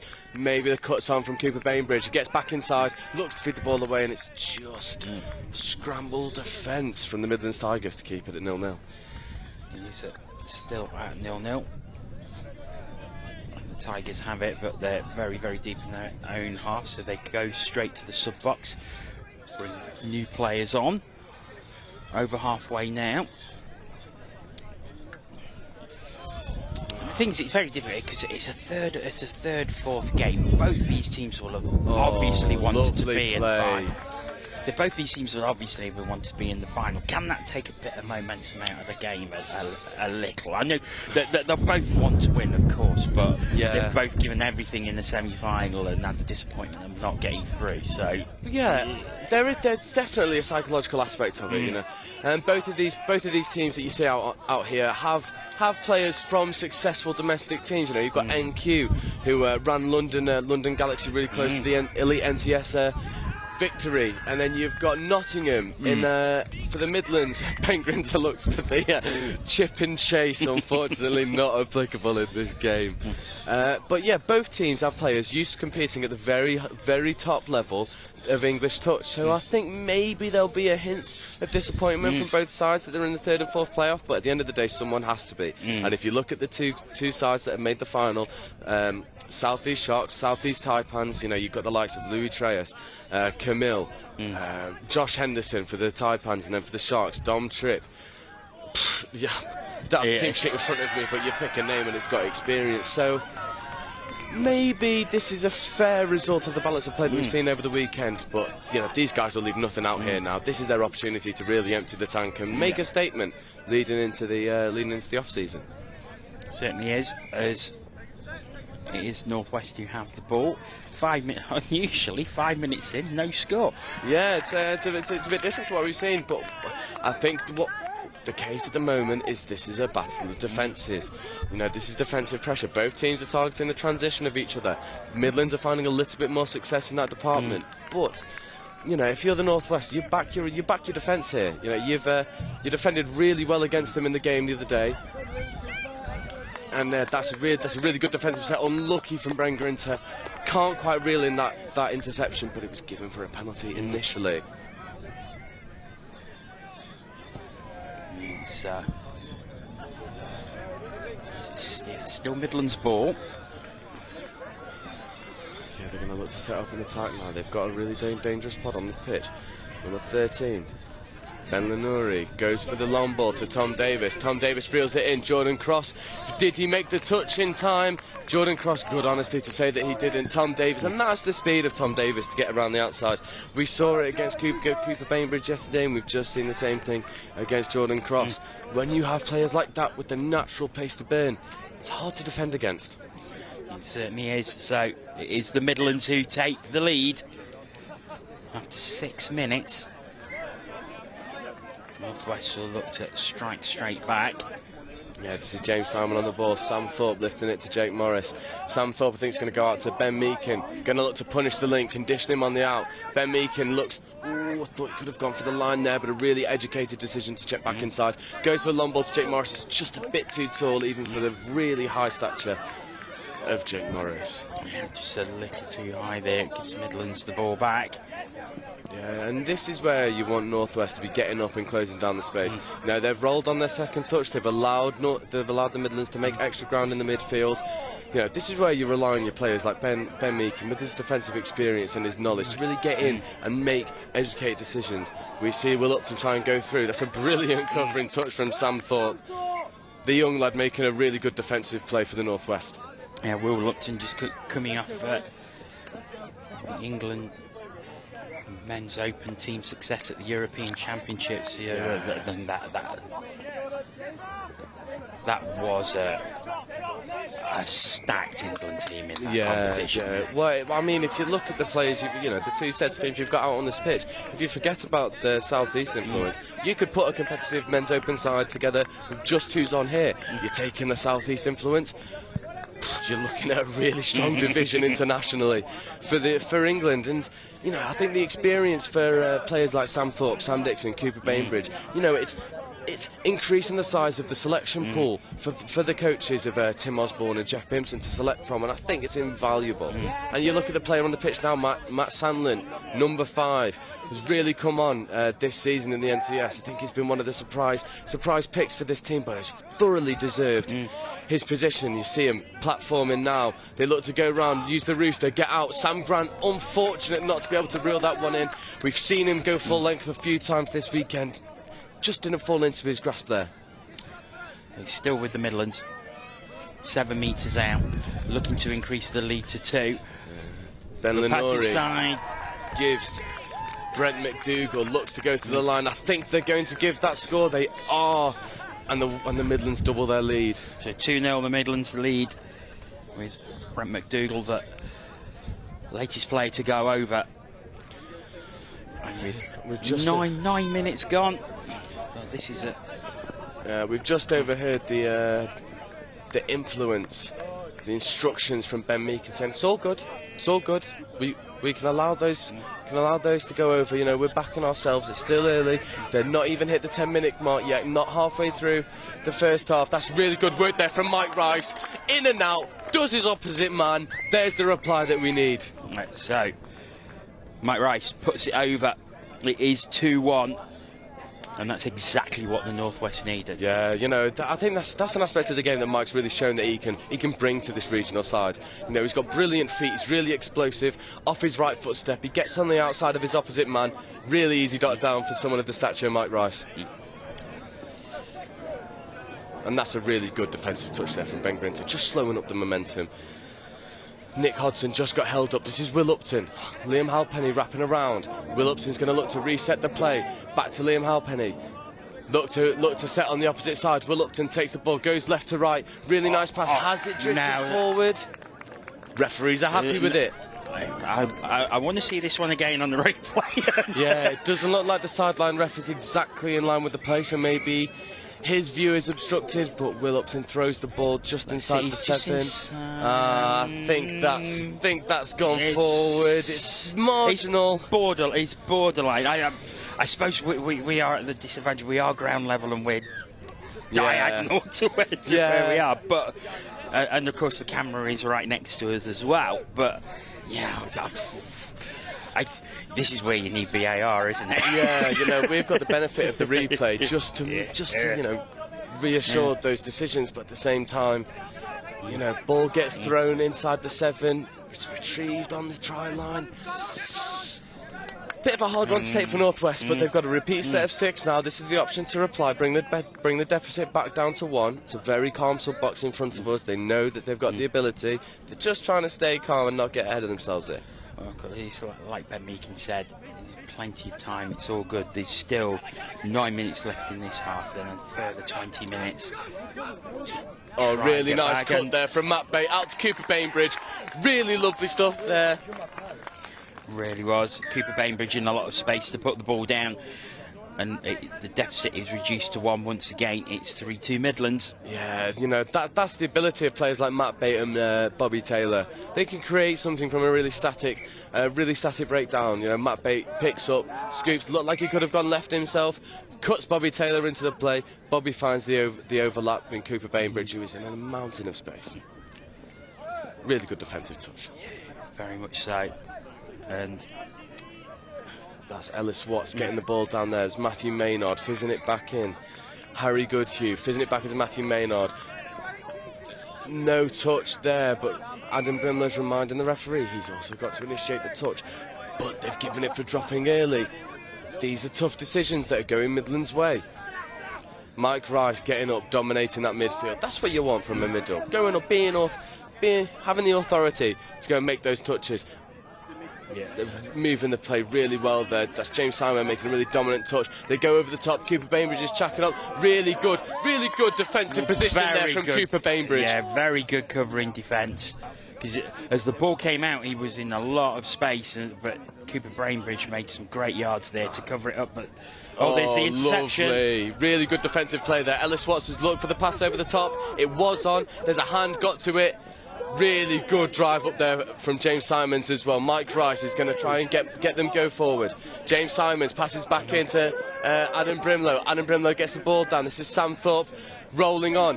Pass back inside to Sam Thorpe. And that is just an unforced error there. Maybe trying to overplay it in the midfield. But it's let off a little bit by the initial lateral movement of the Midlands. But this is a big pod that they have coming on. Now, you've got Will Upton, Liam Halpenny, Dan Powell. Liam Halpenny takes the touch, splits left. Really good defensive shot there from Adam Brimlow. We will read that all day long. It's another strong showing going forward from the Midlands, but to be fair to the Northwest defence, they're really holding them at bay at the moment. Yeah, and this is what we saw in the second half of the game, their earlier game against each other. It's good defence, but it does take moments of magic from the likes of Will Upton to unlock it. And that's really good work there from Adam Brimlow to get in the passing lane to allow Ben Grinter to get across and make the touch on Will Upton. Will Upton back with the ball, looks like he's going to try and check off. Takes the touch, counties play, steps back on the inside, goes long. Ben Meakin, has he got really good awareness, and that's an easy penalty. That's cynical there from Will Upton of stopping the play, stopping Northwest's momentum. Yeah, it was. I think the officials just having a word with Will Upton there. I think if that was football, that'd be named a professional foul. I think there would have been a card there. yeah, definitely. Ben Grinter making the momentum. Ben Meakin coming off, reminding them that they've got these guys. This is really impressive play. Jordan Cross out to Sam Grant. Sam Grant takes the touch, steps back inside to try and get some go forward for this Northwest side. Matt Bate, Bobby Taylor getting there. Out to Rob Crawford. Rob Crawford takes the touch, steps left, conditioning that link to corner hard. Bobby Taylor steps out to Sam Grant. Sam Grant going to take this touch, step back inside, look to make something happen. And that's 6 more. It is going to be 6 more on the 7 metre, I think. Yes, it is. Or is it? I think it should be 6 more. Yes, it is. Yeah. I just wondered, because there just seemed to be a bit of hesitation from the officials. It was a bit. It was a little bit worrying. Then you were like, "Go on, give it." Bobby Taylor on the short, early wrap, rooster play. Matt Bate goes through the hole.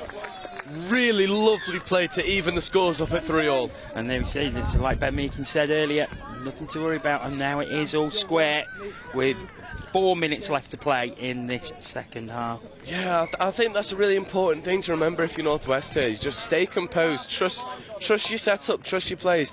This pod with Bobby Taylor, Matt Bates, Sam Grant, Rob Crawford is really finding a lot of joy using those rooster plays, and I think if they rely on those same structures, really drill them in, stay defensively sound, yeah, this one's going to go right to the wire. That's Mike Rice shooting from link, shutting down that play. Really good stuff there. So the Tigers driving through. Oh, this is a good play, and this space out. Has he got it? Oh, he's lost it at the last minute, but I think there's a penalty for offside there.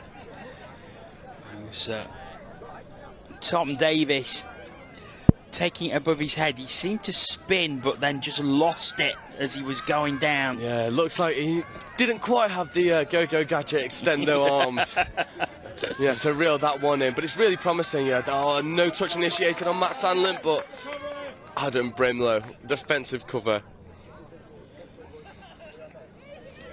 Words of encouragement coming from the Northwest sub box. They know that if they defend this set, go into half-time at level, it's really positive. They're going to look to go wing here. Jordan Cross just got sucked in by the link, hitting a hard line, and that is Tom Davis in for his second of the game. Yeah, so this time Tom Davis does manage to pick the ball up and pop it down, and the Midlands take the lead once again 4-3, but a very, very close game now. Yeah, this is it's a really well-run game. This is very even. I think the attacking pod of Will Upton, Liam Halpenny, and the pod of Matthew Sandlin is really finding some joy trying to punish the link and condition the link to go outside and then stepping back against the grain. You know, that's an area that Northwest will look to rectify. You know, they've got the players with the ability to fix that. Ben Meakin looks to go against Ellis Watts. Ben Meakin's looking for the decision, doesn't get it from the ref. Words of encouragement from Adam Brimlow coming from the sub-box. Jake Morris on the ball. Back to Ben Meakin. Steps inside. Ben Meakin looks to go long. Really good ball! Absolute pill coming off the right hand of Ben Meakin. Sam Thorpe. Yeah, just takes it in and pops it down, and we're all square at 4-all again. Yeah, that's one of those tries straight off the playbook. They condition the link to corner hard. Ben Meakin splits inside, gets the ball back off his right foot, off his right hand. Sam Thorpe hitting a lovely hole, 4-all. Less than 2 minutes to go until half-time. It's the Midlands who have the tap off, and it's a strong drive as they're already at the 7 metre. Will look to know, but the handling error will give the ball back to the Northwest. Yeah, they look for the early wrap and rooster play that they found so much success from. It's just not quite coming off for them at the moment. Really good defensive set from the Northwest. Really good touch there from Liam Halpenny to try and shut down the transition. And it's a wayward pass. Yeah, Matt Bate looking for Rob Crawford to stay alive from the inside, and the connection's just not quite coming off there. They're going to rely on a really hard defensive set here to make sure they go into half-time as evens. They just driving towards the line, but it's a really good, firm, well-held defence by the Northwest as we're into the final minute before the Hooters, which will signify half-time. Oh, Cooper Bainbridge, what a brilliant shot. Really well identified. Really good stuff there. You know, you can't underestimate that, but there is a penalty for offside. 30 seconds remaining, if that. Will Upton has it, gets it back now, and he's just looking for this option, trying to draw out the defence to bring them holes back, and he goes for the pill, but tapped away. Looks like they're leaving. Liam Halpenny sat really deep for the passive link option to see if the Northwest link, Sam Dixon, will slam hard on the strike option. Will Upton looks like he's trying to go through. They will take these bat downs every day of the week. That's the hooter, and half-time has been called. You've got to think that that's a really good psychological result for the Northwest. Yeah, 4-all at half-time. So while we catch our breath, we'll show you some highlights of that first half, and we'll be back with the second half very, very soon.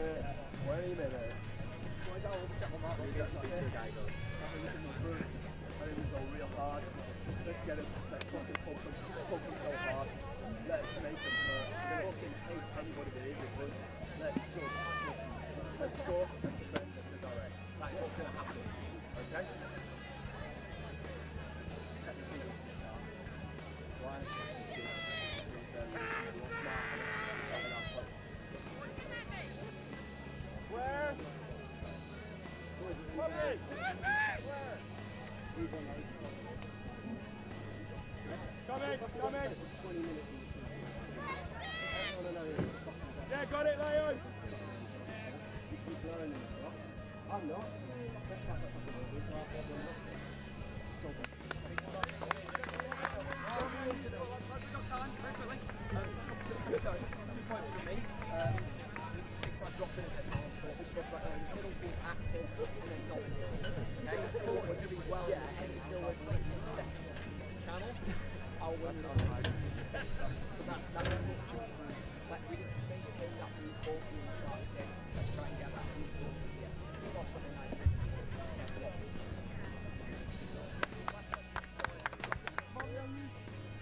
Northwest on three! North! North on three! 1, 2, 3! North on three! 1, 2, 3!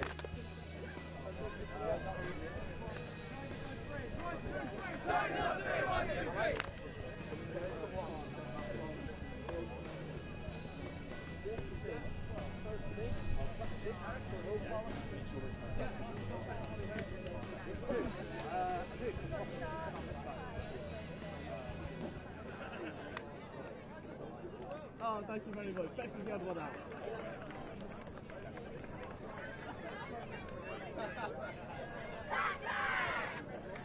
Players and officials, 2-minute warning. Players and officials, 2-minute warning. Get it, boys!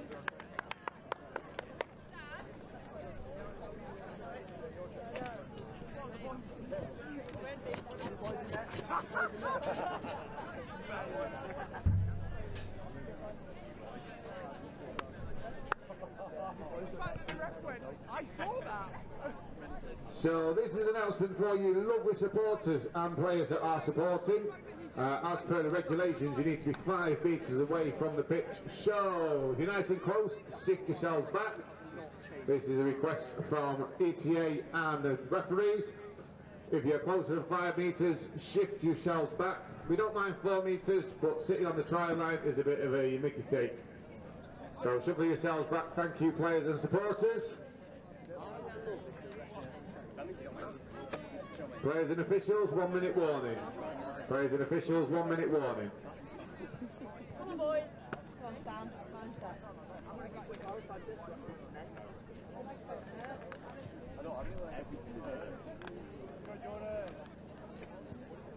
You.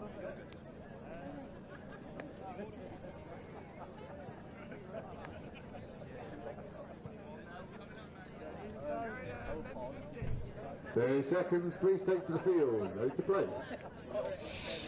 Welcome back to Nottingham. Second half about to start. 4 apiece. Joe's still with me, and that was a really, really good half. Yeah, it was a brilliant half. It was such an even game, you know. It's both teams trying to really unlock each other's defences, see if they can identify any problem areas for each other where they can exploit. But, you know, both teams have those sensational individual players that can create something out of nothing, and I think we're going to see more of the same from both teams in the second half.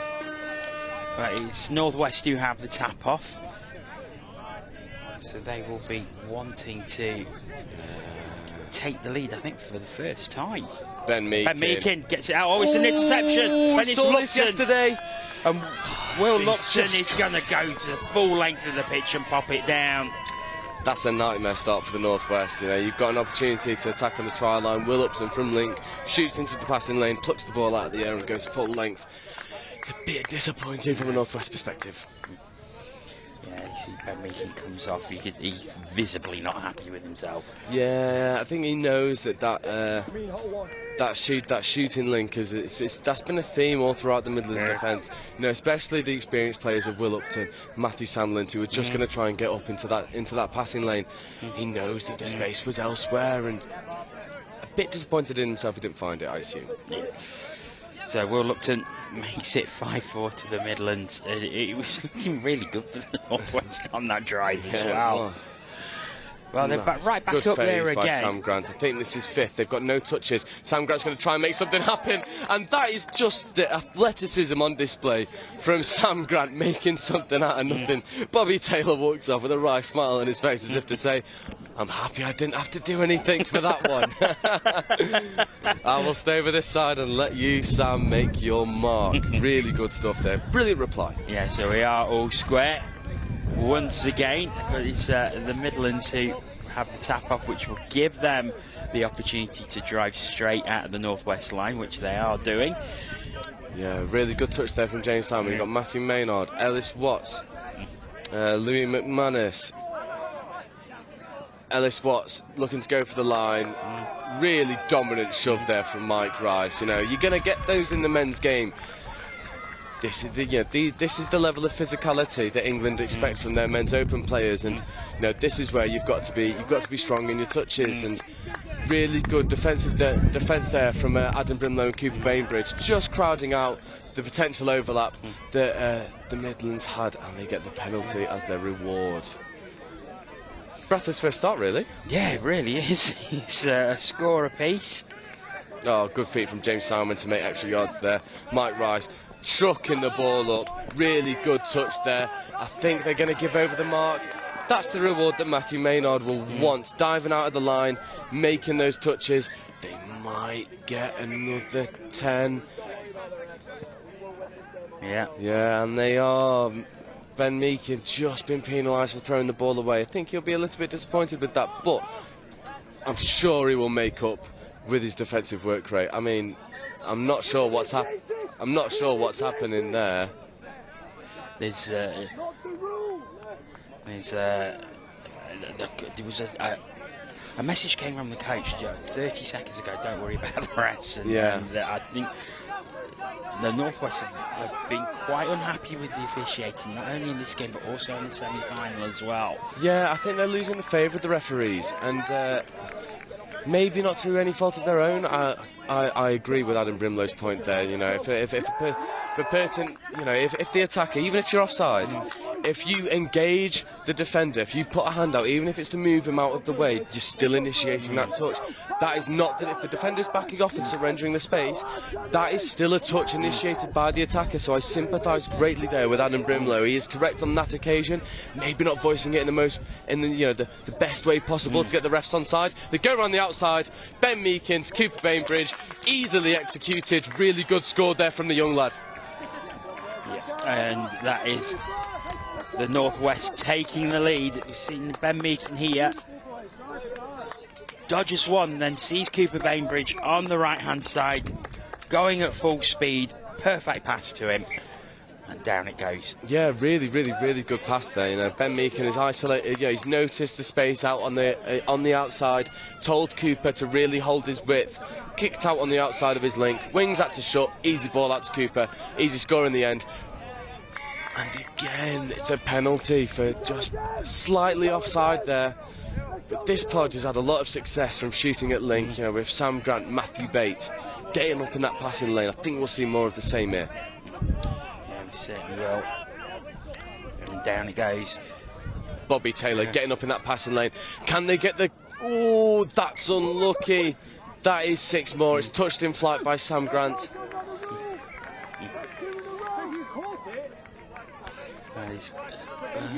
I think there's calls from the Midlands sub-box saying that's 2 in a row. It's not a penalty on that occasion. Just because it's touched in flight and hits the ball, hits the deck, doesn't count towards that penalty count. So Midlands are looking to get back on level terms.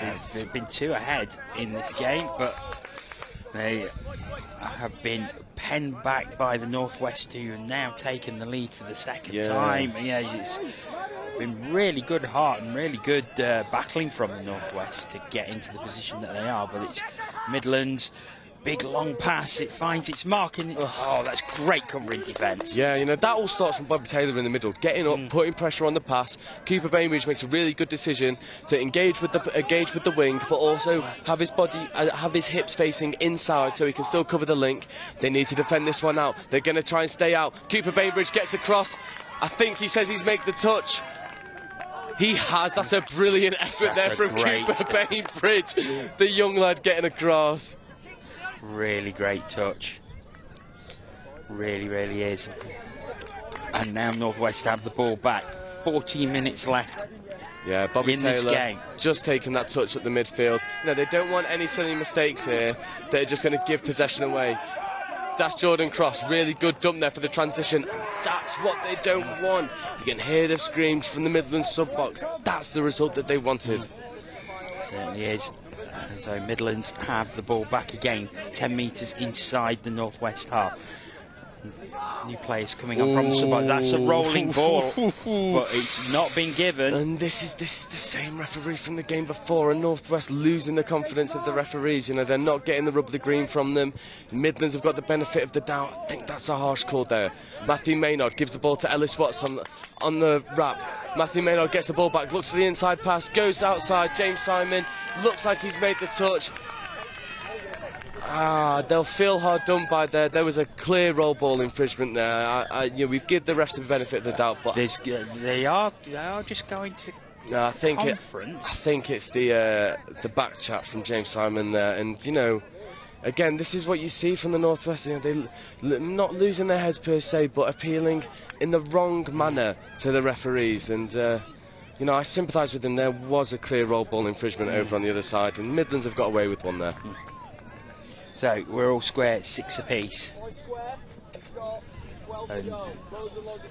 You can tell by the body, you can tell by the body language. There's visible anger on this Northwest bench. They're talking to the referee assessors. We've seen now at least a couple of times where they have been pretty hard done to with some of the decisions. Yeah, and you know, we don't want to talk badly about referees.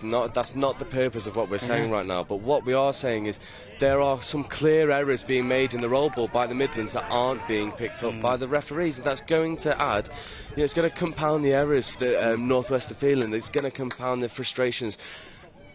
And I understand. I've been in that position where things aren't going your way. You feel like it's clear. That's a really nice delayed switch there from Ben Meakin to Ben Greta, but unfortunately, it's just not quite come off for them. You know, you've got to feel though, if Northwest can get a reply here, it's going to help ease those frustrations that they're feeling. If they can stay calm and stay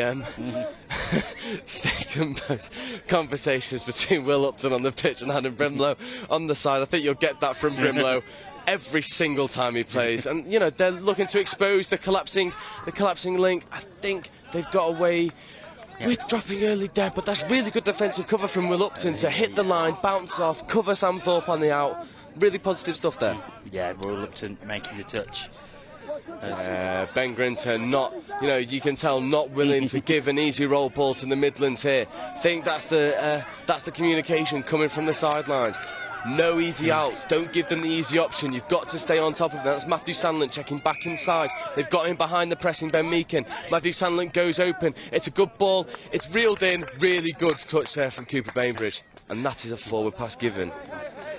And see, I think what Northwest have got to watch is they just don't let that frustration get the better of them. Yeah, completely agree. You do see, especially in the NTSEC teams, get a couple of decisions go against their way. They lose their composure. They lose their structure because they're trying to make things happen. that's kind of what we're talking about, trying to make things happen that aren't necessary. You know, they're viable options, but it's not necessary for the position that they're in the pitch. So, yeah, I mean, it's 6-6-6. You don't need to be forcing the play almost. Sam Thorpe showing off his battle scars from a really hard-fought couple of games here on live stream, and you've got to think 10 minutes to go. This one sits on a knife edge. Now it's waiting for someone to take the game by the scruff of the neck. That's a really good covering touch there from Rob Crawford. Yeah, we'll look to go through, but didn't get it down that time. So back it comes. Really clear communication there from Bobby Taylor, orchestrating this defence. They move together as a unit. Bobby Taylor telling them to move out. Sam Grant, beautiful shot from Link. You've got to feel that the level of communication coming from people like Bobby Taylor is just making the lives a lot easier for the Northwest defensively. Really good touch there. That's Jordan Cross getting the ball down. Bobby Taylor taking one up. Jordan Cross, Mike Rice. Mike Rice always makes yards. Really good dominant touch there. That number 8 needs to get himself back up and in the defensive line. That's James Simon trying to go on the outside. We know he's got wheels to burn. Really good score there from James Simon to give them a one-score advantage. James Simon absolutely putting the burners on, going round the outside and putting the ball down. And it's Northwest who lead 7-6. It's on a knife edge. And to think third, fourth place, it's a really good battle. Yeah, it's a really good battle. These are two even sides, and I think they're at similar stage. We won't give him any comments. I think the Northwest and Midlands are at similar stages of their regional development. You know, they're both trying to flesh out the squad with younger players. Yeah, that's a really good covering touch there from Ben Meakin getting across.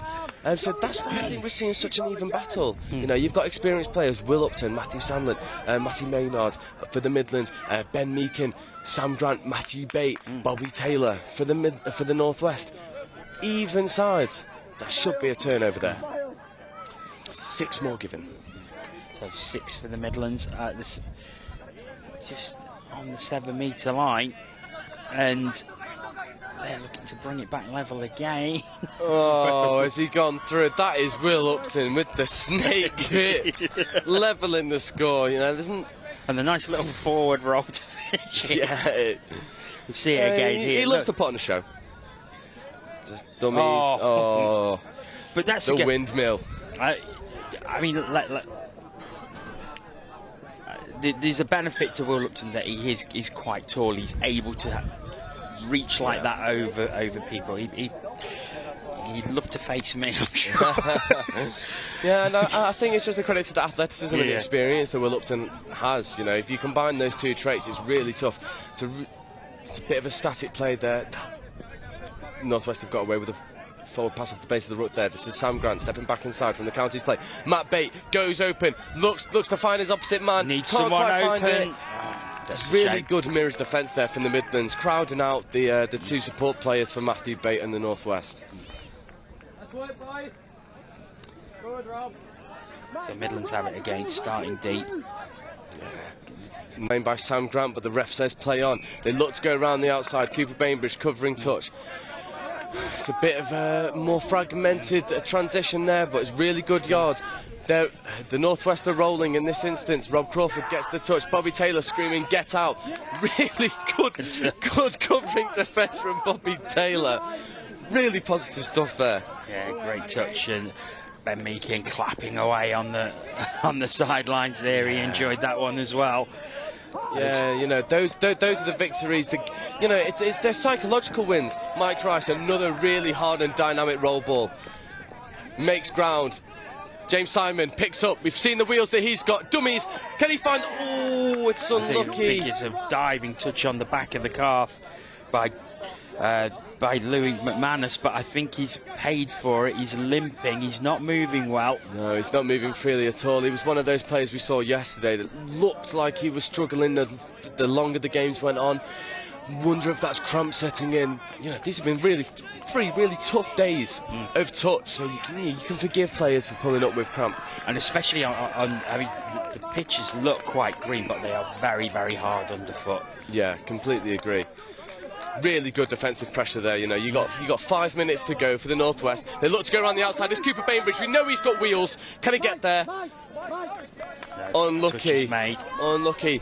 There is beckoning from the Northwest sub box, begging players to come off, get the fresh legs on. They know that a score here puts them in a really good position leading into the final 5 minutes. Really nice hands there. 2-on-1.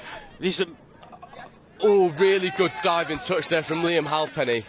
I think Ben Grinter was just caught in two minds. He had a player open left, and I think if he'd have flung it out to him, they may have scored, but the temptation just to go himself there was too much. I think the individual there of Tom Davis, Ben knows the speed that Tom has. Maybe he's tried to dummy and go himself, but Liam Halpenny has closed the door. Repeat set of 6 here, though, for the Northwest. Adam Brimlow picks up, looks to go through, finds Cooper Bainbridge. Down he goes. Oh, is it? No, I think they're going to give a late pass. That looks like a harsh call, although Adam Brimlow will now put in the effort to get this ball back. Liam Halpenny moving through. Will Upton getting the ball down. This is a better transition from the Midlands. Down at halfway already. Whistle goes, but it looks like it's a fresh set of 6 for the Midlands. Yeah, do we mention the two? The two words. Still 3.5 minutes left. Really good touch there from Ben Meakin. It really does seem like it's going to come down to the team that can unlock the opposition's defence as early as possible.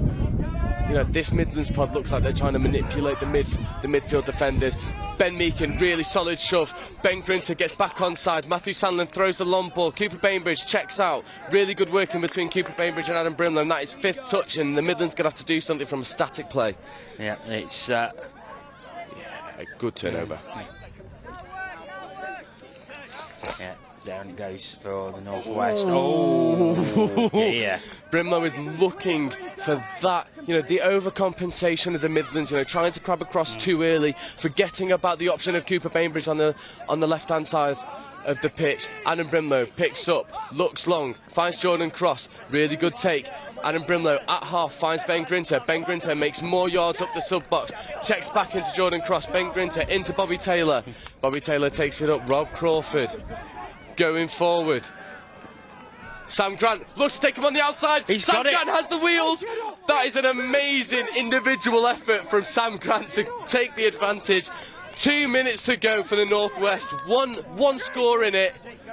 So Sam Grant, look at the speed he turns on there, and he absolutely flies, but then has the presence of mind to wait before he puts the ball down. Just run that clock down a bit more. Just so, and you know what? That's the experience you get at playing high-level touch. Sam Grant, the explosiveness, finds the gap, goes through, and then just slows everything down.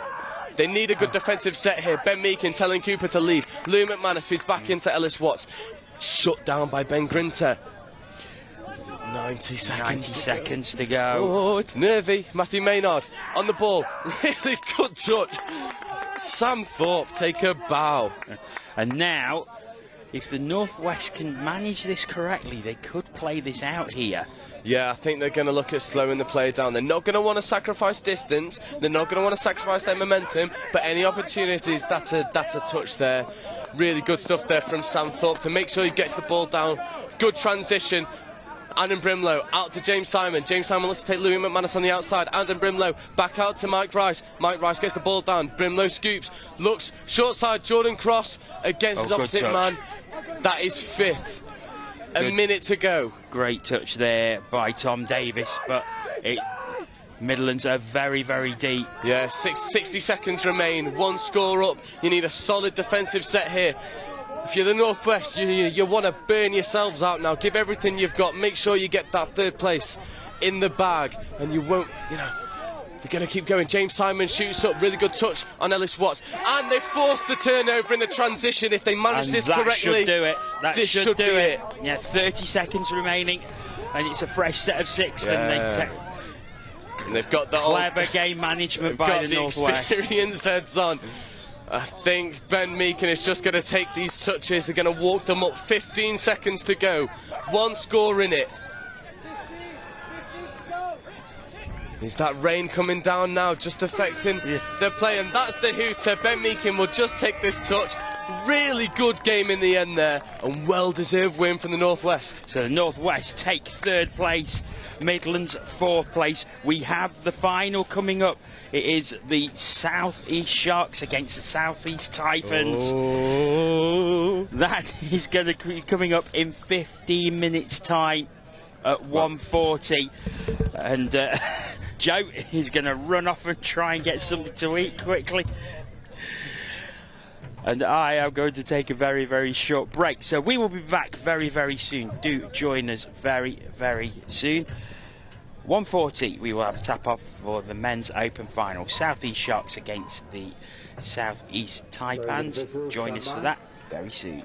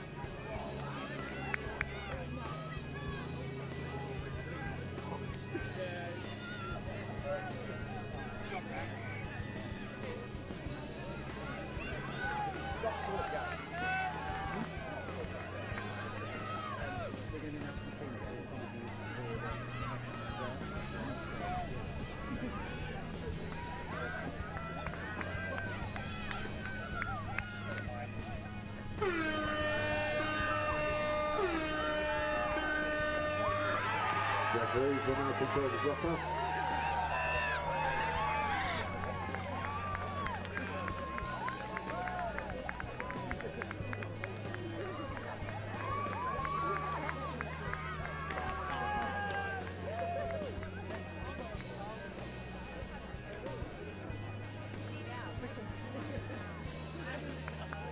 What was the score in the Northwest Midland? What was the score in that? Yeah.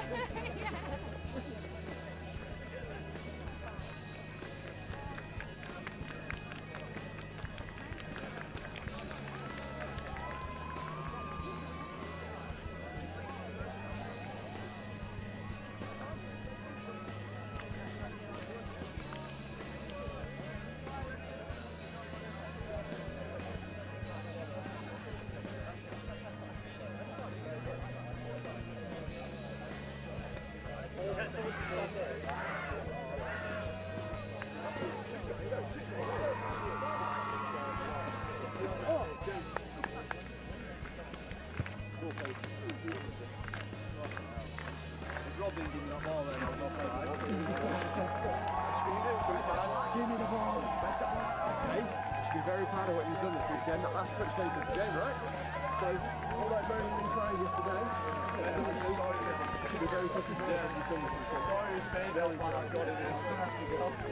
Like he died, you could see the disappointment in his face. Yeah. Hello. In the corner, mate. Got it through. I could see.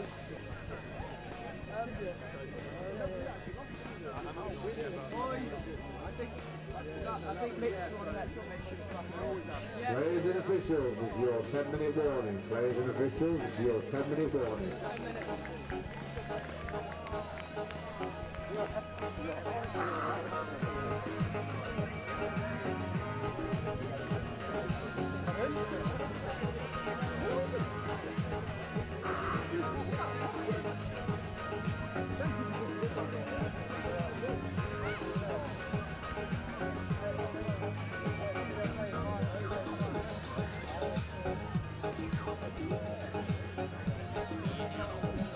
I'll do it in the order.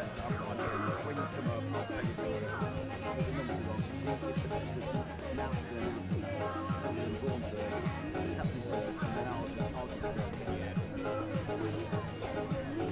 So we've had a request for this one for the referees, so if you're a referee, give yourself a swing and a hip movement. Get yourself limbered up, ready for the next game. You can do this even if you're not a referee.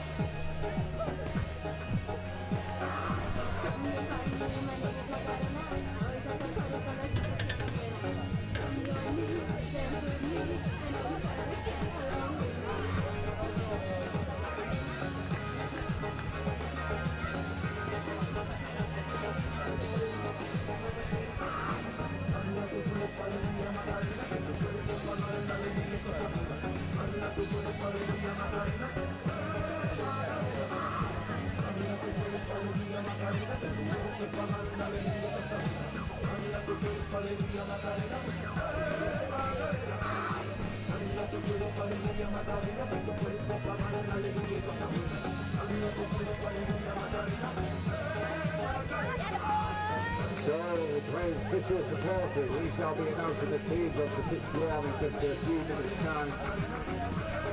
In less than a minute, we will be introducing the teams onto the pitch one. If you want to go and make your way over there to watch them and enter the pitch, get yourself over there. Taipans are very soon. Working pizza paper.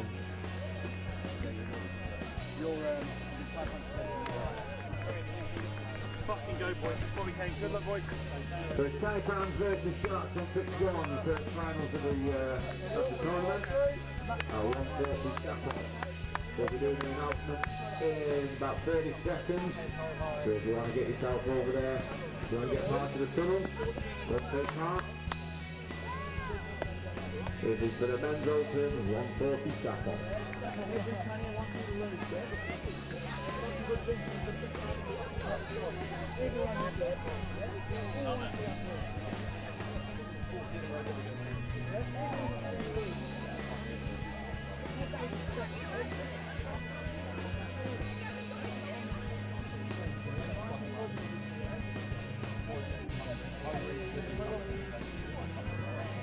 Players and officials, we have the National Open, Men's Open, the 140 tap-off happening in just a few minutes' time. We'll be introducing the referees first, then we'll be introducing Taipans and then the Sharks. Get yourselves in the tunnel if you want to get yourself involved.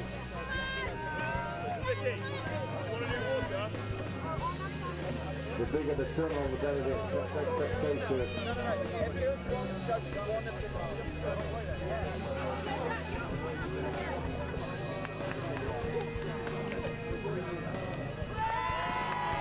So for the National Open Finals, Men Open, Team Ref, we have Jack Harris, Kevin Hobbs, and Jen Lee. Good round of applause. Team Ref.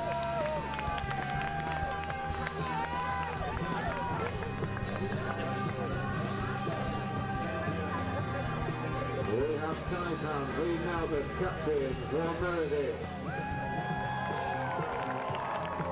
Liz Trays, and Will Rosswell. Thomas Hardiman, Josh Henderson, Andres Lister, Kamil Shahambini, Richard Moody, Mark Howarders, James Marsh, James Barron, Dominic Brook, Doug Maltby, Tom Hall, Adam Pillay, and Josh Bendel. That is your team for Taipans, South East Taipans. Don't settle. Let's go, boys. Coming up, we have captain for South East Sharks, Matt Howard, captain of South East Sharks. Team that is clean. We've got Alice Scott, Alice Silvers, Kelly Brett, Matt Howard, and Jeff. In the inside, Horatio Price, Andy Stratford, Alexander Morris, Marcus Chung, Tom Slater, Charlie Thompson, David Tanner, Ali Turner, Edward Haywood, and Ewan Armstrong. Team State South Sea Sharks. Taipan versus Sharks Men's Open 1:30 tap off in just over 2 minutes time. Do your job.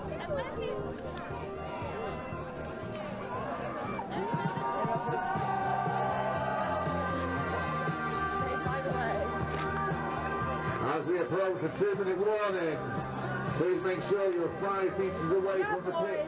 We don't mind 4 metres, but if you sit on the try line, we will tell you to move.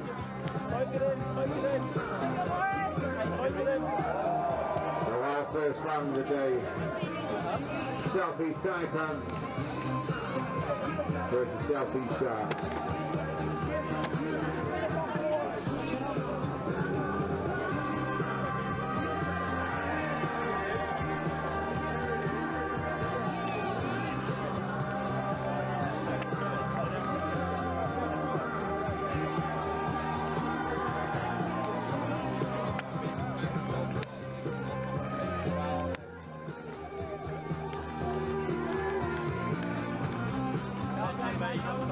Welcome back to the Nottingham Riverside Sports Complex. It's finals time here now. We have the Men's Open final coming up next. That's the South East Sharks against the South East Taipans. Then we're going to have the Mixed Open final, which is the Midlands Tigers against the South East Taipans. And then we finish with the Women's Open final, which once again will be the South East Sharks against the South East Taipans. So strong showing from the Taipans. They've made all 3 finals. Players and officials, Joe 30-second warning. Please take to the field. Ready to back play. with me. just tried to shovel food down. Yeah, it's breathless today.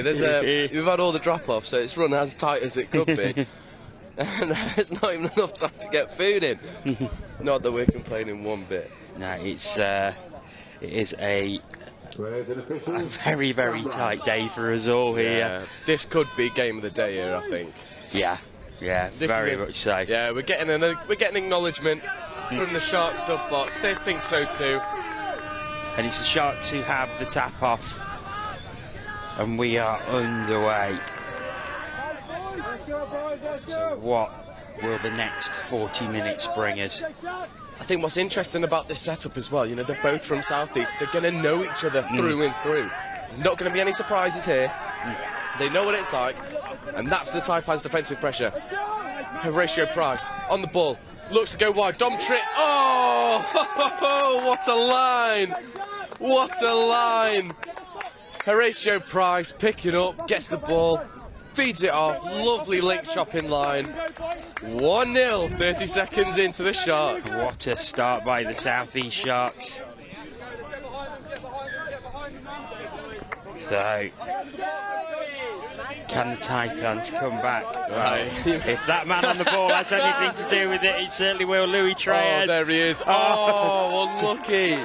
If you think this is a game, I don't think this is a sword and shield. These are two katanas clashing. You've got Dom Tripp for the Sharks. You've got Louis Treyes for the Taipans. You've got two of the most attacking-minded players in England going head-to-head here in the men's Open final, and they're drawing the penalty on 5th touch from the Sharks. That's the call we didn't see. We just didn't see made earlier, dropping early. The refs are hot on it now. They've seen it. Louis Treyes making sure they're aware, taking the dump, stepping out. Really good link shoot there. And of course, you've got to mention that out with him there, Camille Shahabdeen, who his teammate at London Galaxy, they were absolutely sensational in the Nationals together. Then for England as well, and of course, it begins. Louis Treyes brings it straight back level. I think we are in for a treat here. Oh yeah, agreed. And you know, if we just take a minute now, if we look down the team sheet for the both South East Sharks, Alex Scott, Will Serracole, Teddy Brooks, Max Howard, Dom Tripp, Jamie Ironside, Horatio Price, the list goes on. Marcus Chung, Zubin Tanner, and then for the Taipans, Vaughan Meredith, Josh Bendel, Mark Aldous, Hanro Russo, Camille Shahabdeen, Angus Lister. This is two of the big, you know, this is set up to be an absolute shootout. You've got two of the strongest sides you've seen, although that is a bad sign. Dom Tripp limping off. He doesn't look good now. He's holding his back. That's not good. No, it's not. This is not someone you want to lose if you're the Sharks. Oh, lucky. Zubin Tanner just can't quite reel that one in on the wing. Taipans are going to look to get a dynamic transition going here. It's Dom Tripp being looked at. It's a turnover, and the South East Sharks have it back. What a turnover, and that's the intensity you're going to get from people like Will Serracole in defence. They just aren't going to let the Taipans have an easy out. When you were mentioning all those names of the people, you're still missing the likes of John Weston and Stanley, you know? Yeah, it's just, you know, how deep does this region go? You know, they have so many to pick from. There's no wonder why the mix are doing just as well. Oh, really good move there. Horatio Price looking to go through. Really loves Zubin Tanner in the corner. Brilliant score. And we saw Zubin Tanner in the semi-final, I think, 2 or 3 tries, and he's continued that on here. Yeah, makes it 2-1. 2-1. It's 2-0 on the live stream, but it is 2-1. The South East Taipans replied through Louis Treyes. On the ball now with Camille Shahabdeen working next to him. It's ironic, you know, we've not mentioned Josh Henderson. We've not mentioned Vaughan Meredith, the other dangerman for the Taipans, because this guy has everything. Yeah, Louis Treyes, Camille. Speed to burn, skill to burn. Look at that. Oh. Just a slip there by Adam Pellier. It was a great pass out by Treyes, but Pellier just slipping as he was looking to put the ball over. We have had a very short, sharp shower, which has maybe put a little bit of grease on the top surface. Yeah, completely agree. You know, I think this is the perfect conditions for a game of touch of this calibre. You want it dry so you can get the ball up, but you also want a little bit of moisture on the floor.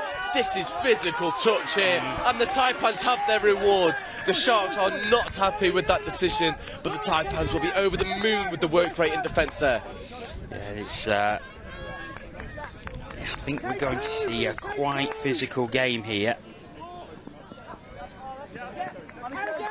As the Taipans carry it on.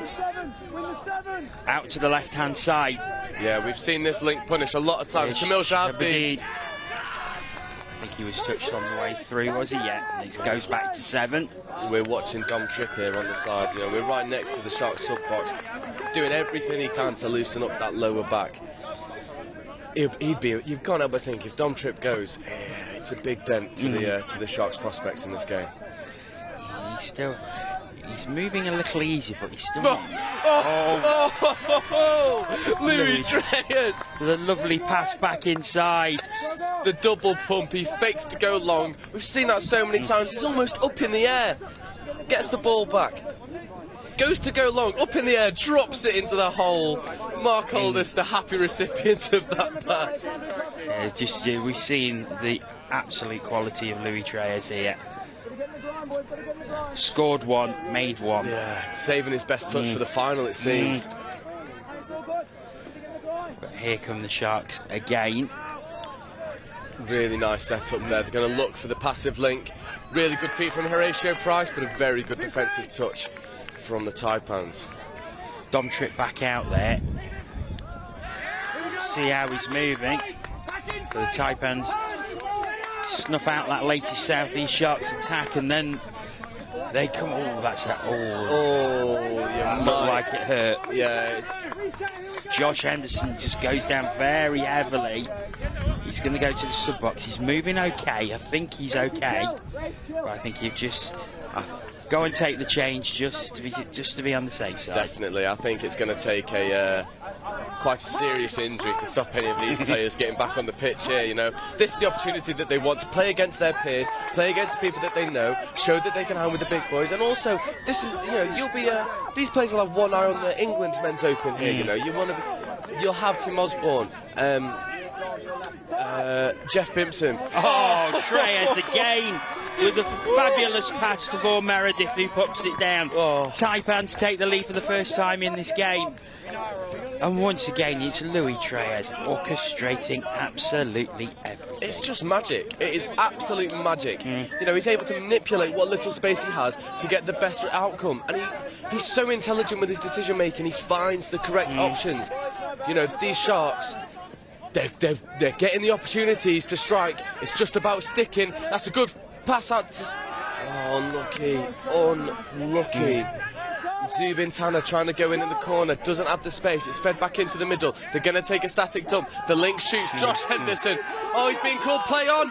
Can they go to the wing? Oh, I think that's a controversial one. Maybe you want to play advantage there if you're the Sharks. Zubin Tanner's in the corner, but they will have the repeat set of 6. It looked like it was Zubin Tanner who was over again, but play carries on. It may happen now, but Taipans defence closed the door. Number 8, Jamie Ironside. We're not even a quarter way through, and what a final this has been already. Oh, lovely. Great pass out. If that's a touch, that's phenomenal. No, it's been given. That is the equalising pass. What a pass.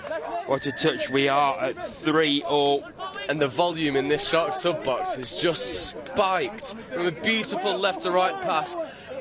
Ooh. I tell you what, that was close. Yeah. That was very close. Once again, it's the Louis Treyers pod that is out. Once again, Treyers has it now to Shabadine, back to Treyers. Shabadine, oh, it just slips through his grasp, and South East Sharks will be breathing a sigh of relief there. You can hear the cheers as that ball went down. Yeah.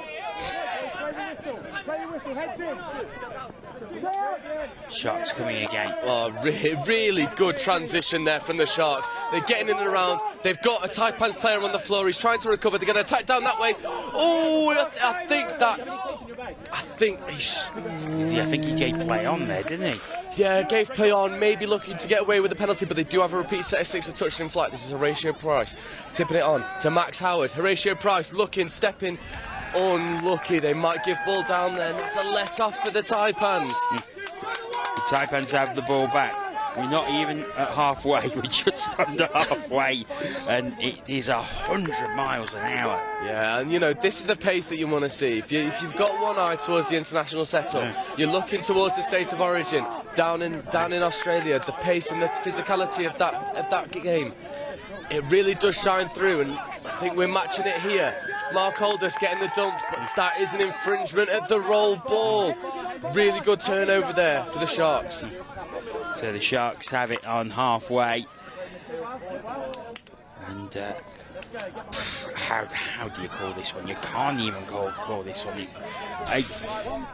It's so close between these two sides. You're a braver man than me if you're trying to call this one. This is Teddy Brooks joining the field now.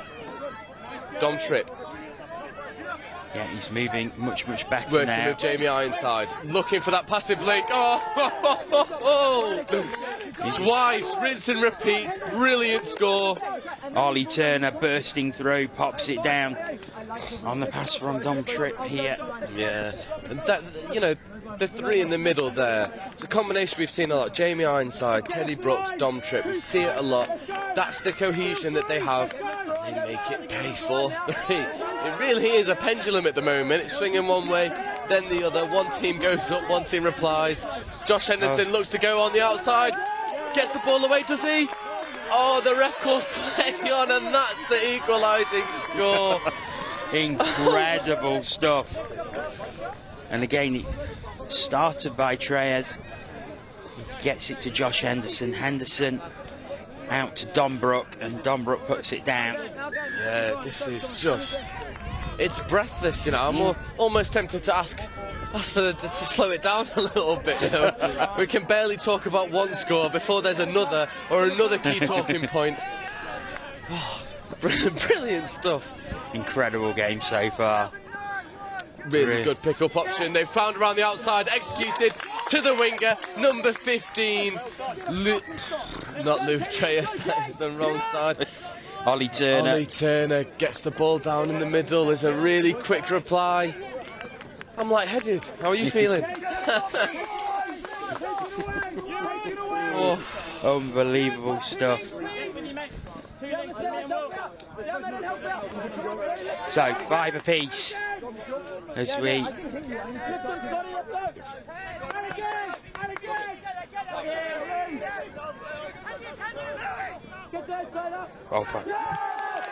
apologies, it is 5-4 to the South East Sharks. Yeah, they're losing count. We're losing too many.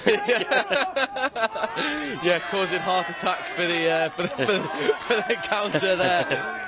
Oh. No, thankfully they are right in front of us, so we can double check. That was our mistake. We do apologise. Yeah, our hands up there. Yeah, I thought it was 5-5. Oh, and it's another turnover. God, the intensity here, it's just... I think this is the fastest paced game we've seen on pitch one over the past 3 days. This is absolutely ruthless. It really is quick. It's unbelievably fast. You're really going to separate, you know, the players who are used to playing at this intensity and those who are maybe still adjusting to it. This man is not one of them. Number 7, Mark Aldous for the Taipans, an experienced head. Josh Henderson in behind him, looking to get in at half. Josh Henderson receives the ball. Josh Henderson, they're manipulating this defender. Will Serracold isn't going to bite on anything, though. That's a really tough touch there. Mark Aldous, step back against the grain, looking for the long ball. Does it happen? It's taken! If that's waved on, that's phenomenal. What a take! What a ball! That looked, it was dipping, it was going to hit the ground, but that is an incredible take. I think it's Adam Pellier on that wing. What a pill! You know, that's from the near middle to the far wing, over the top of the Scorpions. Not the score. I've done that too many times. Over the top of the Sharks' defence, finds the exposed winger. Really, really good ball there. So now it is 5-5 now. Yeah, we're a step ahead, unfortunately. That's long though. What a reply! And it is 6-5 straight away to the South East Sharks. You can see how we're getting confused with this. Yeah, there's too many. You know, I think every player that subs off has a smile on their face because they can't quite I don't think anyone can expect it. What we're seeing out there. This is a shootout through and through. Absolute shootout, and it's Treyes and Shabadine on again for the Taipans. It's for Meredith with the ball. Now Treyes has it. Goes down for Shabadine. Treyes goes right hand side, picks it back up again. Oh! And that's Camille Shabadine, but I think he just lost control of the ball. Now let's see where it is. I think it might be given 6 more. Yeah. Looked like a Sharks player. Penalty given for offside. That is 6 more. This is where Louis is so dangerous. You know, he's so dynamic. He gets on the outside of them there. Can he step in the inside? Really good face play there. Oh, brilliant stuff. Oh, phenomenal stuff. It's Amro Rossau who puts the ball down. But again, it's great interplay by Shabadine and Treyes. Oh, Sharks get the penalty again. Offside. This Taipans team is just breathing a little bit. They want to make... Oh, that's a heavy contact. That's the men's game, though, for you. You need to get down. You need to embrace those. This is huge. You don't want anything to be stunted the progression of this game. Really good strike dump. Dom trip, feeds off. Will Sarah Cold looks on the outside. Really good touch there. But it seems that try wasn't given. I was busy looking at the replay and not looking what was happening on the pitch. Oh, God. This is too much. Dom Tripp receives the ball back, steps on the inside, feeds the ball away, goes over the top. Oh. And Louis Treyes applauds the ball movement of Dom Tripp there. Gives the fair enough. Fair enough. And that's 7-5. But look at it, Treyes went for the touch and Dom Tripp just managed to get the pass away. You see the applause there from Louis Treyes. He appreciates the magic that is happening on this pitch. I think we were right to say this is game of the day. Definitely. And we're only 3 minutes away from half time. It's absolutely flown by. Oh, lovely ball there. And it's just hit the deck. That was a repeat set of 6. That was first touch. You'd be a bit disappointed if you're the Taipans there. Now, Dom Tripp is right in front of us. He's rolling his back on a roller. He's just trying to loosen it up a bit. He's had a few shifts since he saw him come off holding his back, but it's obviously just giving him a bit of discomfort. Every opportunity Dom Tripp has when he subs off, he's rolling that back out. He wants to stay out there as much as possible. This is the scoop through. Number 3. Oh, Teddy Brooks gets through and gets the penalty. So a fresh set of 6 for the South East Sharks. And that was all made by Jamie Ironside. Ironside has it back now, drops it down. Comes through, diving in. Oh, we get Alexander through. Morris has got the try. With the magic bucket hat. What a score. And it is 8-5 now. How on earth is the Sharks just seem to have pulled away in the sort of past 4 or 5 minutes. And after being proper tit for tat, it is now 8-5. But the way this game is going, oh yeah, you can't write off any. Oh, if that's a touch by Dom Tripp, that is phenomenal. Unfortunately, he's just not quite there. Is he giving the try? Yeah, he has, and that's what this Taipans team can do. You know, I think they could be 5 down at half time, and you can't say that it is done and dusted. The calibre of player that's on show right now is just phenomenal. So that's 8-6. Camille Shabadine puts it down, and then we're back within 2.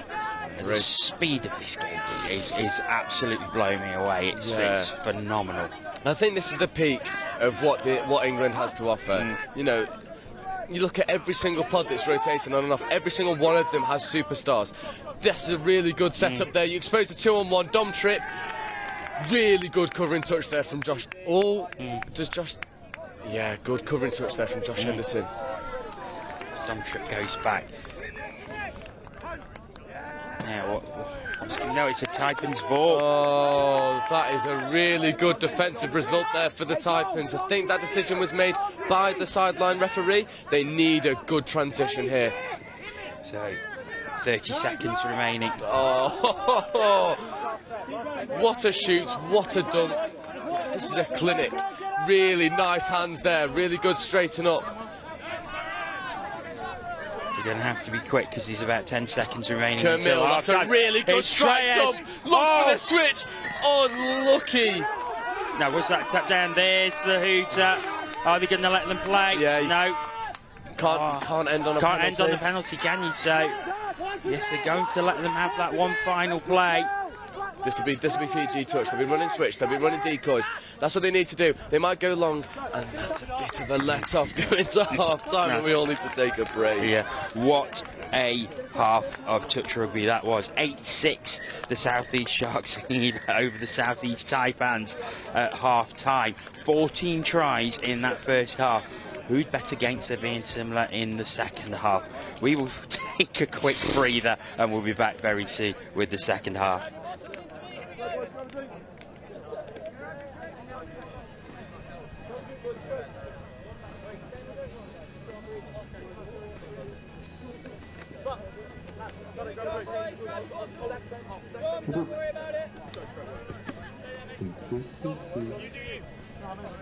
Well, that brings on half time. The men's outfit on field 1. Last few games on field 2 and 3 also being played.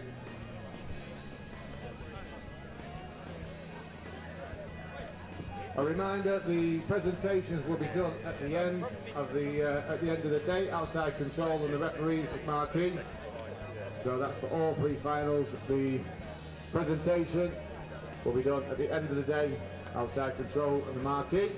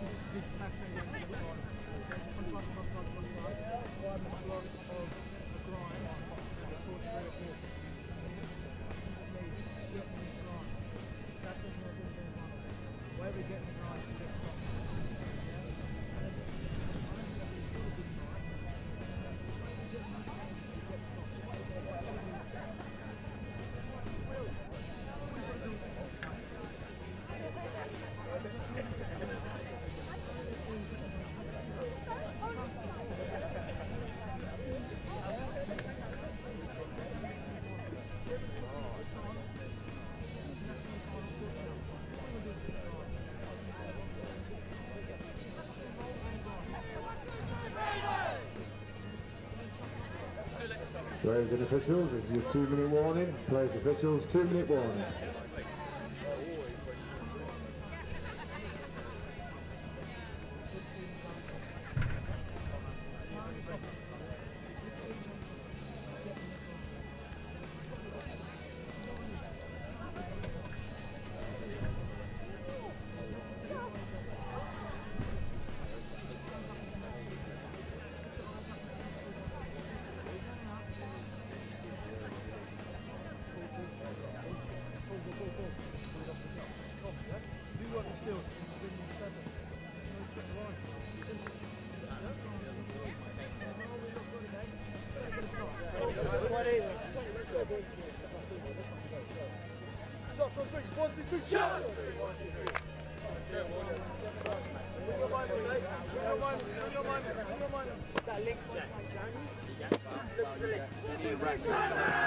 Keep stick with it. Players officials, 1 minute warning. I can rotate for you, I don't mind doing the work. No. Boys, first five. Let's just get the first five. Get it. Let's stick up the first 5 minutes. Let's stick up the first 5 minutes. First 5 minutes. Go. First 5 minutes are sticking with us. Go lads, let's go. Take it away, Willie. Players and officials, this is your 30-second warning. Please take to the field, ready to play. Welcome back. And breathe. We apologies for not talking to that. We need to break after that first half. Yeah. I mean, we're breathless. You can't imagine what them players must Yeah. be like. I think we're right behind the Sharks sub box. The message in their team talk was win your moments. You know, win your one-on-ones. Those moments that count. Put the best account of you forward. I think that's exactly what they've got to do. They're 2 scores up. Not looking comfortable, but looking kind of in control. If they can shut this pod down, that'll make life a lot easier for them. Well, that is patted down, but it's back with the Taipans. Louis Treyas has it again. Yeah, this is the pod that looks like they're gonna create something. Treyas. Oh, it's another slip, but Treyas. I tell you what, the recycle of that is. Oh, that's a hard touch. No arms in that touch. It's all shoulder. That could be a forced sub for the Sharks player. That is a. Dom Tripp just turned around and gone, yeah, fair enough. He knows that's a hard one. That was shoulder and chest. Well, we mentioned an ice hockey check earlier. Yeah, that was an ice hockey check. Yeah, Said Rahari, eat your heart out. Yeah, I think that's a fair decision by the referee. There's no arms in that touch. It was a really good shutdown, but he needs to get in and out more cleanly. And that's Josh Henderson and Louis Treyas making the Sharks pay. Definitely 8-7. And we started as we left the first half. Yeah, definitely. You know, I think from the Sharks' perspective there, you know, Henry Stratford's going to feel a little bit disappointed with himself. He had the opportunity to make a really good shot. Unfortunate, there was no arms in that touch. It was shoulder on shoulder, and you've got to have a consideration for your opposite man in touch. If not, that will be given a hard shot. There's Dom Tripp, and he pops it down. Goes back centre. Horatio Price is going to get on this half. He might receive the wraparound. Really nice and long and strong dive. Referee calls touch first. Yeah, touch was claimed. Touch was given.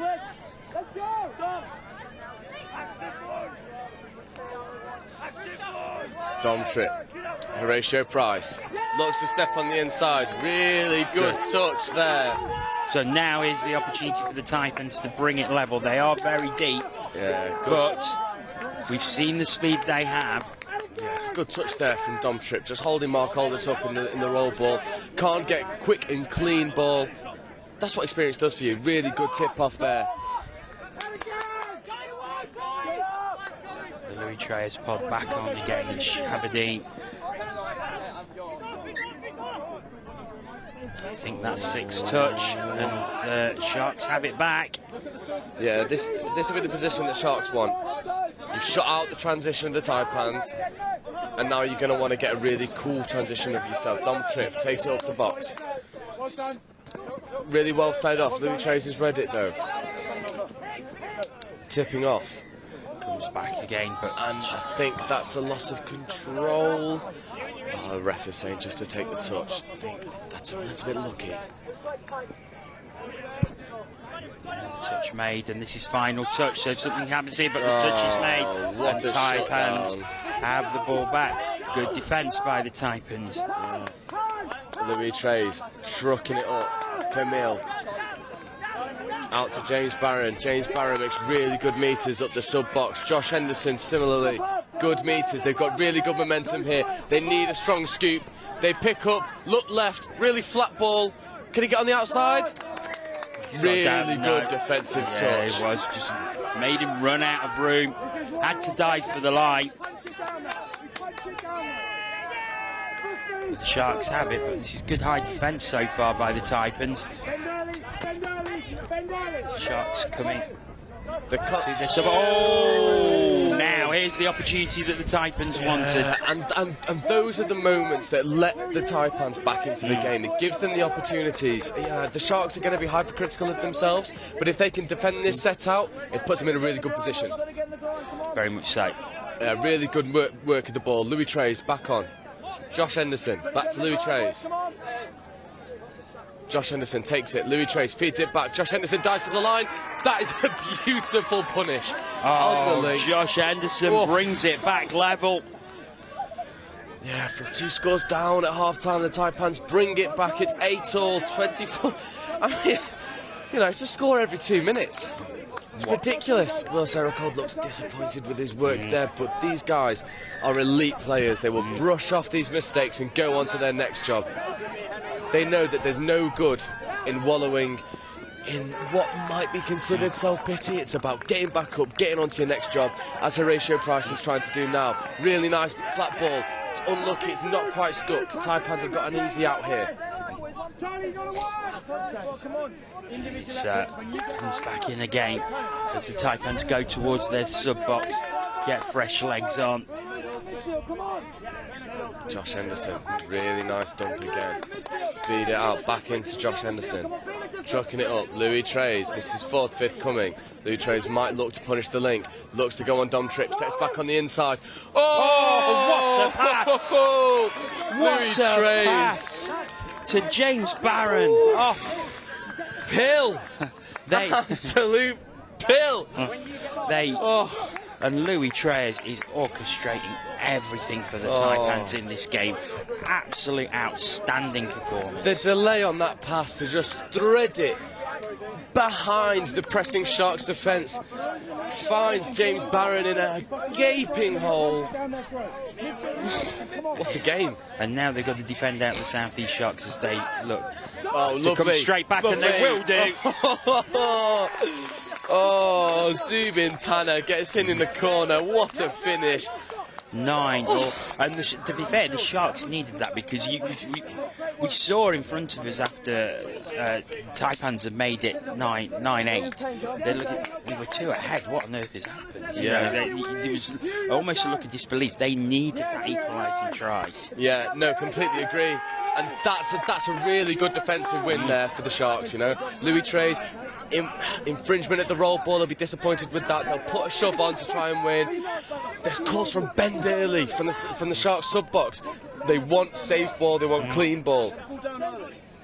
The Sharks already up to the 7-metre line. Oh, Josh Henderson is called offside. They go to the wing. Can they track back? Oh, that's great defence. Number 18, Dominic Brook from the Taipans, saving a surefire try. Great speed to get across and make the touch there. I think it might be a fresh set of 6 though. See, yes. Really nice. Will Serracold dances through. They're going to get called offside. And just like that, the South East Sharks are ahead again by 1. 10-9. Oh, baby, another one. This is just relentless from both teams. But it's just a credit to the ability of these players. You know, your Will Serracolds, your Dom Tripps, your Louis Trays, your Camille Shahabdeens.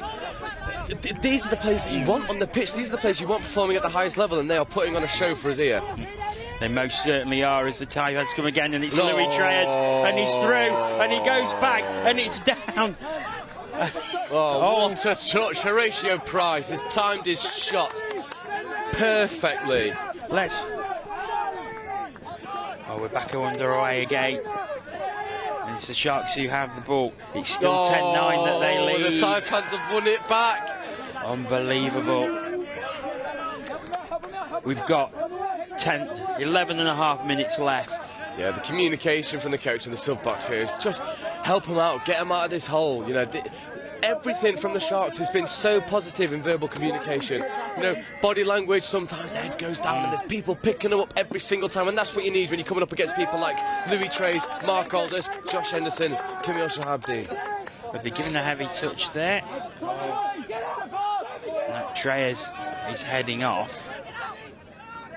Yeah, Louis looks like he's struggling there a little bit. And there's another heavy touch, and that's Mark Aldous goes down. It is getting quite physical out there, understandably so, considering what's at stake. Yeah. You know, you don't, if you're a Taipans, you don't want to lose the physicality of this game. Sharks are really setting the tempo. And Taipans need to be able to get quick and clean ball onto the floor, let their danger men pick up, attack the line. Really good defensive work. They are slipping quite a lot out there. It's noticeable how many slips we've seen in this game. Oh, gap. Really good defensive work. Every touch has been celebrated like a score by the Sharks sub-box. Mark Aldous trying to get on the outside of it. So yeah, this is great defence by the Sharks. Oh, that is exactly what you want, and it looks like the bomb squad are ready to come back on. Louis, after a break, comes back on. Camille's up on his feet. Josh Henderson's back up on his feet. We're going to see the danger men enter for this Taipan side. Here comes Josh Henderson. Working together. And Camille Shahabdeen. Here's all three. Vaughan Meredith. Camille goes round. Looks for the dive. Brilliant defensive touch. Superb touch there. Alexander Morris as Shahabdeen dove through.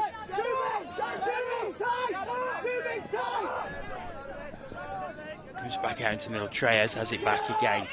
Goes back inside now. Shahabdeen pops it down. Here's Treyas. Pops it down. Yeah, touch is called. And once again, it's Alexander Morris who's the hero twice. He's prevented scores. And this is where you want your up-and-coming players to step up against some of the biggest names in the business. And Alexander Morris has done exactly that. Camille Shahabdeen, Josh Henderson, Louis Treyas and Alexander Morris has won the defensive battle. He's won the penalty for his team and he's come off to the plaudits that he deserves. Alexander Morris, take a bow. Take a bow. And a lovely bucket hat to match, I've got to say. I'm a fan of the hat. As the Sharks come again. Apologies. Apologies if you heard any bad language on our appropriate mic. This is the passion that we hear, you know. You've got the senior players in this Sharks sub-box, Alex Scott namely, just reinforcing the positives from this Sharks side. Camille Shahabdeen makes a touch on Will Serracold, and it's just called offside. So 6 more for the Sharks, so they're 1 ahead. They have been 2 ahead. Taipans pulled it back to go ahead themselves. Beautiful shot there from Josh Henderson at link. But Sharks back ahead by 1. 8 minutes remaining. It's simply flown by this game. It's been absolutely superb. A real great display of attacking touch rugby by both sides. What a touch. That dive from Will Serracold beats 9 out of 10 defences. This Taipan is 1 out of 10.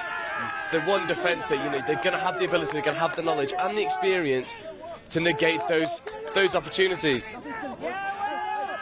Oh, lovely. And the Taipans get changes.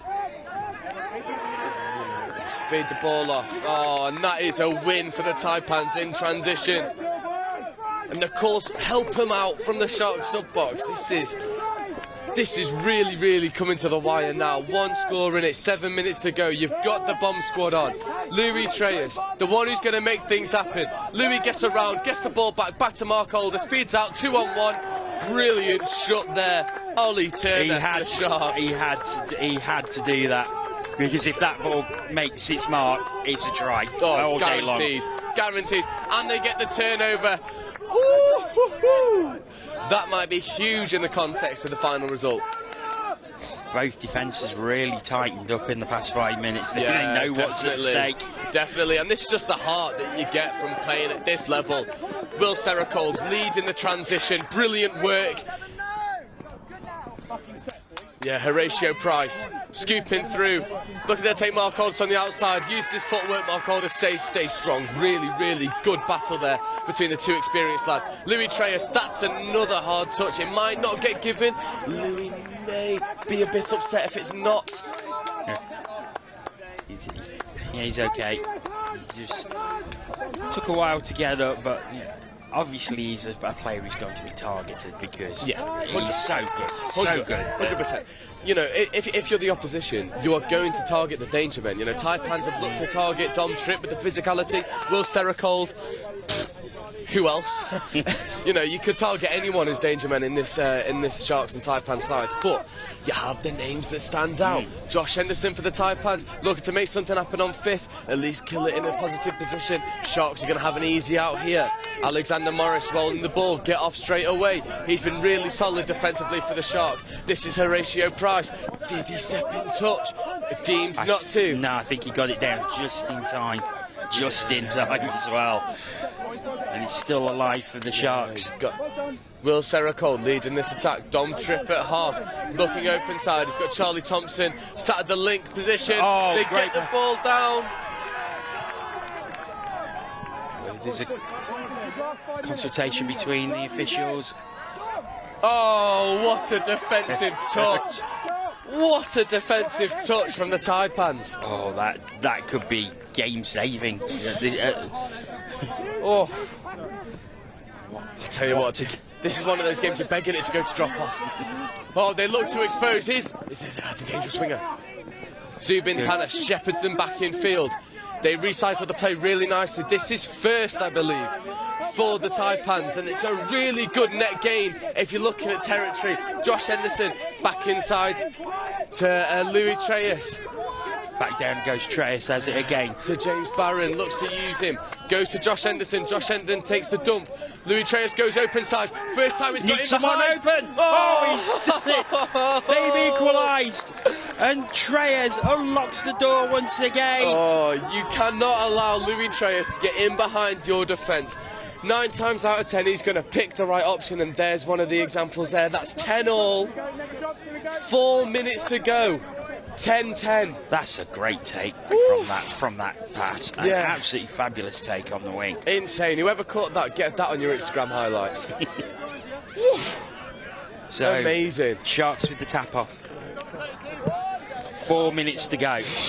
Oh, do we mention them? The 2 words. Well, you've already said it, actually. you know what? For it. Oh, unlucky. The thing is, if it did go to drop off in 3 on 3, is that a fair way for it to end, though? You know, because both these teams. I think for the quality that both these teams have shown and everything that they've given, I think it's fair that it ends within the 40 minutes. Personally, completely agree. You could see it going to a drop off because it's so close, but. And that would have been a really good strike dump, strike setup opportunity for Louis Treyas to go against the rolling defence. It's just over the mark. 3 minutes to go. And it's Sharks with the ball. Oh, it's a handling error. Rare error from Horatio Price there. You know, he's going to be upset with that. But the Sharks will put in the effort in defence to turn over, make up for the mistake. Taipans, this is where they're dangerous. They're going to look to scoop on 5th. They'll look to set up a link punish. Here's Treyas now. Oh, he's found it! Touch is claimed. And touch is given. Oh, there was just silence for a moment. Anticipation. Really good link shot there. Oh, and they get the penalty. Josh Henderson is going to look to make this one pay. Louis Treyas is off the pitch. You've got Mark Aldous. Josh Henderson back to Mark Aldous. Looks to go for the dive. Really good touch there by Teddy Brooks. Defensively solid as per usual, tells Mark Aldous. Get back and roll that ball, sunshine. We're not done yet. Less than 2 minutes to go. Feeds it out. Diving through, but I think the touch was made again. Yes, it was. Yeah, it's Vaughan Meredith trying to go over the line. He's appealing for an offside. Doesn't get it. Mark Aldous with Josh Henderson outside of him. Uses Josh Henderson. They look to do a 32 quickie. Josh Henderson. Oh, it's behind. Oh. And now the Sharks have the ball with 80 seconds to go. This is their opportunity to drive as deep as they can and get it over the line. will take a lot of work, but they get a good transition from the sub-box. Oh, was that forward? Oh, Dom tripped to Will Serrago back inside. Oh, here we go. This might be last attack, last opportunity to get Dom trip. Oh, scoops through. Can they find this? Can they find the free man? It looks like he has. Oh, I think the score's going to be given. Let's have a look. Oh, and it has been. Dom Tripp finds Will Serracold. We've got 40 seconds to left. go. Have the Sharks taken it in the last minute? Oh, what a game. The Taipans are begging for this ball to get there as quick as possible. The bomb squad is on. This is mere seconds left. Louis Trace is going to need something spectacular to get this. 25 seconds to go, and that's a loss of control, is it? No, it's a penalty. They need to recycle this ball as quick as possible. There's 15 seconds, they need the ball. Louis Treyas, Camille They've Shahabdi. probably got a couple of plays to take it to drop off. Back It's Louis inside. Treyas. Goes He through goes to himself. Oh, He's no got it. way. He's And got it. that's And the buzzer buzzer goes. Incredible. Oh, Southeast touch, eat your heart out. This is unbelievable. So we go to drop off. Louis Treyas brings it level at the death. Oh, what see have we seen? What have we seen? So 30 seconds until the hooter goes for 2 minutes. I wish that there was a camera in this commentary tent, because I feel like I've burned so many calories from jumping around. Look at my Heart rate is through the roof. Oh, this is some of the best touch I think you will see in the UK. This is phenomenal stuff. The buzzer beater by Southeast Taipans. Dom Tripp going through mere seconds beforehand for the Sharks to take them ahead. 2 minutes. 2 minutes for each side, 4 on 4. Of course, Louis Treyas and Camille Shahabdi are out there, and they start off. And here is Treyas, gets it out to the right-hand side, but the touch is made. Still with the Taipans, though. Treyas has it back, gets it back again, goes long. Oh, what a ball! Now, was it forward? Absolute pill.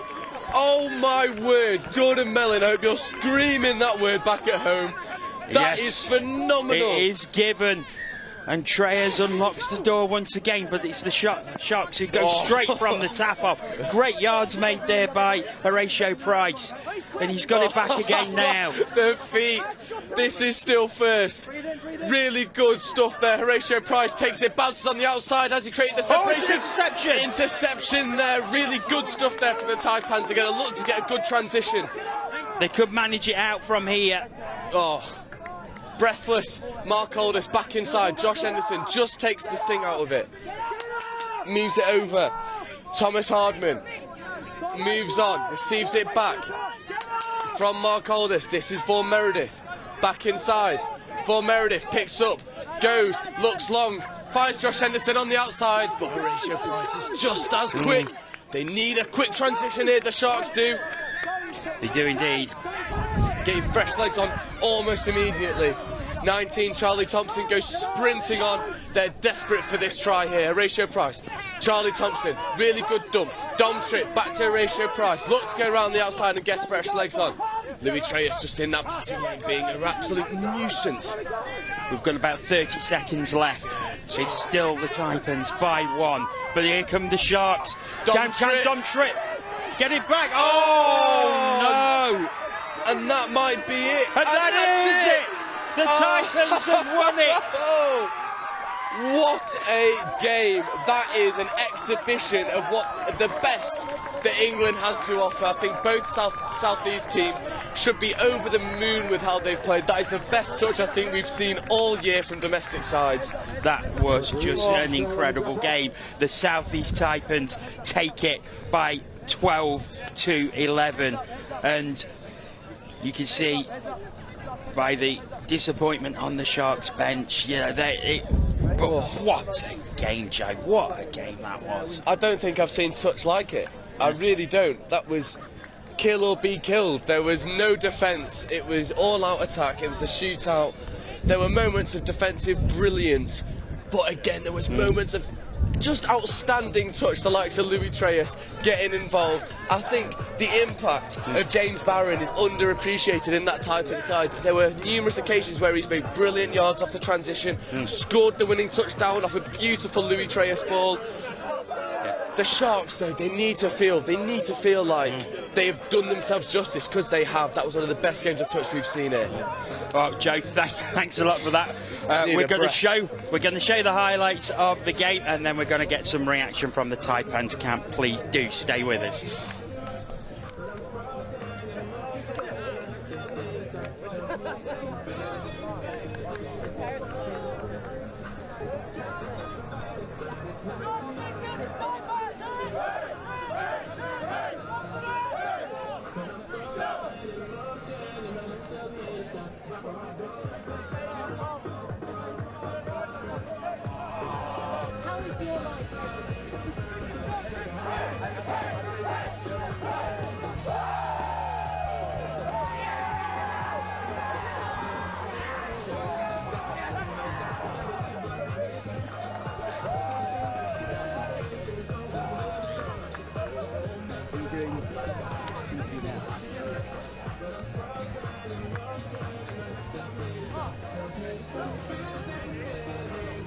So, players and officials, the next tap-off is in 10 minutes at the 2:40 mixed open. We will be doing, as we did on last final, a tunnel to introduce the players onto the pitch and the referees. If you want to get yourselves involved in the tunnel, get yourselves on the pitch. A reminder, when you do come off the pitches, please make sure you're 5 metres away from the pitch side. That's 5 metres away from the pitch side. We don't mind being 4 metres, but 1 metre away, we will tell you to move. Thank you. Final.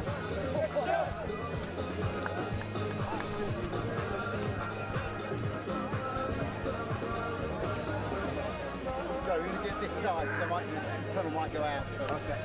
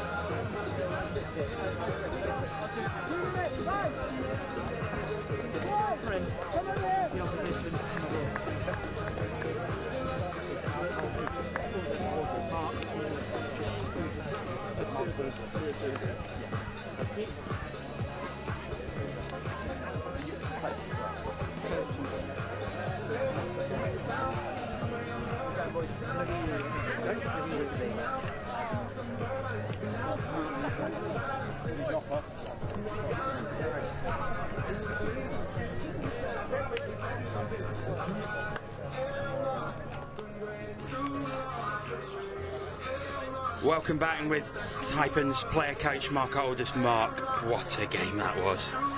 Mate, I don't know, mate. Right. Just want to say thanks to my girlfriend Ellie. She's everything to me. She believes in me. Wouldn't do it without her. We just beat the greatest English men's team we've ever seen. Like Sharks Men's Open, greatest team I've ever seen in England. And it's such an honour to play against them.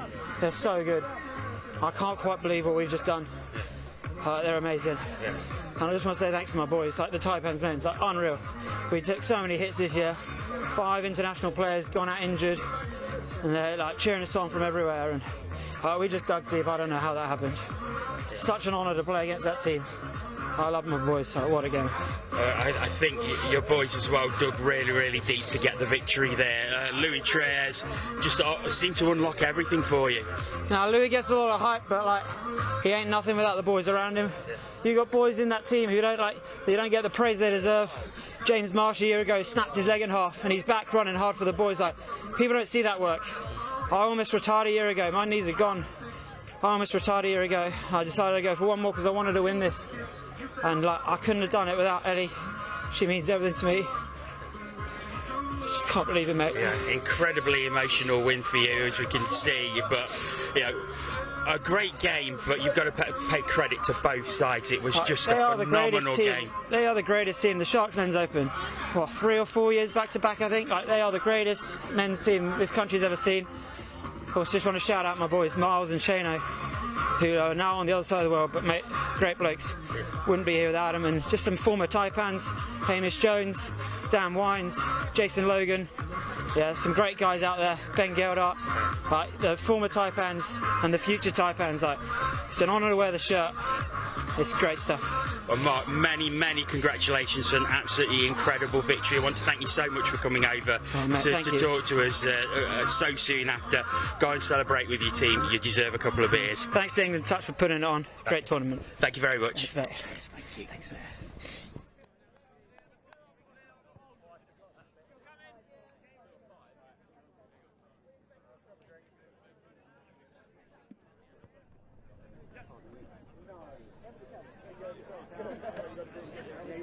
So we're coming up to the 5-minute warning. If you want to get yourself involved in the tunnel, get yourself onto the pitch.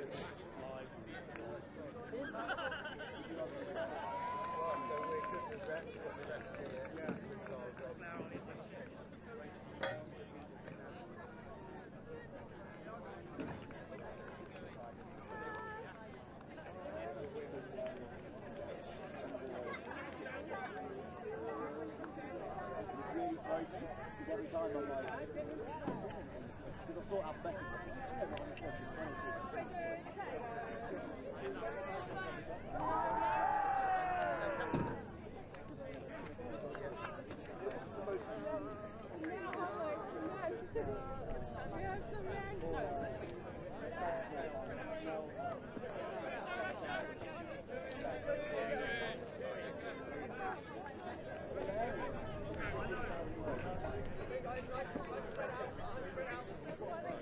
So if you get yourself involved in the tunnel, you should be on the pitch ready to go. We're about to shout out the teams for the 2:40 Mitch Open.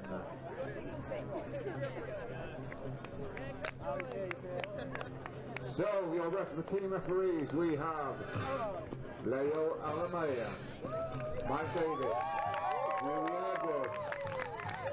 That's team ref for the game. Leading out the Taipans, we have co-captains, we have Richard Dunton and Sabrina Pilkington. Cara Purvis, Ash Grimsey, Rory Moore, Maxim Lambert, Colin Scott, Matthew Mayo, Susanna Vodden, Russell Reed, Emma Young, Elliot Russell, Catherine Richardson Walden, Michael Kelly, and finally Olivia Turner. That's your Southeast Taipans. Bringing out Midland's Tigers, we have the captain, Vicky Grant, Brad Murphy, Larry Morton,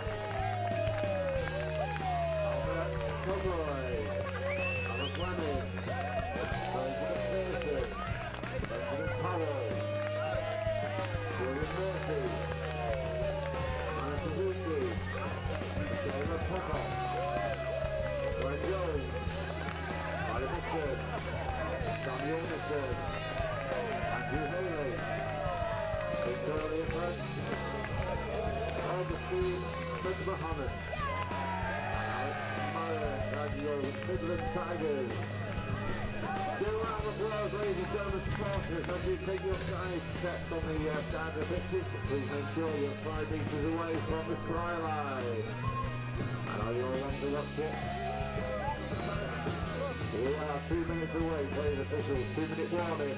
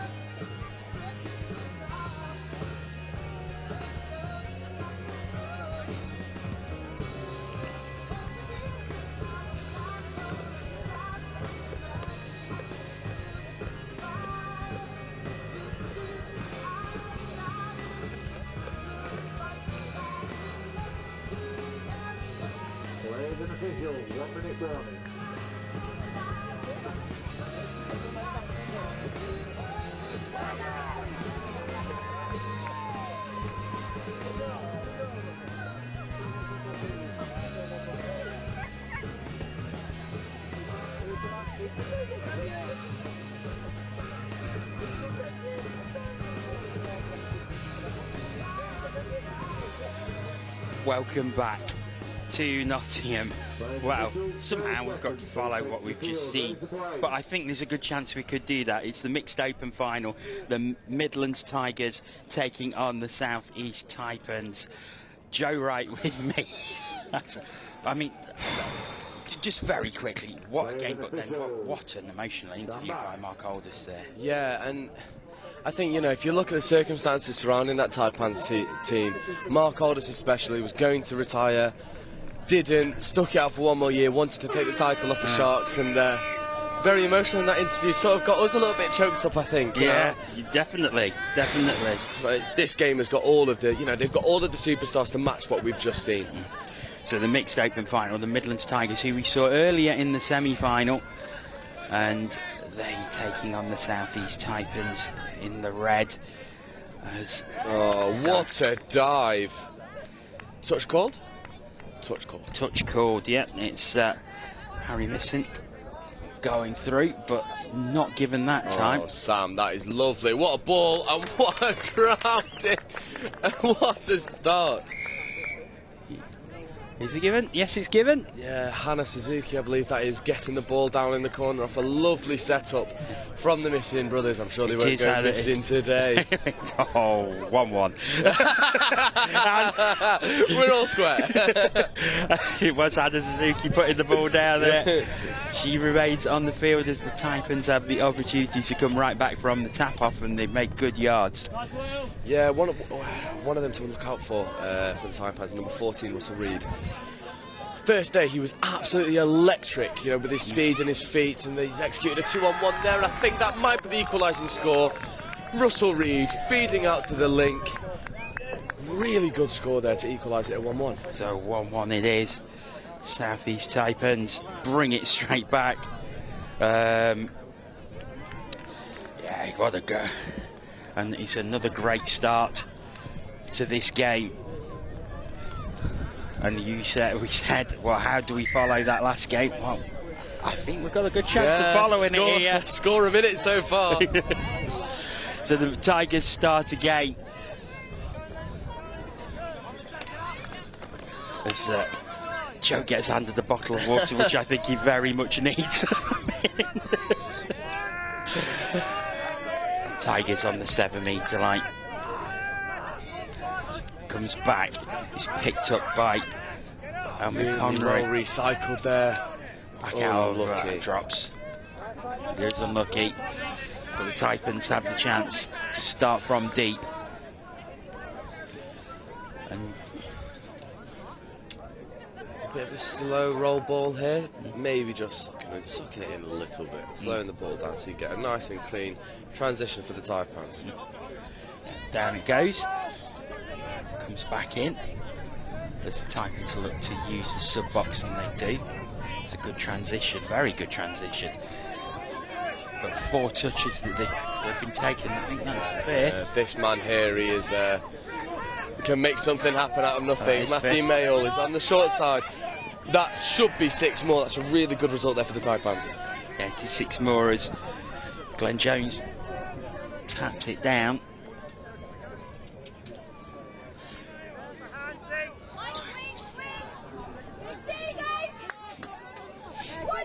Really good static setup there. Matthew Mayall on the ball now. He's going to be one. He's going to look to get on.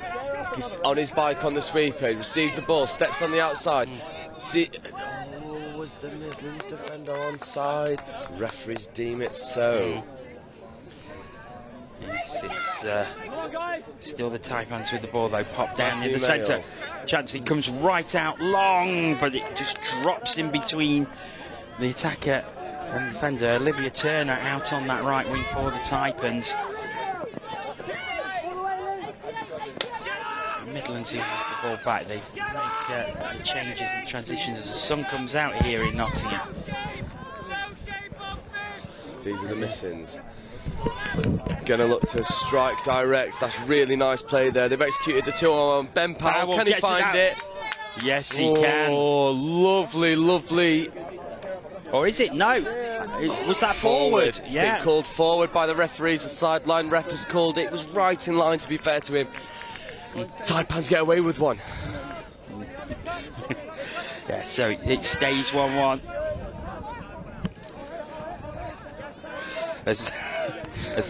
As the afternoon sun now floods into our little gazebo and we makes viewing replays very difficult. Yeah, we're trying to find the angles against the sun here. It's not quite working for us. But these are the missings, unmistakable in the midfield. Looking to get onto it. Harry Missing takes the touch, steps onto the outside, looks to explode, finds Sam on the inside. Oh. Beautiful link-up play between the brothers, and the score to take the Midlands 1-up. But it was missing to missing, and there was nothing missing. Yeah, we're 2-1. 2-1. Oh, I'm sure they'll love that listening back. Ben Powell looks very happy with his work there. There's a look from my left-hand side that seems to say, what was that?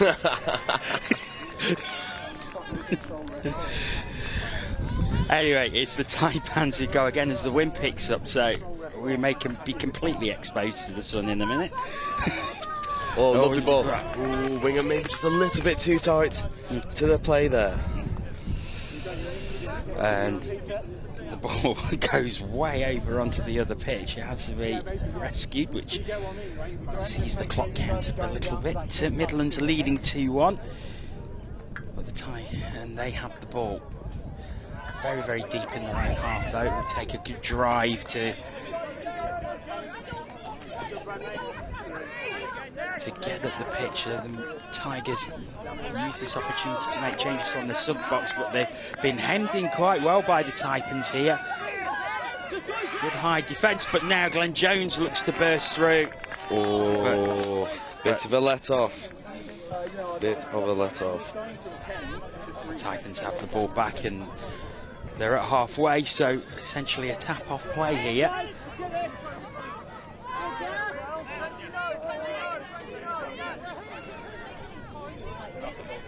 It goes again as the Taipans make changes. Comes back into the middle. Space out on the right hand side. They decide to go back on the inside.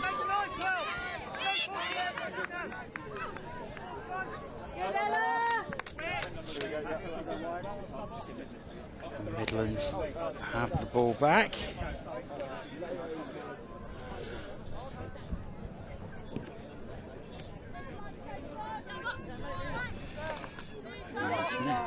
Temperature just getting up here.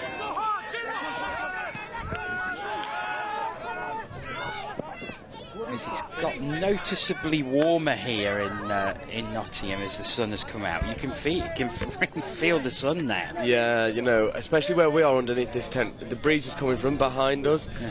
Not really getting that much here. You know, I think this temperature increase is gonna give them a little bit of motivation, you know, but we might see some tired legs towards the end. It's the Taipans look to drive through to get the equaliser, but again the Midlands Tigers defence really holding firm. It's 8 minutes gone, almost in this first half.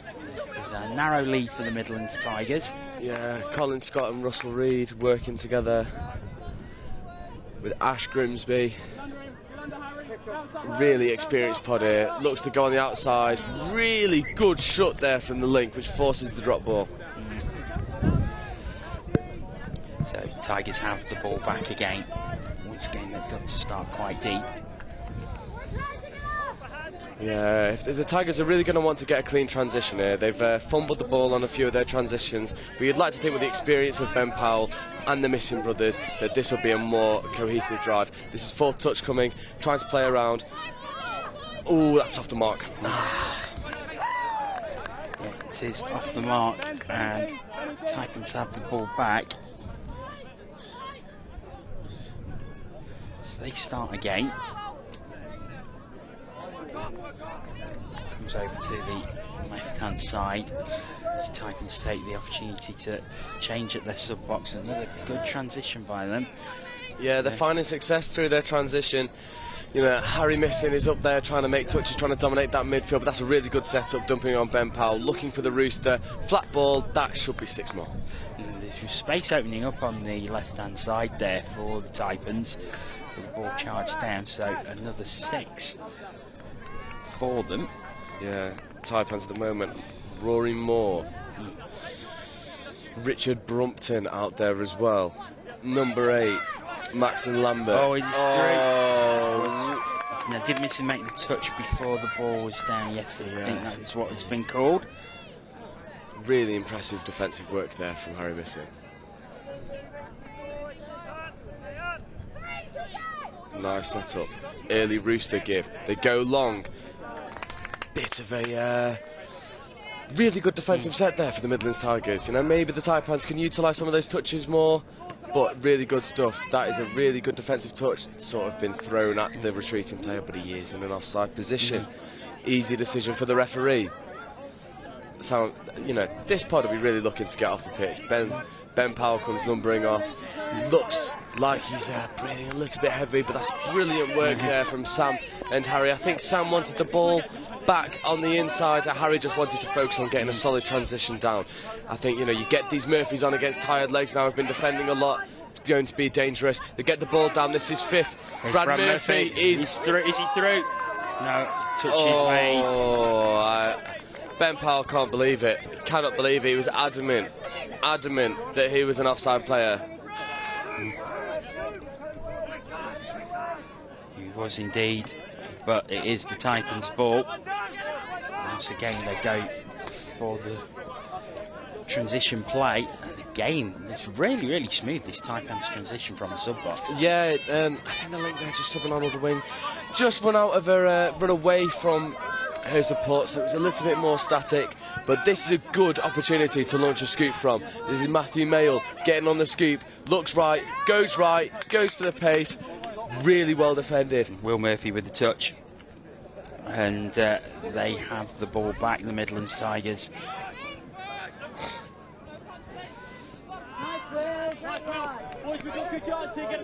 Yeah, really good transition. This is Brad Murphy feeding off early, trying to save the touch. Good meters made. But certainly is, as Glenn Jones puts it down. Pitt gets it back again. His final touch is his space out on the right-hand side. Oh, what a take! Now is that down? Oh, yes, I think it is. Lovely score. Oh, Tigers go 3-1 ahead.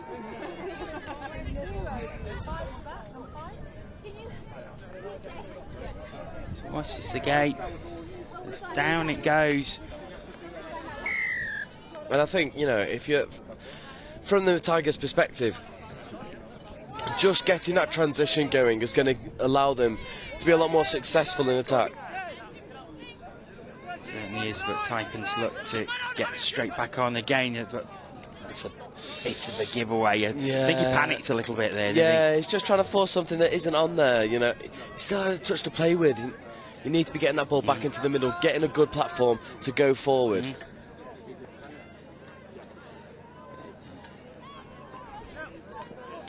Down it goes as Midlands have to build from very deep. Here's Anna Suzuki, scored the first try. Now Ben Powell goes around the outside, but he's touched on the way through.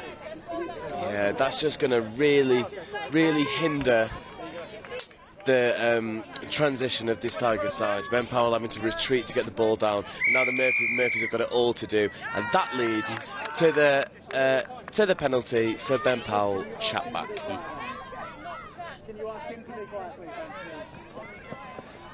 Yeah, so you hear the boy from the bench, can you not chat back? Because they know how much it damages them as a team. Yeah, you know, I mean, they're 3-1 up, and Ben Powell has just handed possession over through his chat, and you know, from a quite senior member of this team, senior member of the ETA, it's an easy decision for the referees. Very much so. As Taipans come again. Drop down. Oh, he's through. Really nice. Touch was made, I think. I think he thought that. You know, I think the scooping player thought that he'd been touched there. Just sort of checked his run and checked the pass. I think if that had gone early. I think we just. They're going to look for the similar setup. There's 32. Then look, goes for the dive. Really good defensive touch there. I think that's Brad Murphy making the touch on the line. Yeah, there's 5 minutes remaining. And about 40 seconds in this first half. Tigers 2 ahead.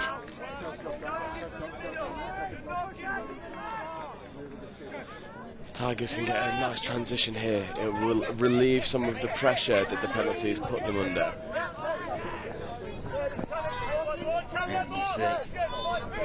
Really good transition there. That's really good work from Brad and the Murphy brothers. Really good scoop there. Dusted his opposite man. Finds Glenn Jones. Yeah, Glenn Jones down. It's 4. And this is a very, very strong first half showing by the Midlands Tigers. 15 minutes gone and they're 4-1 ahead. Yeah, no, it's really strong. They just they don't want to give possession over needlessly. You know, things like chat back. It's just an absolute killer. And these referees, they are so senior. They're just going to turn you over straight away. And, you know, Tigers are up at the moment. They're in the ascendancy. They have the momentum. They don't want to shoot themselves in the foot with silly errors now. Yeah, absolutely. That's third touch, fourth coming. The hip's not squared. That's an easy giveaway for the Taipans. See if the Tigers look like they're going to stay and try and get a drive going. I think it looks like the Tigers also are playing well within themselves. We mentioned it in the semi-final. We thought there was another gear they could go into, and they did as the game went on. Yeah. But they're looking very comfortable at the minute. I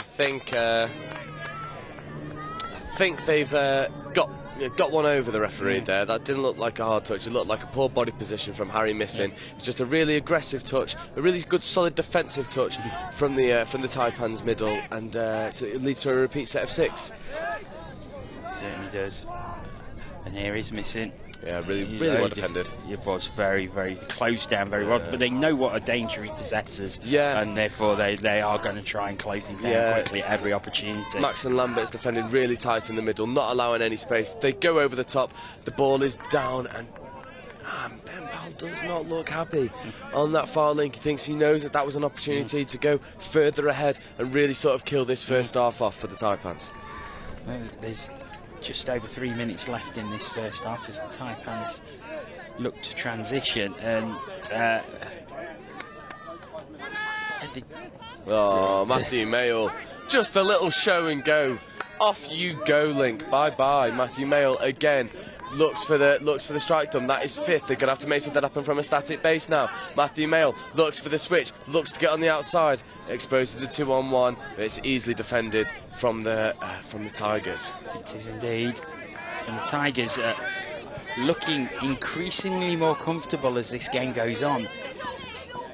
Ooh, and there's Powell again, goes along the left-hand side and then takes the change. It's a much better transition set there from the Missings and Ben Powell.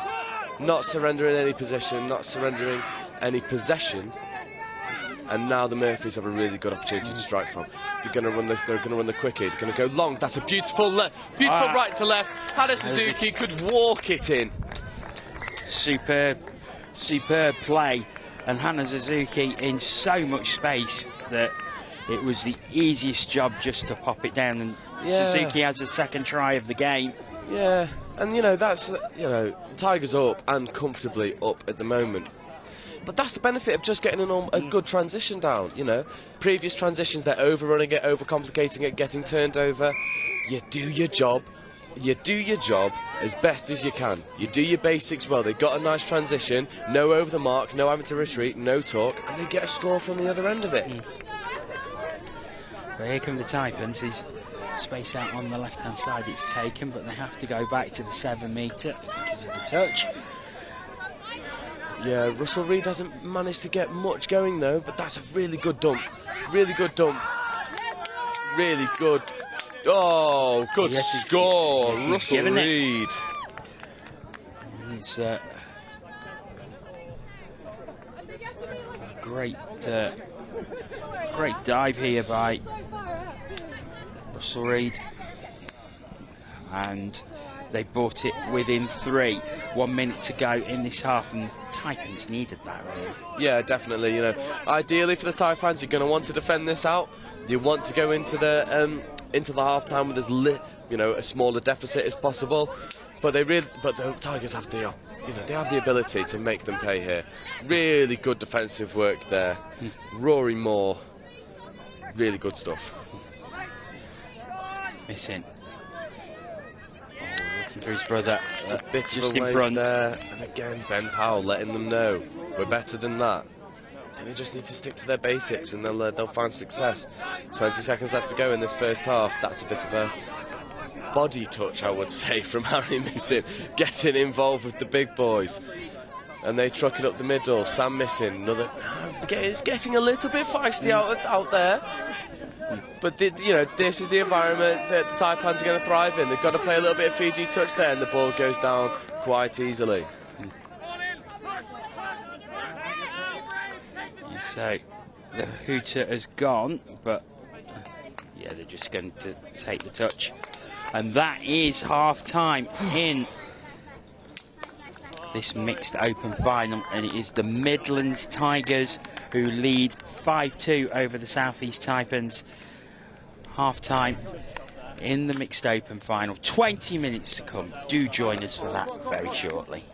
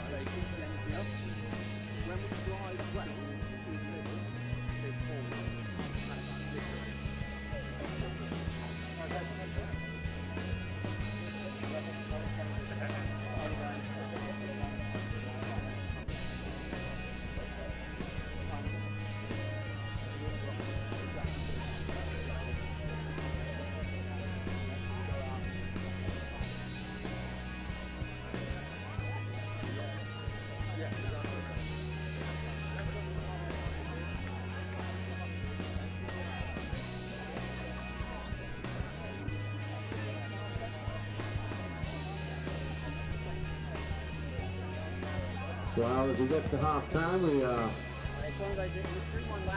being handed lost property. If you're missing a jumper with a little fancy animal on, you're missing a black jumper with a little animal on, tell us what the animal is, you can have a jumper back.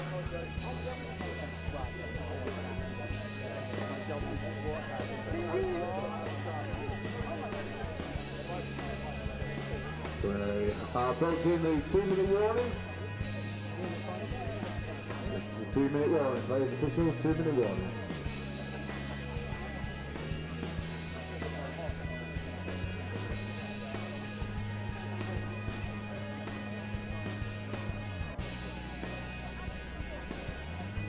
Currently on pitch 1 we've got South East Taipans versus Midland Tigers.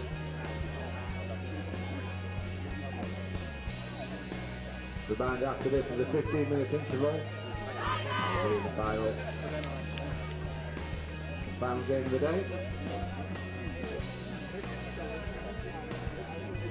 But right now we're in the middle of a mixed open. South East Taipans versus Midland Tigers.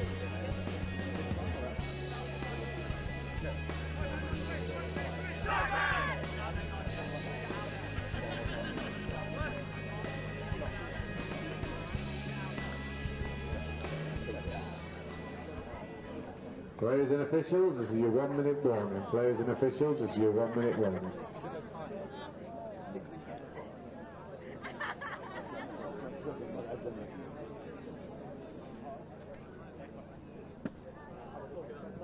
A reminder, the award ceremony will be outside control, outside the main marquee, after the final game of the day.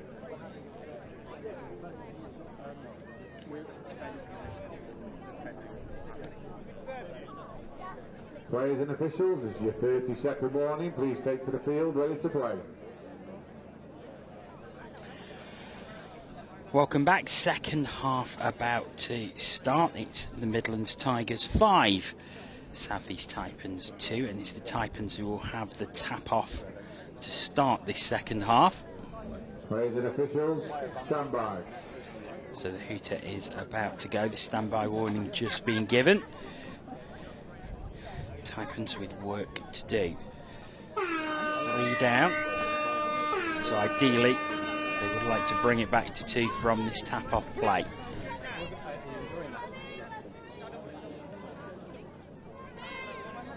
Good yards made.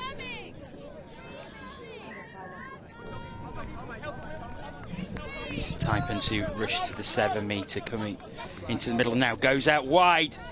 Oh, but a good covering touch made, I think. Yeah, really good covering touch there. Just scrambling across, cutting out the space for the winger. That's your bread and butter. Taipans coming again. Still with the ball. Down it goes, and now there's space on the left-hand side, but it's too high. Goes over Catherine Richardson-Walden. And so the Tigers will have the ball back once again. And Suzuki, 2 tries in this game. Puts the ball down. Yeah, this is a much better transition here. You know, they're not looking to sub, just looking to make yards. This is 4th touch here now. This is 5th coming. They're going to want to get a really nice dynamic dump down to let Brad Murphy use his feet, as he does so often. That's a really good defensive touch there, though, from Ash Grimsby. Really was a good touch. Oh, no, he hasn't been given. I just saw Ima Conroy just like looking as if she was going to throw the ball back into the middle. Has that been given? It's a really good shoot there. The Murphys are putting on the defensive pressure on the Taipans transition. This is a problem area for the Taipans. You know, you need to be getting more fluid momentum onto the pitch from your transition. It's a stark contrast from what we saw from the Taipans men's open side, who were extremely fluid, and Brad Murphy has bought one there, no touch called, and it's a let off for the Tigers. Indeed is. Will Murphy chucks it up, finds Harry Missing. One set of brothers to the other. Really love the agility from Harry Missing is just absolutely superb. As Harry Missing puts it down, gets it back from his brother. Touch is made. Oh, good dummy now. Has he got the space? But I think the touch was made really on his back. He was. Maxon Lambert has been defensively sound for the Taipans. You know, one of those players that is just getting their job done, not biting on all of the, shall we say, charades or you know, they're almost like the shadow plays that you get from the Missings, or manipulating the ball, running cuts, running switches, dummies. Maxon Lambert's just done his job, and you know, this is the guy who looks the most dangerous in attack, Matthew Mayle, but they just lose the touch count, and that is 6 touches completed. It's look to start again. Oh, lovely. Oh, that's a nice little blasting that the Tigers have done, and it's a good transition from their sub box. Matthew Mayle just shouting, get out, get out, get out. He doesn't want them to get caught offside. No, it's a good defensive touch there, though, just to stop the momentum. And now is when they're the most dangerous, you know. Glenn Jones. And the Taipans player hasn't been deemed to play at the ball, so it's just a loss of control. Matthew Mayle orchestrating the transition for the Taipans. This seems like this is a lot better. A lot better. The link is there at half, picks up the ball, Matthew Mayle receives it back, makes some more meters. And they're moving through their transition a lot better. This is 4th touch. They're in the opposition half. They're approaching the red zone. 5th coming. It's, That's amazing. Oh, running through, lovely that's good pace. play. Oh, it's well. The Tigers player's been touched by his own middle there. Maybe could have found some separation and made some extra meters, but it's a zero touch. Zero touch, this yeah. is first. Oh, lovely, lovely play. It's just come off. Second. Here's Glenn Jones. Third touch. So This is a good transition defence here from the Taipans. They're a lot better, although you do not want to give. Brad Murphy looked like he was going to just run through there, but Ben Powell grabbing his hat in disbelief. He was adamant that that player was offside. It's the Taipans who Again, start again. His transition is a lot better. You know, I think they're finally passing around the midfield press, and that's really good yards made by the link there. Oh, now is a chance. They're looking good here. Oh, but they were. Ground, yeah. I think that's just been a theme from this Taipan side. They are getting into those right positions, but just struggling to execute when it matters. Yeah. And the Tigers transition again from the sub box. We're at halfway. Smithson coming through now. Final touch. And another touch means that the ball is going to be turned over to the Taipans. I think that the ref's going to give a penalty. Oh, he's giving the penalty, yeah. So, chance for the Tigers, who really seem to have locked down and managed this game well. And have they gone further ahead here? No. I think it's going to go back to 7. It's a really good defensive touch there from Rory Moore. Just getting down, you know, Harry Mason has such a low centre of gravity, so to get down so low, and that's a shame from Harry. Really tough call there from the referee. That's the second penalty now. One more, in danger of losing someone. The Missing brothers aren't playing interplay really well with each other, but touch is made. They'll be back to 7. We're going to try and set up the strike play. You know what? That was really good thinking. If that had come off, it would have been an excellent play. Yeah, Ben Powell stood in an acre of space. It's just a little bit behind the play. Pass goes in front of him, and now the Taipans can roll into an easy transition. So 13 minutes left in this mixed open final, and it's an interception by Ben Powell. Benny Powell. 0 touch. And this is a good opportunity once again for the Midlands Tigers. Yeah, it's a bit of a wasted touch there. Not really made much ground. This is second, third coming now. They need to think about striking. It's a really good defensive touch there. Not that the ref was going to give a penalty, and he has. So another set of 6. Innocent, but he's touched again.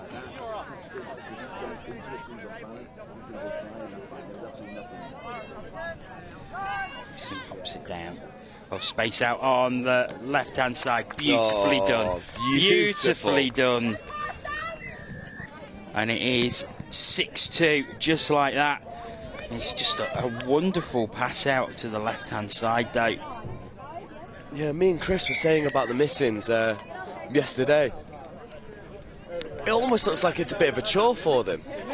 They step on, throw a beautiful long ball, run a really nice quickie set, and then just meander off as if you know it's just part of the job. Job's not finished. There's no celebrating yet. They've got 11.5 minutes before they can possibly celebrate. Still time for the Taipans, but it's running out, and it looks like a really fragmented Taipans attack here.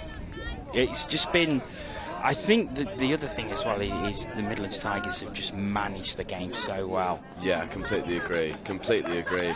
You know, you do wonder, did the Taipans burn themselves out from the game with the Sharks to get here, the semi-final? because they look a little bit leggy, they look like their structures aren't quite there in attack, and I think they'll be disappointed with the way that they've played. You know, they're trying to get onto the link, but they're dumping 2 metres out, which makes it a really easy decision for the defending Tigers side. But they do get the penalty on that occasion. They need to get the ball over here.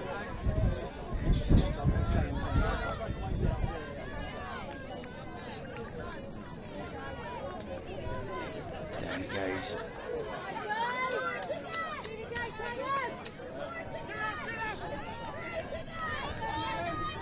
Diving through, but the touch is made. Oh, I think she's going to call him offside. Really good score there. That's the reply that the Taipans needed. They needed that score. Russell Reid diving over.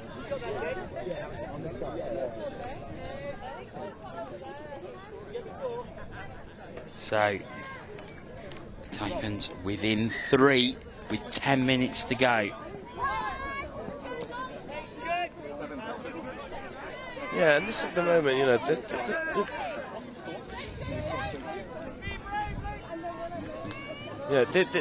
this is the moment where the Tigers sub-box, some of their heads are going down. You're 3 scores up. You just need to maintain the course. Stay solid. This pod here has been phenomenal. That's Brad Murphy. I mean, the distance itself is commendable, and the accuracy wasn't quite there, but... We're trying to get it out to Ella Fleming on that left wing. She's also got 2 of the 6 tries, and the Suzuki 2 tries. So really good play by the Midlands Tigers wingers over this game. And yeah, definitely. I think the Midlands Tigers, they've found all of their success through their females. They have held their spaces really well. They're complementing the males in the middle really, really, really, just almost effortlessly, and it allows these danger men, Brad and Will Murphy, to get on the ball. Brad grabbing the shirt of Will Murphy, telling him, don't go too far. And you see, there it is again, Ella Fleming. Down it goes. I think that's going to be... Oh, the sideline ref's seen something, has he? That you're going to hear some disagreement from the Tigers sub-box, shall we say, if this score isn't given. Let's have a look. Ooh, I think she was down first. Looking at the replay, look down first. You know, it's really good setup from Brad like and it's Will been Murphy. given, no? No, they've given forward pass.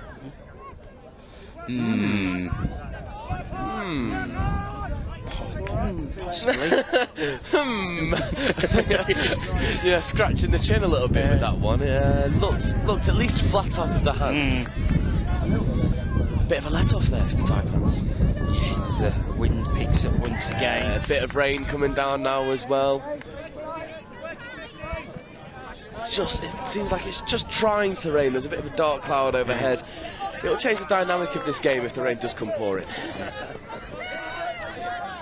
And a Suzuki feeding off. There's the missing. That's a really nice touch. Shouldn't be given as a hard touch. That is unfortunate that Sam is just off balance, but that won't matter. They'll still have a dynamic. They'll still have a dynamic attack.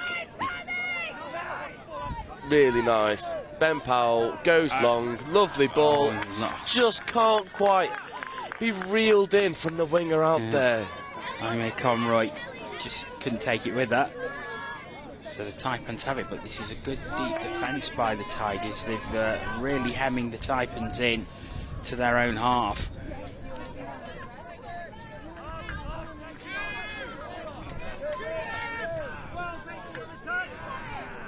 The only thing you want really now for your Tigers is no unnecessary mistakes. You don't want any unnecessary hard touches because you feel aggrieved about the decisions, some of the decisions that haven't gone your way. You don't want to be handing over repeat sets. You don't want to be giving away possession.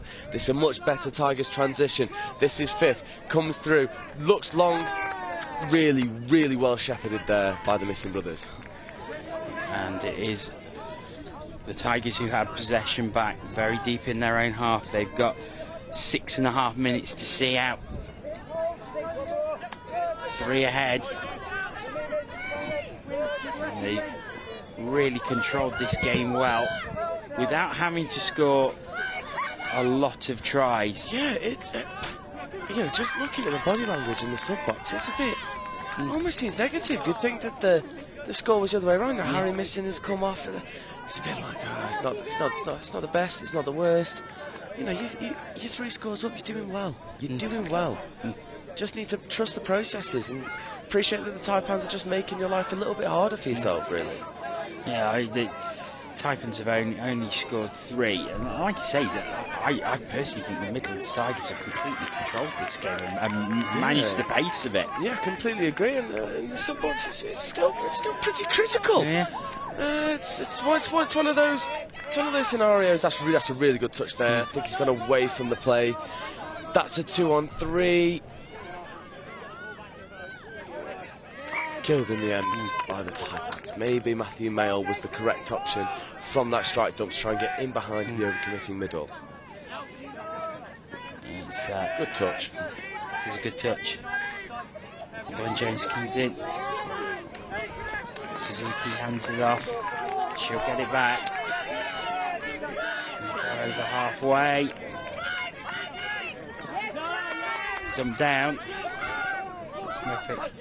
Another touch made, and that's going to turn it back over for 6 touch, and the Taipans have the ball, but we're into the final 5 minutes, and the Tigers lead by 3. You have to say it's going to be a Herculean task for the Taipans to get back level from this point. It has been done, but got to get the ball down and then hope for a few turnovers. It's a good drive by them, though. Well, really good hands there from the Taipan Blake. This is 5th. Russell Reed runs the cut. Oh, that's nice. Lovely score. And that's going to give them a real boost. Russell Reed to Colin Scott, and Scott puts it over. It's all about the passing here. Scott to Reed, Reed back to Scott over the top, and he's got a huge hole to dive into. Yeah, it's interesting, the dynamic of this. The body language would say that the Tigers aren't satisfied with their performance, but I think it's been one-way traffic for the majority of this. Yeah, they are. The Taipans are within 2, 3.5 minutes left. As Harry Misson puts the ball down, but has to go back to the 7 metre. Now a chance for the... Oh, she's dodged, and she's down, and I think that's a hat-trick. That will be, and I think that will be all she wrote. It should be. 3 minutes to go, 4 scores in it. I think that will be it, done and dusted. That was brilliant by Ella Fleming, because she had to pick the ball up low, had the defender coming in onto it, and just managed to just drop the shoulder and go round. Really intelligent play by Ella Fleming. Yeah, and what a way to get your hat-trick. Yeah, really good stuff, really good stuff. Yeah, to rely on your left foot step to get around the outside.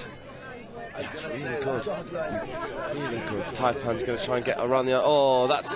Oh, great touch. Oh, really good covering there from Harry Misson. It was a much needed touch, as otherwise they were through and they were back within 2 again. We've got 2 minutes and 20 seconds left in this one. Final touch for the Taipans.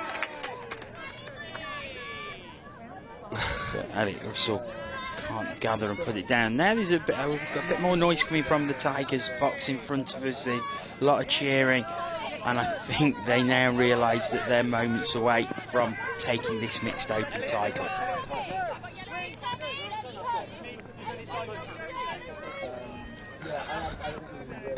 The Misson's hypercritical of their own performance, as always.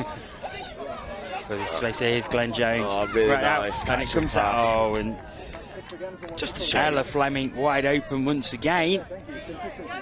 Go for the quad. But the ball's off the pitch, which will suit the Midlands Tigers just fine. 90 seconds to play. In fact, they retain possession. Is that something we're running? Yeah, they could probably manage this to the to completion here. I think they'll slow down the play, just try and get their basic structures going. Throwing the ball away a little bit, but too little, too late for the Taipans. Yeah, a minute to play. The Midlands Tigers are going to take this mixed open national title. in our penultimate match of the tournament. No, I don't think you are. I just think that one's like head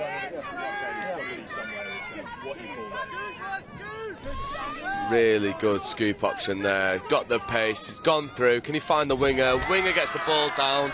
Really good consolation score there for the Taipans. Really nice stuff. Calls of disbelief from the Tigers sub box, but it will be too little too late. The Tigers will get the win. Russell Reid going through and finds Kiara Purvis in space to pop it down.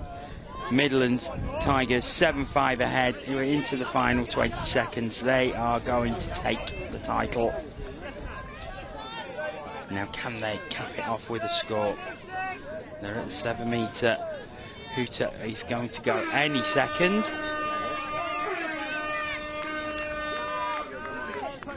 Fiji touch. And that is it. The Midlands Tigers are the mixed open national champions. Not huge celebrations like we saw in the last game. Yeah, but it's strange, I've got to say. You know, you've just won the mixed open division. It's a really, really good game. And they just seem a little bit deflated. yeah, it's an odd one, that. An odd one, but they have taken it. They've won it with a very, very competent performance, well-managed game. Taipans coming back into it, to be fair, to bring it within 2. But there we go. And as the highlights show, we will come off comms for a moment as we look to get some reaction from the Midlands Tigers camp. Do stay with us. We'll be back with that very soon.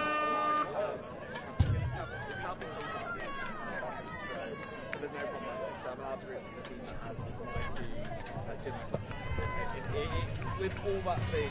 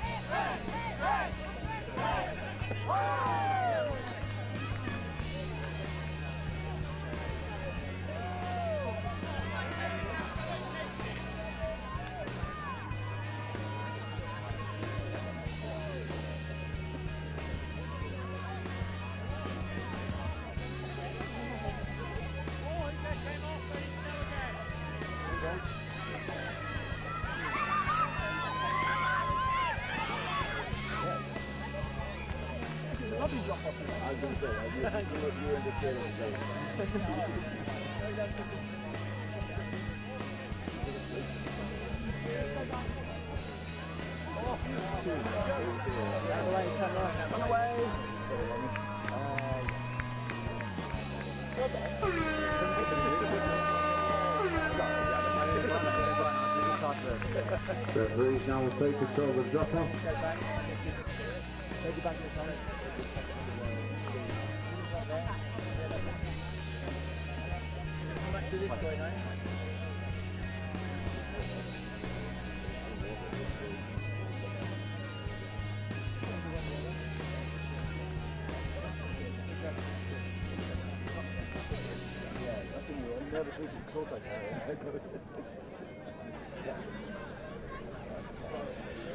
with Midland's Tigers player coach Ben Powell. Ben, champions, how does it feel? Yeah, it's really good. We've had a really fun 3 days, and it's really nice to come out with a clean sweep of W's and then that victory in the final as well. Taipans were a great opposition, so it was really nice to have a challenging game to finish the 3 days off. Joe and I said on commentary we felt you managed that game really well, although the Taipans did seem to come back into it a little more in the second half. You always seem comfortable. Yeah, no, absolutely. I think that's partly down to just the foundations we built over the 3 days.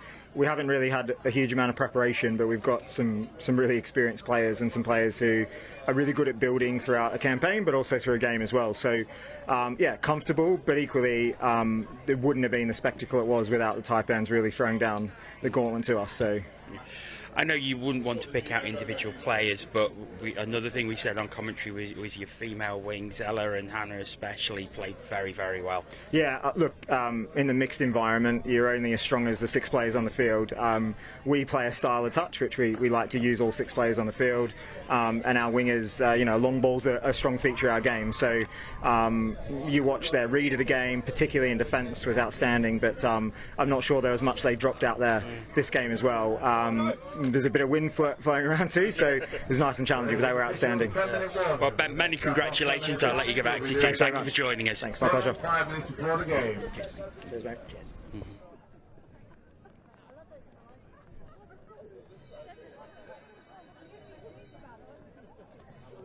Oh God, I'm going to pull something. I'm going to pull something. That's on YouTube. Got your water?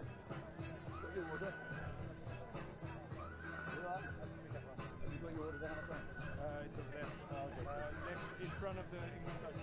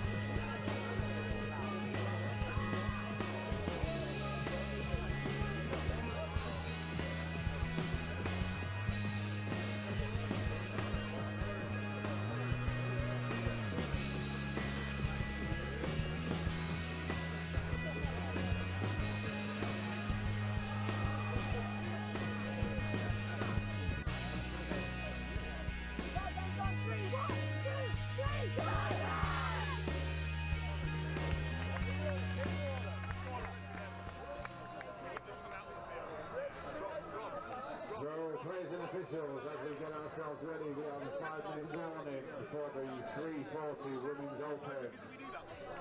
Hopefully we have a total set up. We're going to introduce Team Ref. First, Team Ref, we've got Jordy Bitlock. We've got Robin Bond and Dan Harrison. They are Team Ref for the Women's Open. Our game of the day.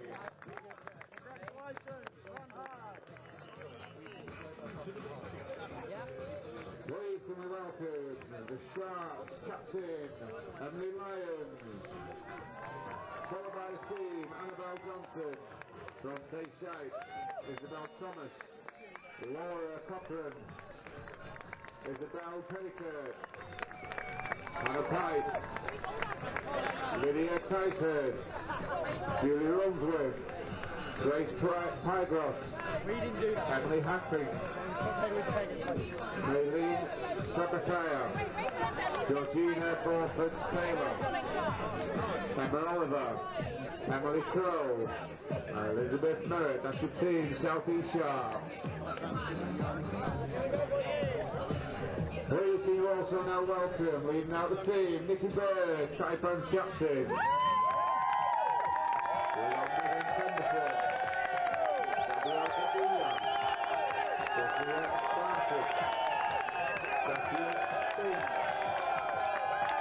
Kenzie McNaught, Nicola Marsh,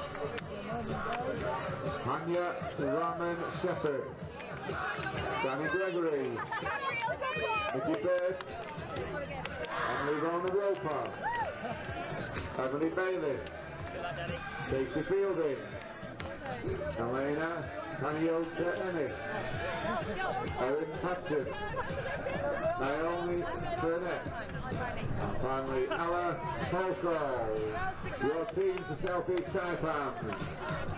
Players and officials, we are approaching your 2-minute warning. Let's get ourselves off the pitches 5 metres away from the sideline for the final game of the day. Women's Open.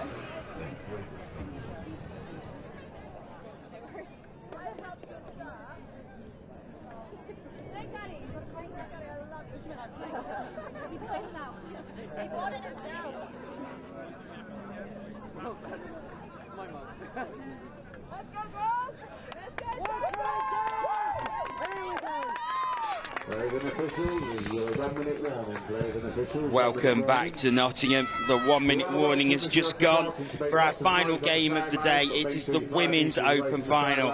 The Southeast Sharks taking on the Southeast Taipans. And the Taipans in great form coming into this. They haven't lost a game. And when these teams met in the group stages, it was a 6-0 victory for the Taipans. But as we said, it's a final, it's a one-off game, anything can happen. Yeah, definitely. You know, the Sharks show. The thing for me about the Sharks is they've just got this never say die attitude. You know, they don't stop. They keep going. We saw in the semi-final against the Northwest, they were 2 scores down going into the final 3 minutes. 2 amazing scores to even it up, and then they go and win it in the drop-off. So you can't write the Sharks off in a situation like this. No, you certainly can't. So, one-off game, and it is Sharks who will start us off.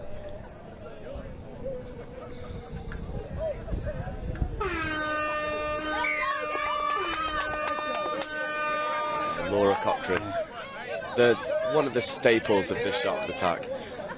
Same with this lady, Emily Irons. Yeah, we saw Emily Irons was superb in the semi-final against the Northwest.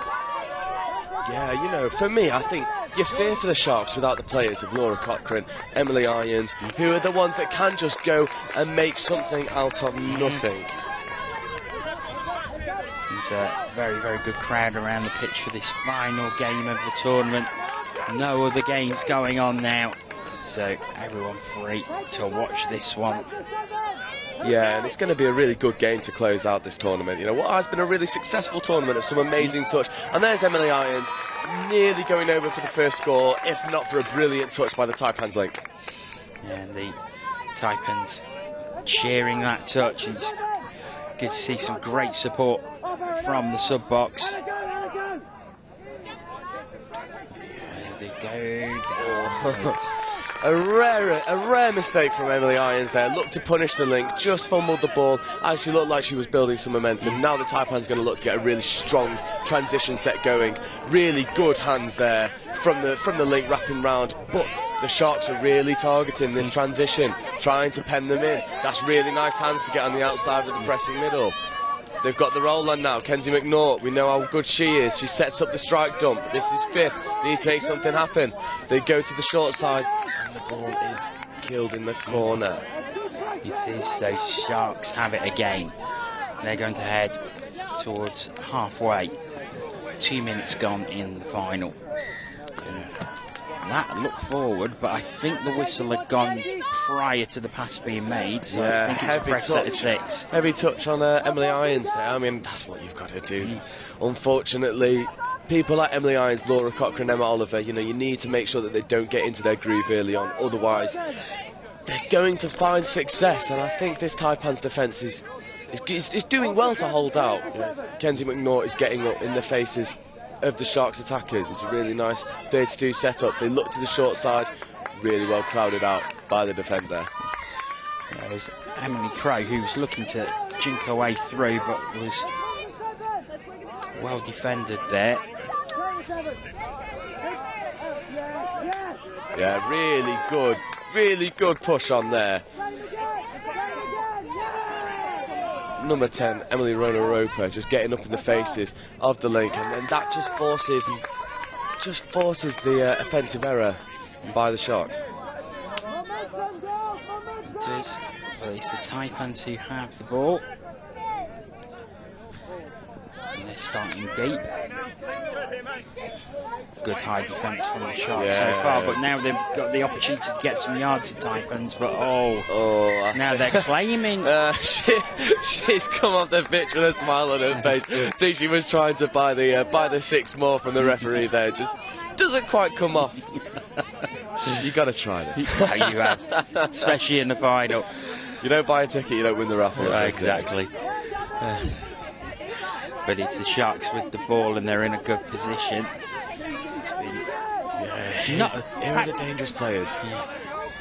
Perhaps not the explosive start that we may have expected from them, but they may be managing the game a little. Yeah, definitely. You know, this has been a long 3 days. It's Emily Irons feeding back inside. She wants the dump. She takes off, looks to feed. I think that may have been... Yeah, penalty for offside. Now, I thought there may have been a handling error there, but obviously the offside was called.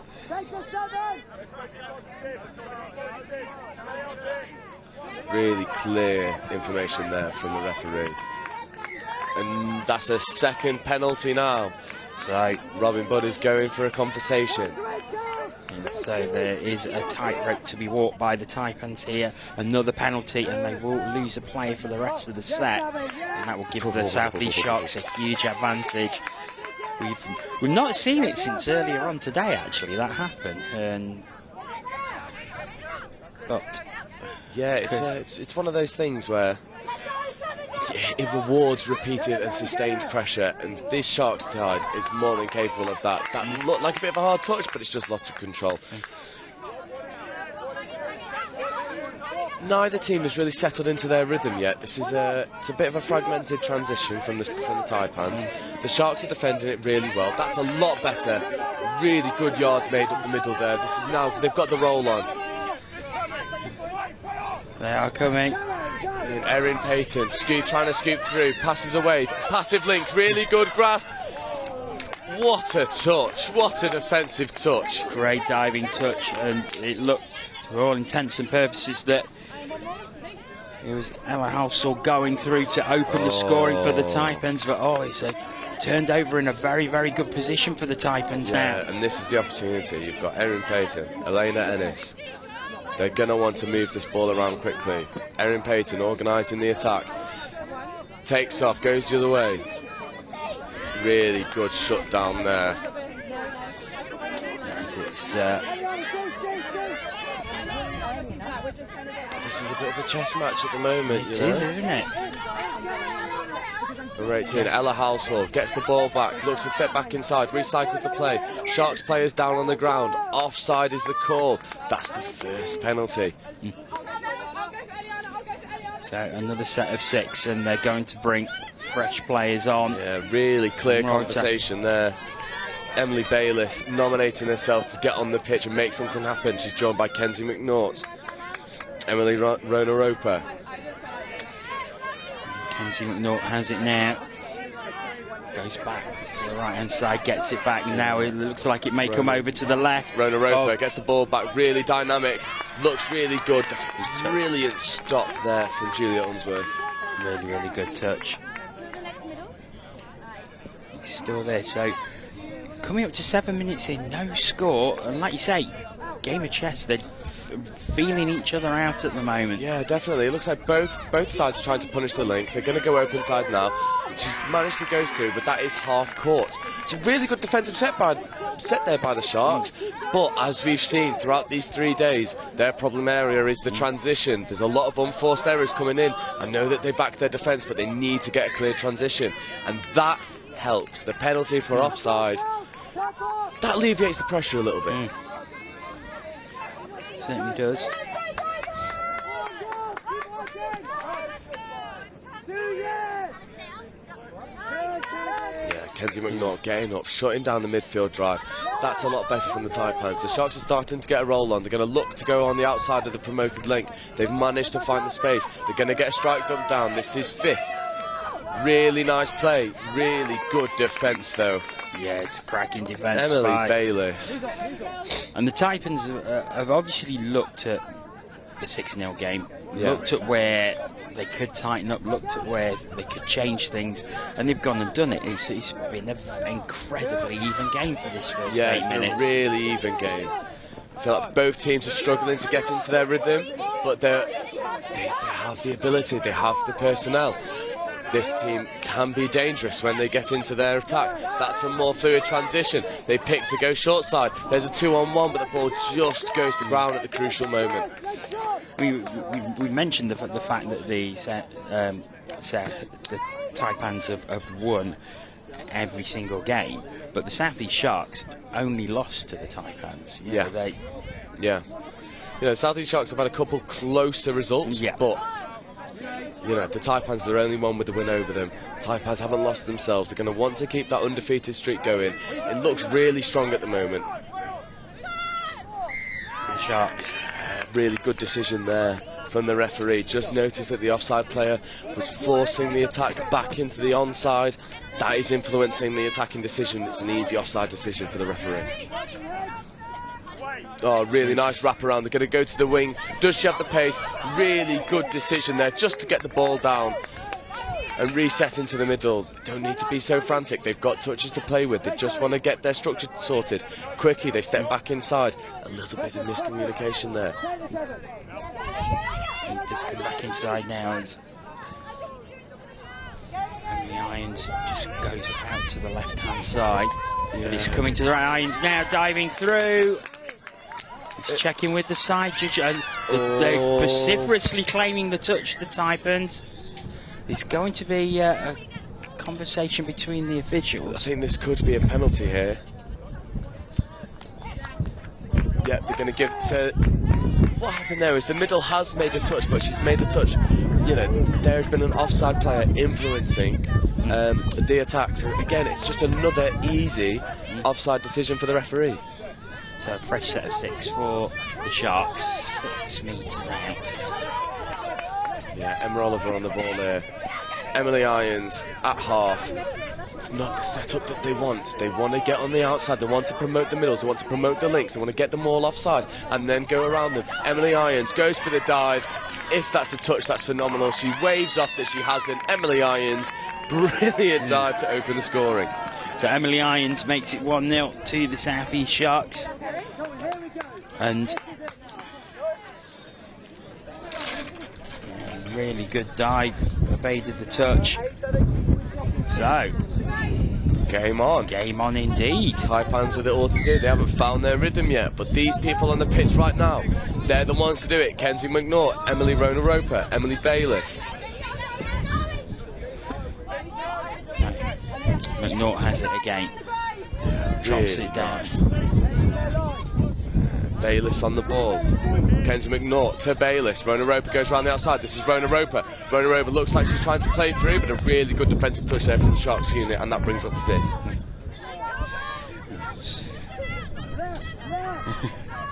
So, Taipans, oh no, it's turned over. So Sharks start again from deep in, and the Sharks are going to be absolutely delighted with the way that they have started this game 1-0 ahead, and really not giving the Taipans much of an opportunity to strike at the try line. It's a very, very good performance so far by the South East Sharks.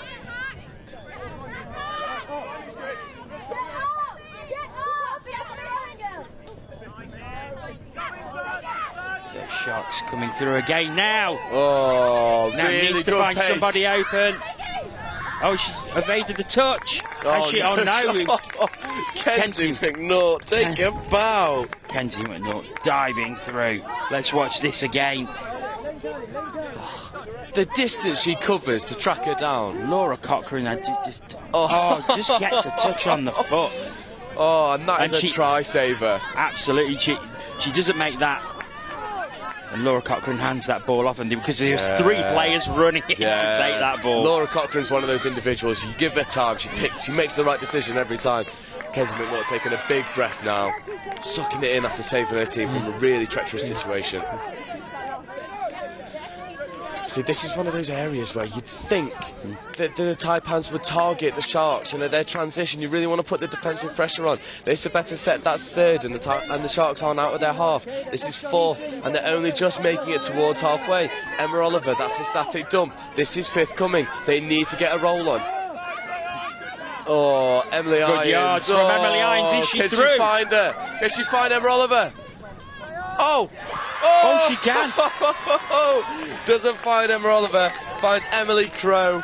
Really good score, taking it to 2-0. Wow, this is a turn-up. It's 2-0 to the South East Sharks, but that was all made by Emily Irons racing through. She needed to find somebody open and fooled everyone by popping it back. Yeah, it looked like everyone was too focused on the support line of Emma Oliver. She's pulled the defenders. Emily Crow just finds the space. But you can't write off the Taipans yet, especially with this person, Emily Rona-Roper. She's had a lot of success today. She goes round on the sweeper. She accelerates to the line, goes for the dive. But it's a really good touch again. They're running into congested areas. These are very similar setups. The Sharks seem comfortable. You've got to be thinking, if you're the Taipans coach, do you look at changing things up? That's a better scoop. And there's the reply. Brilliant stuff. Hania Ryman Shepherd goes running through. We'll see it here. Yeah, Ryman Shepherd just finds the separation. The winger loses her opposite man. That's it. Nikki Bird going through to find space and pop it down, and Taipans are on the board, and they needed that. Yeah, they really did need that. He had a feeling that the momentum was leaning towards the Sharks, and now the Taipans are just wrestling it back in their favour. If they can defend this set out, it bodes well. That's Kenzie McNaught making the touch. The defensive pressure forces the error. You need a clean transition here if you're the Taipans. The Sharks seem to have the transition number. 5 minutes to go in this first half. Yeah, that's a really static transition though. Good work there. They're getting fresh legs on. They're trying to work around the press. Emily Irons gets up, makes the touch, feeds out to the link. Emily Rona-Roper tries to go around the outside, finds the winger. Does the winger have the face? Doesn't quite have the feet to get around. Now you want them to kill it this side. You want to make the Sharks' job as hard as possible.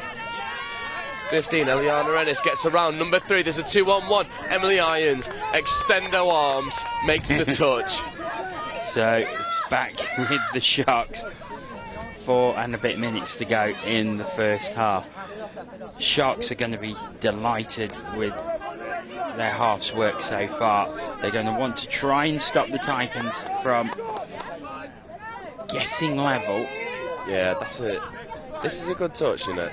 The defensive set here, Eliana Ennis leading the line. They're really forcing the Sharks to work hard. And they're called play on. Eliana Ennis seems to be offside. They find the winger. Can they scramble? Emily Rona-Roper gets across and makes the touch. Touch was made.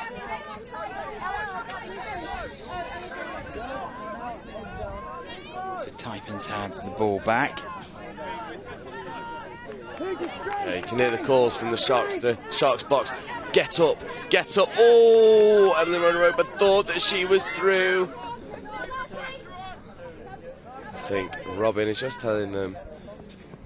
I'm not sure what he's telling them there, to be honest. Would that be a turnover? Oh, Robin Budd. Big body check from the referee. That's forcefully making your making your point, I think. Yeah, definitely. Robin will have a chuckle when he sees that back. Yeah, this is but again. This is good. The Sharks come again, but again the Taipans defence just tightens up. Emeralda struggling to get through there. Taipans are defending really tight. The success that the Sharks had is when they move the play from one side to another and very quickly try and expose the lazy defenders. They try and find Emily Irons. They find Emily Irons. She looks like, oh, that's not Emily Irons, that's number 9. Julia Unsworth trying to go in for the Sharks. They have a repeat set of 6, I believe.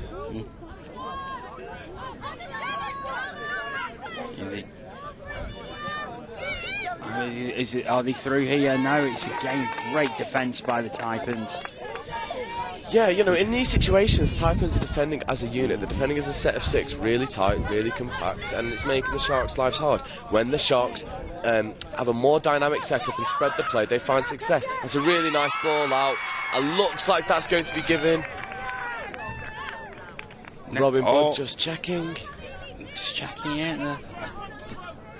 Happy it days. Is given, yes, 3-1 to the Sharks, and you can see by the celebrations over on the far side what that means to them. Let's watch here. Out it comes to the left. Yeah, I think that's down. That's down. Flat as you like. Good athleticism from the winger to get the ball down. The Sharks are going to be buzzing with this. You know, the Taipan sub-box does not look flustered. It looks very calm and collected. They know that they have the players and the ability to come back in this. This pod has one of them, Kenzie McNaught. Emily Bayliss just skips through, looks for the pass. That's the opportunity. It's just not quite clicking for the Taipans. They're not finding their rhythm, as we saw earlier in the competition. They're not indeed. They've really been given a test in this first half by the South East Sharks. Oh, this is an opportunity now.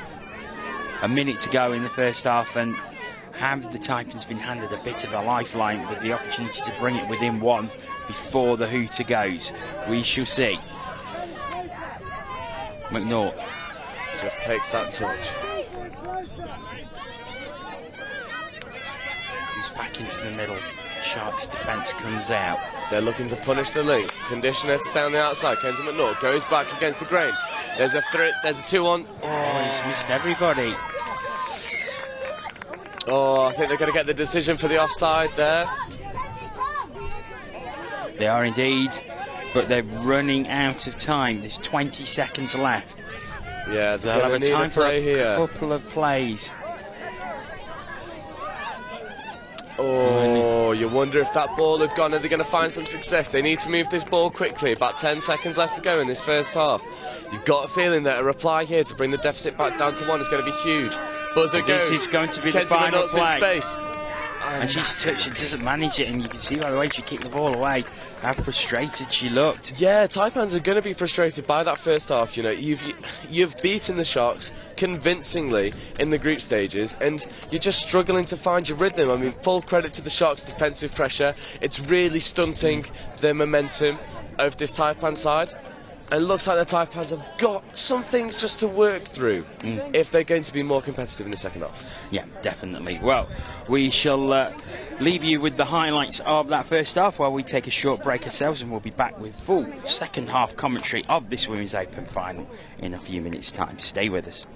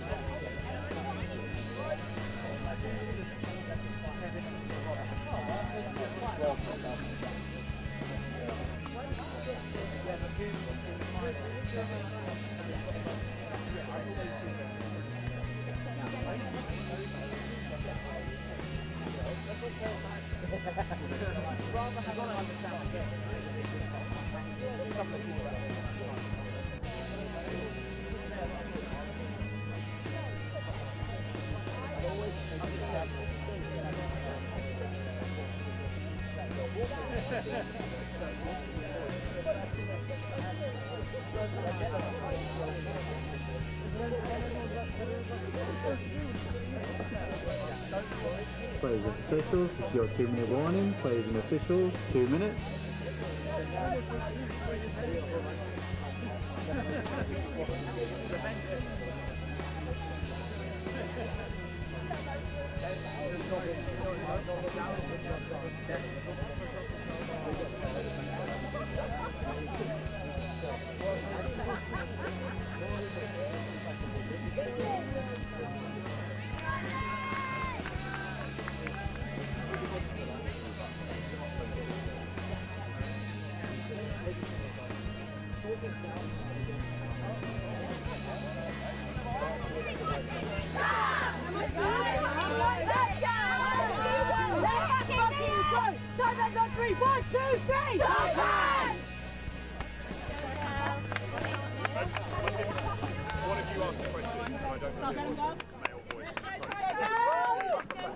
Players and officials, this is your 1-minute warning. Players and officials, 1 minute.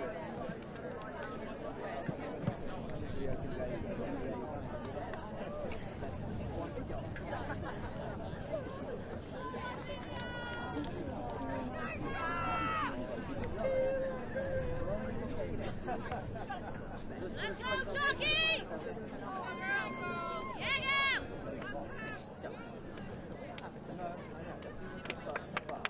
30 seconds. Please take to the pitches ready to play.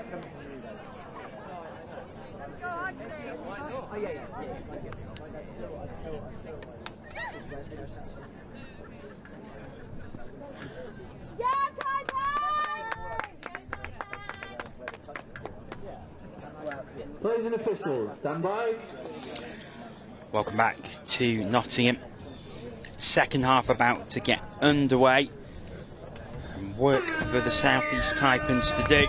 They haven't lost the game at all this weekend, but they're 3-1 down at half-time, and they've been really put under pressure by the South East Sharks, who had an excellent first half. Yeah, the message that was coming through from the Taipans coaches and the senior members of this Taipan squad was just relax. We're playing into the Sharks' hands.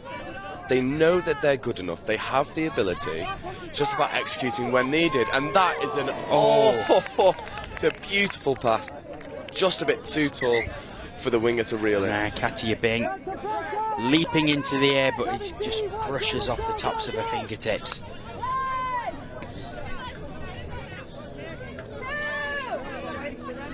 Oh, that's fortunate for the Sharks to not have lost the ball there, but that's the benefit you get when you have senior players like this. Laura Cochran taking the ball in. They're going to scoop through. They look for the switch. Really well shut down there by Ania Ryman-Shepherd. It was indeed.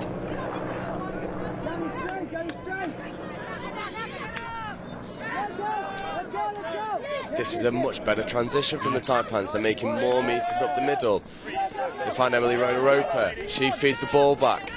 Really well saved touch there. They move forward. It's a bit of a slow transition there, but they have. Eliana Ennis on the ball, scooping through. But no, it's called back.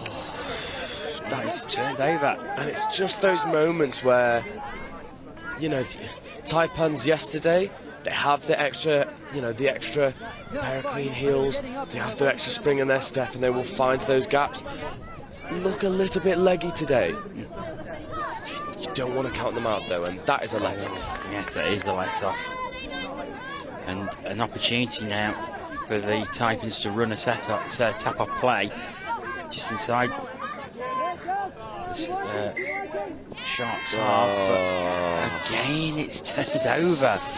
You know, I think this is one thing the Sharks have done really, really well. Yeah. They're forcing the Taipans into errors. Yeah, definitely. The defensive pressure coming from the Sharks is much better compared to what we saw in the Northwest game. It's like they know, you know, they've got 40 minutes to empty the tank, and if they don't empty the tank, they're not going to be satisfied with their performance.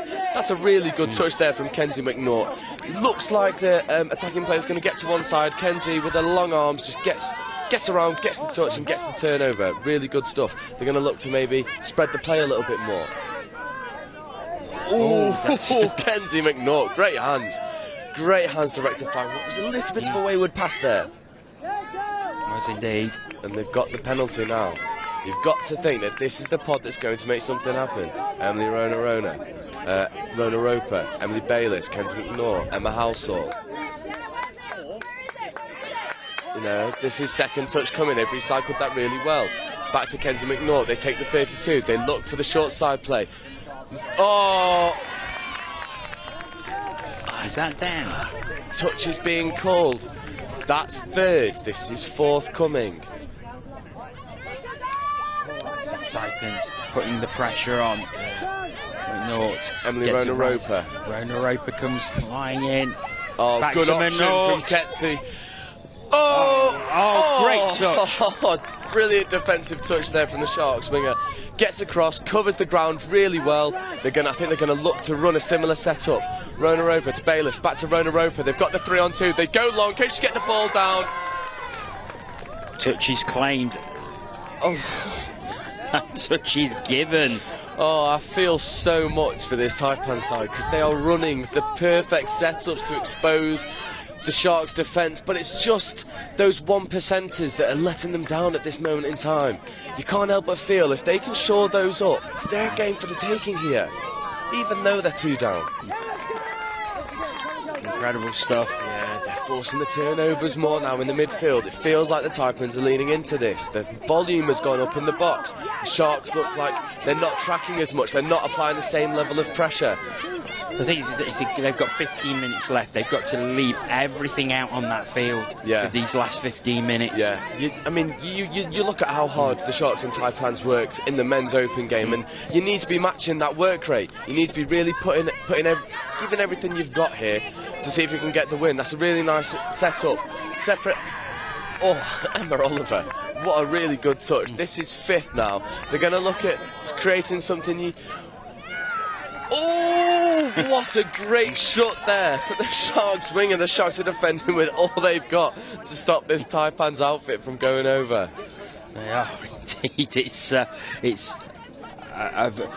been mainly Taipans on the attack in this half, but the Sharks' defence has been absolutely incredible. Yeah, you know, this is what we see from the Sharks. They are gutsy, they have heart, they work for each other, they run until their legs fall off. This is Laura Cochrane looking to scoop through. A brilliant diving touch. And here Armand Shepherd. That's what you need. Get yourself out of a hole, stop the roll. This is where you need a clean transition.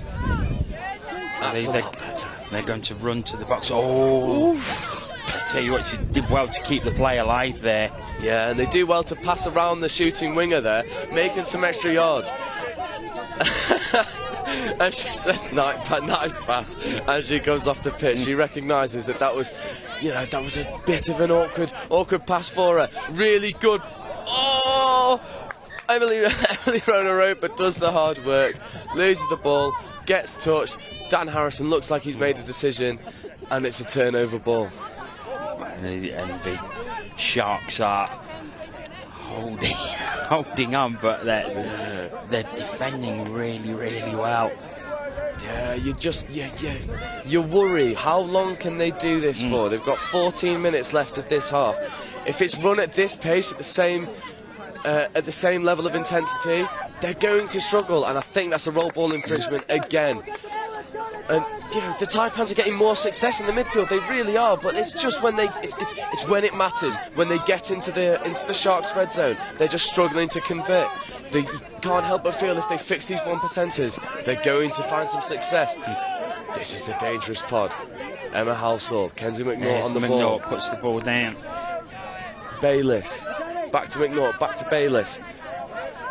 Setting up the 32 option. McNaught might dive through. And she tries, but I think she lost control of the ball as she dived. Yeah, it's a turnover again. I think we've got to tell everyone there's a big crowd right in front. It's very, this right-hand side of the pitch is very difficult for us to see. We are. We're battling with the Taipan sub-box, trying to get a good view. This is a lot better from the Sharks. It's a much cleaner transition, although the pressure from the Taipans is forcing them back. I believe that this is fifth coming. They're going to want a really dynamic dump. Emma Oliver provides it for Emily Irons. Emily Irons throws the pass and it just goes to ground. It's almost as if the Sharks are looking, right, well, let's get as far as we can, we'll just relieve some pressure. They're not necessarily looking to get the ball over the line, they're just looking to relieve pressure and get the ball as deep as possible. It looks like the Sharks are just trying to hold on to what they've got and be really educated with their risks. You know, they've got to weigh up the risk and rewards. You don't want to give these Taipans an opportunity to even up at the moment.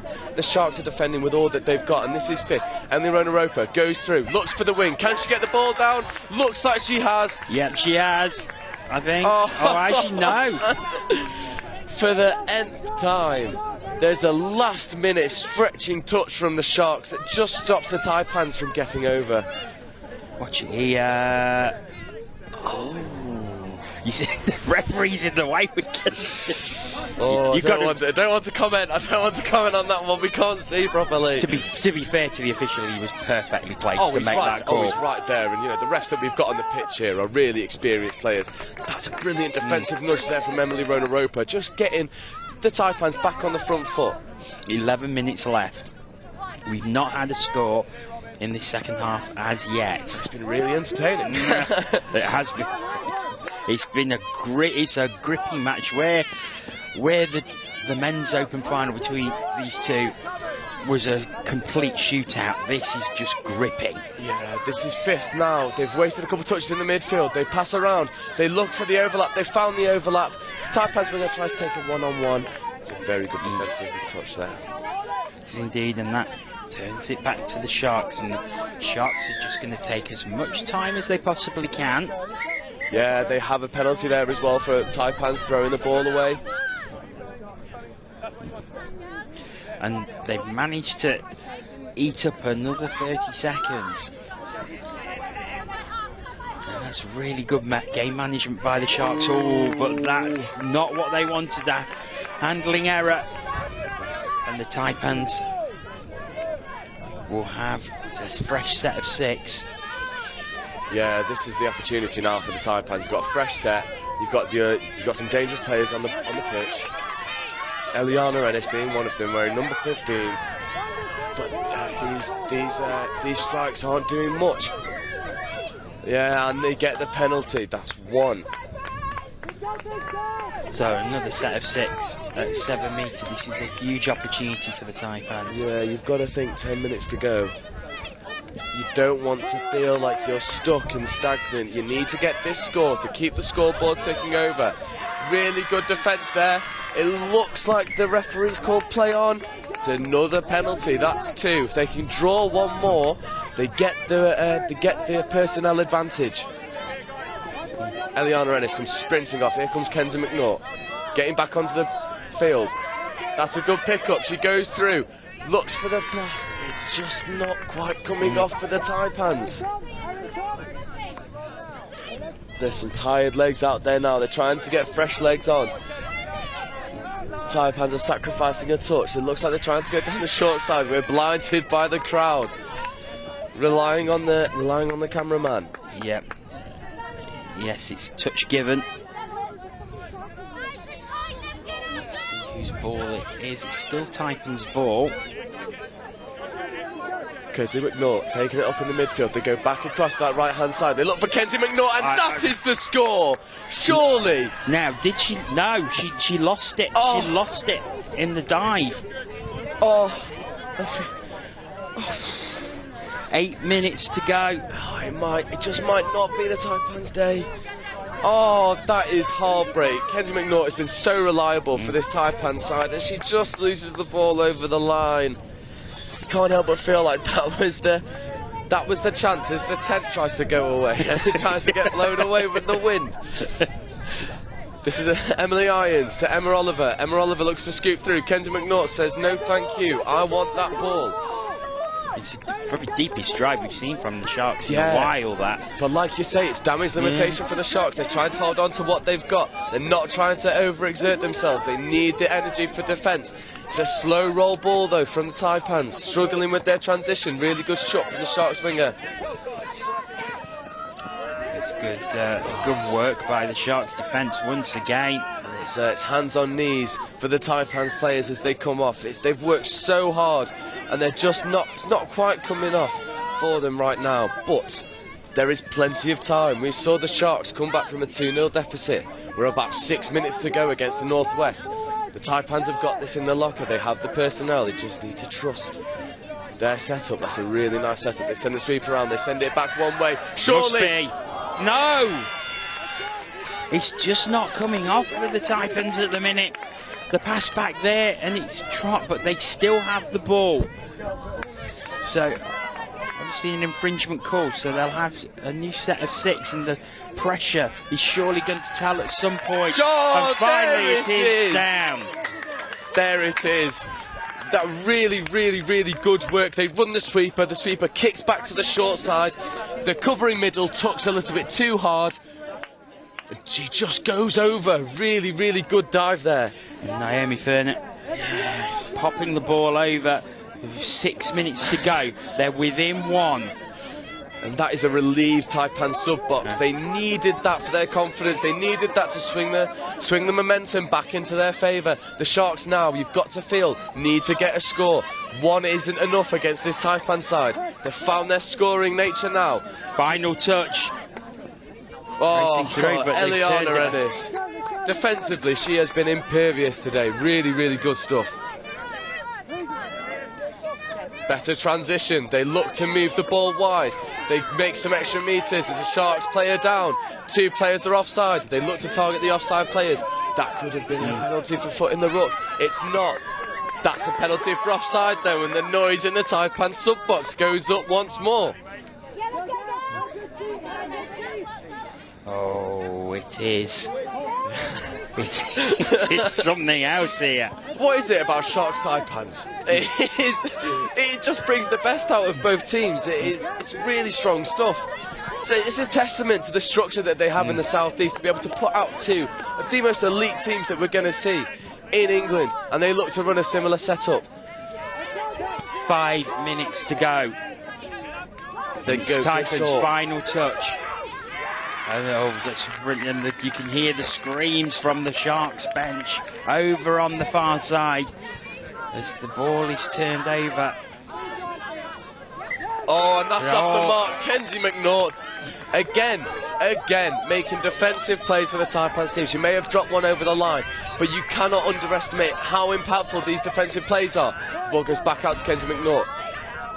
Comes back this space now, opening up on the left-hand side if they choose to use it, but she goes to herself. Really good defensive touch there. Is called. It's Danny Gregory trying to go over for the Taipans. Feeds back to Kenzie McNaught. Emily Bayliss. Oh, switches the other way. McNaught. She's dodged on. Oh, he's got it right.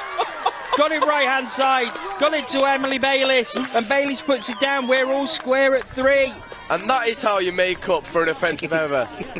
Kenzie McNaught drops the ball over the line. Next set, she goes and makes a defensive play to win the turnover. It's instrumental in the equalising score. Whoa, game on.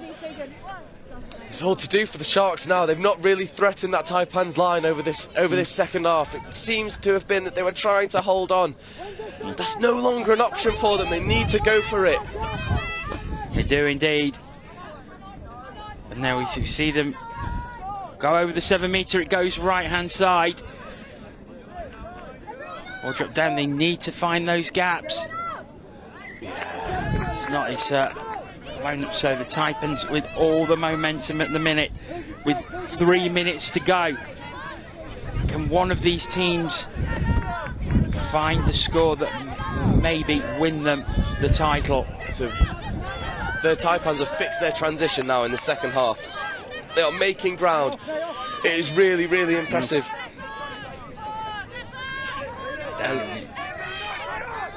Oh, it looks like it. Oh, that should be offside, and it is. This is the opportunity now for the Taipans.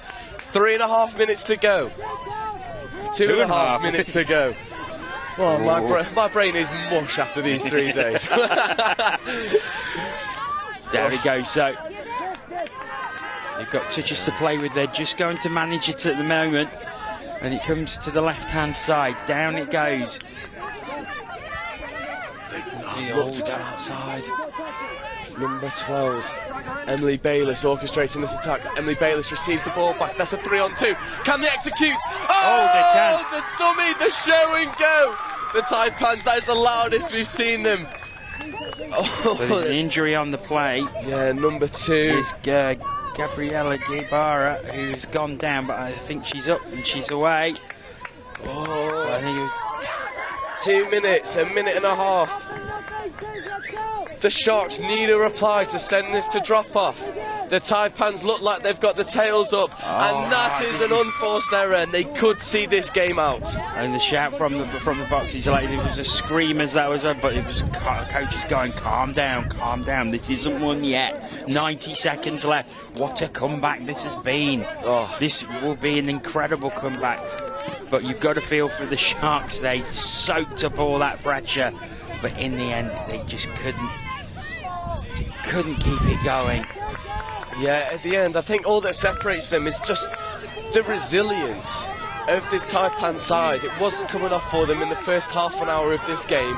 Last 10 minutes they have found their ability. Oh, that's an interception though. She's gonna go. Has she got the legs? Well, look, this ball back with the Kenzie McNaught. Hunting in packs at the Taipans to stop that interception. There was 5 around the Sharks player. There are 45 seconds left on the clock. This is the platform that the Sharks need. They only have 1 touch. That's 2 touches because obviously 0 touch from the interception. Damn, that's 3. Emily Irons dives through. Oh, what a touch. That is celebrated more than the score. 30 seconds remaining. Emily Irons has it at the 7 metre line. 20 seconds. This is it. This will be the last opportunity for the Sharks. Can the Taipans hold out? It's a good setup. Emily Irons goes open. Emily goes wide. She's got it. Oh no, I think the touch was made. And the Hooters going to go any second. There it goes, and they've won it. The Taipans have won it. The Sharks almost got it back at the death. What a game that was. Incredible stuff. And anything that the men could do in the men's open, the women can equal. That was a fabulous game. One of the best games one of the best sets of finals I think we've seen at a nationals over the past five or 6 years. That was scintillating at times. You know, if you want to talk about individuals from that Taipan side, Kenzie McNaught stands out. You know, she dropped the ball over the line. She could have lost her head, lost her confidence. She goes and makes an offensive play. It's influential in the winning score. Emily Rona-Roper never stopped running. Emily Bayliss. The list goes on. Naomi Fairnett. You could pick any from that Taipan side that have influenced that win, and I think the scream at the end really shows what it means to them. Well, we will leave you with the highlights, and we'll go and get some reaction from the Taipans, and we will be back very, very shortly. Do not go away.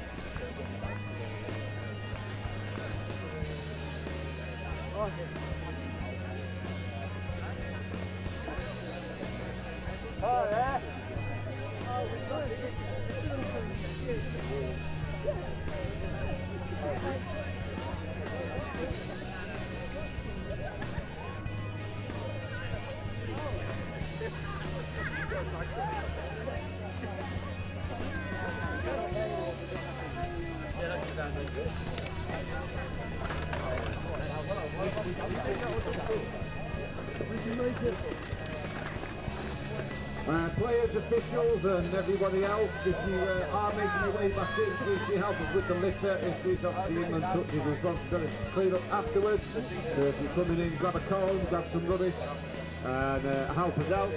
If you are emptying from the sub boxes, please make sure you pick up your rubbish from the sub boxes. Thank you.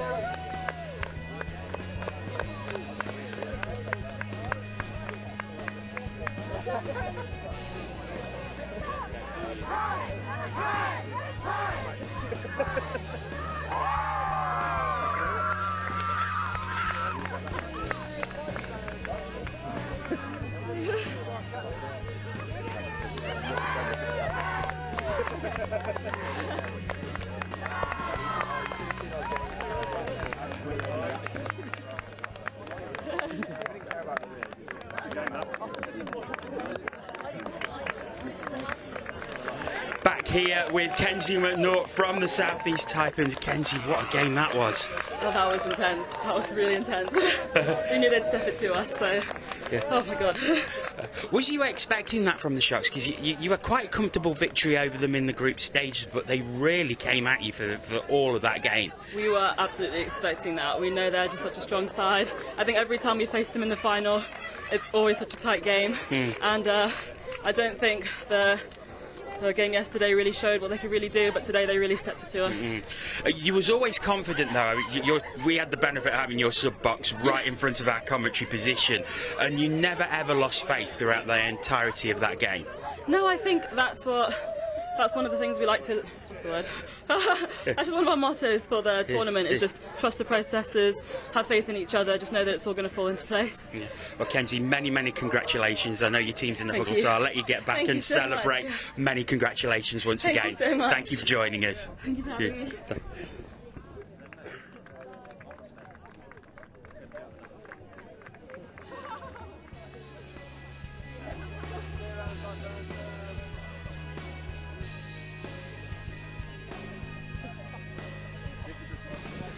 Well, that about does us here for 3 days of tournament. Just 1 day for me, but 3 days for you, Joe. Yeah. Can you sum it up in a few words? I don't really know what I've watched over the past couple hours, to be perfectly honest. It was some of the best touch on display. You know, I think, you know, coming into this nationals, you could maybe argue that quite a lot of the regions are going through transitional periods, bringing in youth, try and flesh out the talent pool in certain regions, but once again, I think it's fair to say that this southeast region are leaps and bounds in front of other areas of the UK. Just the way that they set up their play. I mean, they are blessed with a geographical location. They have loads of teams in and around the similar areas. They can compete against each other. But, you know, the two southeast finals that we've seen, the men's open and the women's open, were absolutely sublime. Some of the best touch on display, to be honest. It's been an absolutely fabulous day. I didn't think anything would top the week of the Euros, but today has been nothing short of sensational. We've had some sensational games. The men's open final and women's open final right up there. Yeah, definitely. I think I know quite a lot of players were disappointed, maybe not getting selected for the European Championships. So this was their opportunity to go out there and really show what they can do. And in the men's open especially, I think some of the play that we saw was just so unique to the teams. You know, yes, you've got the big names of Louis Treyas, Camille Shahabdeen, Josh Henderson in the South East Taipans, Dom Tripp, Will Serracold. But it's the new faces that we're seeing in these sides that are really adding a freshness and adding a new dynamic to these regions. And I think that women's final just caps off what a brilliant weekend of touch it's been. Well, it has been a fabulous weekend. Thank you so much, Joe, for being on Co-Coms for the last 3 days. It's been a pleasure to share the platform with you. Thank you so much. And thank you to you for watching. It's been great to have your company. If you've watched all 3 days, thank you so much. If you've watched today, thank you so much. I hope you've enjoyed the coverage that we brought you here from Nottingham. But for now, on behalf of Joe, the cast and crew, all here at Nottingham, and myself, we want to say a very goodbye and enjoy the rest of your Sunday. Thanks for joining us.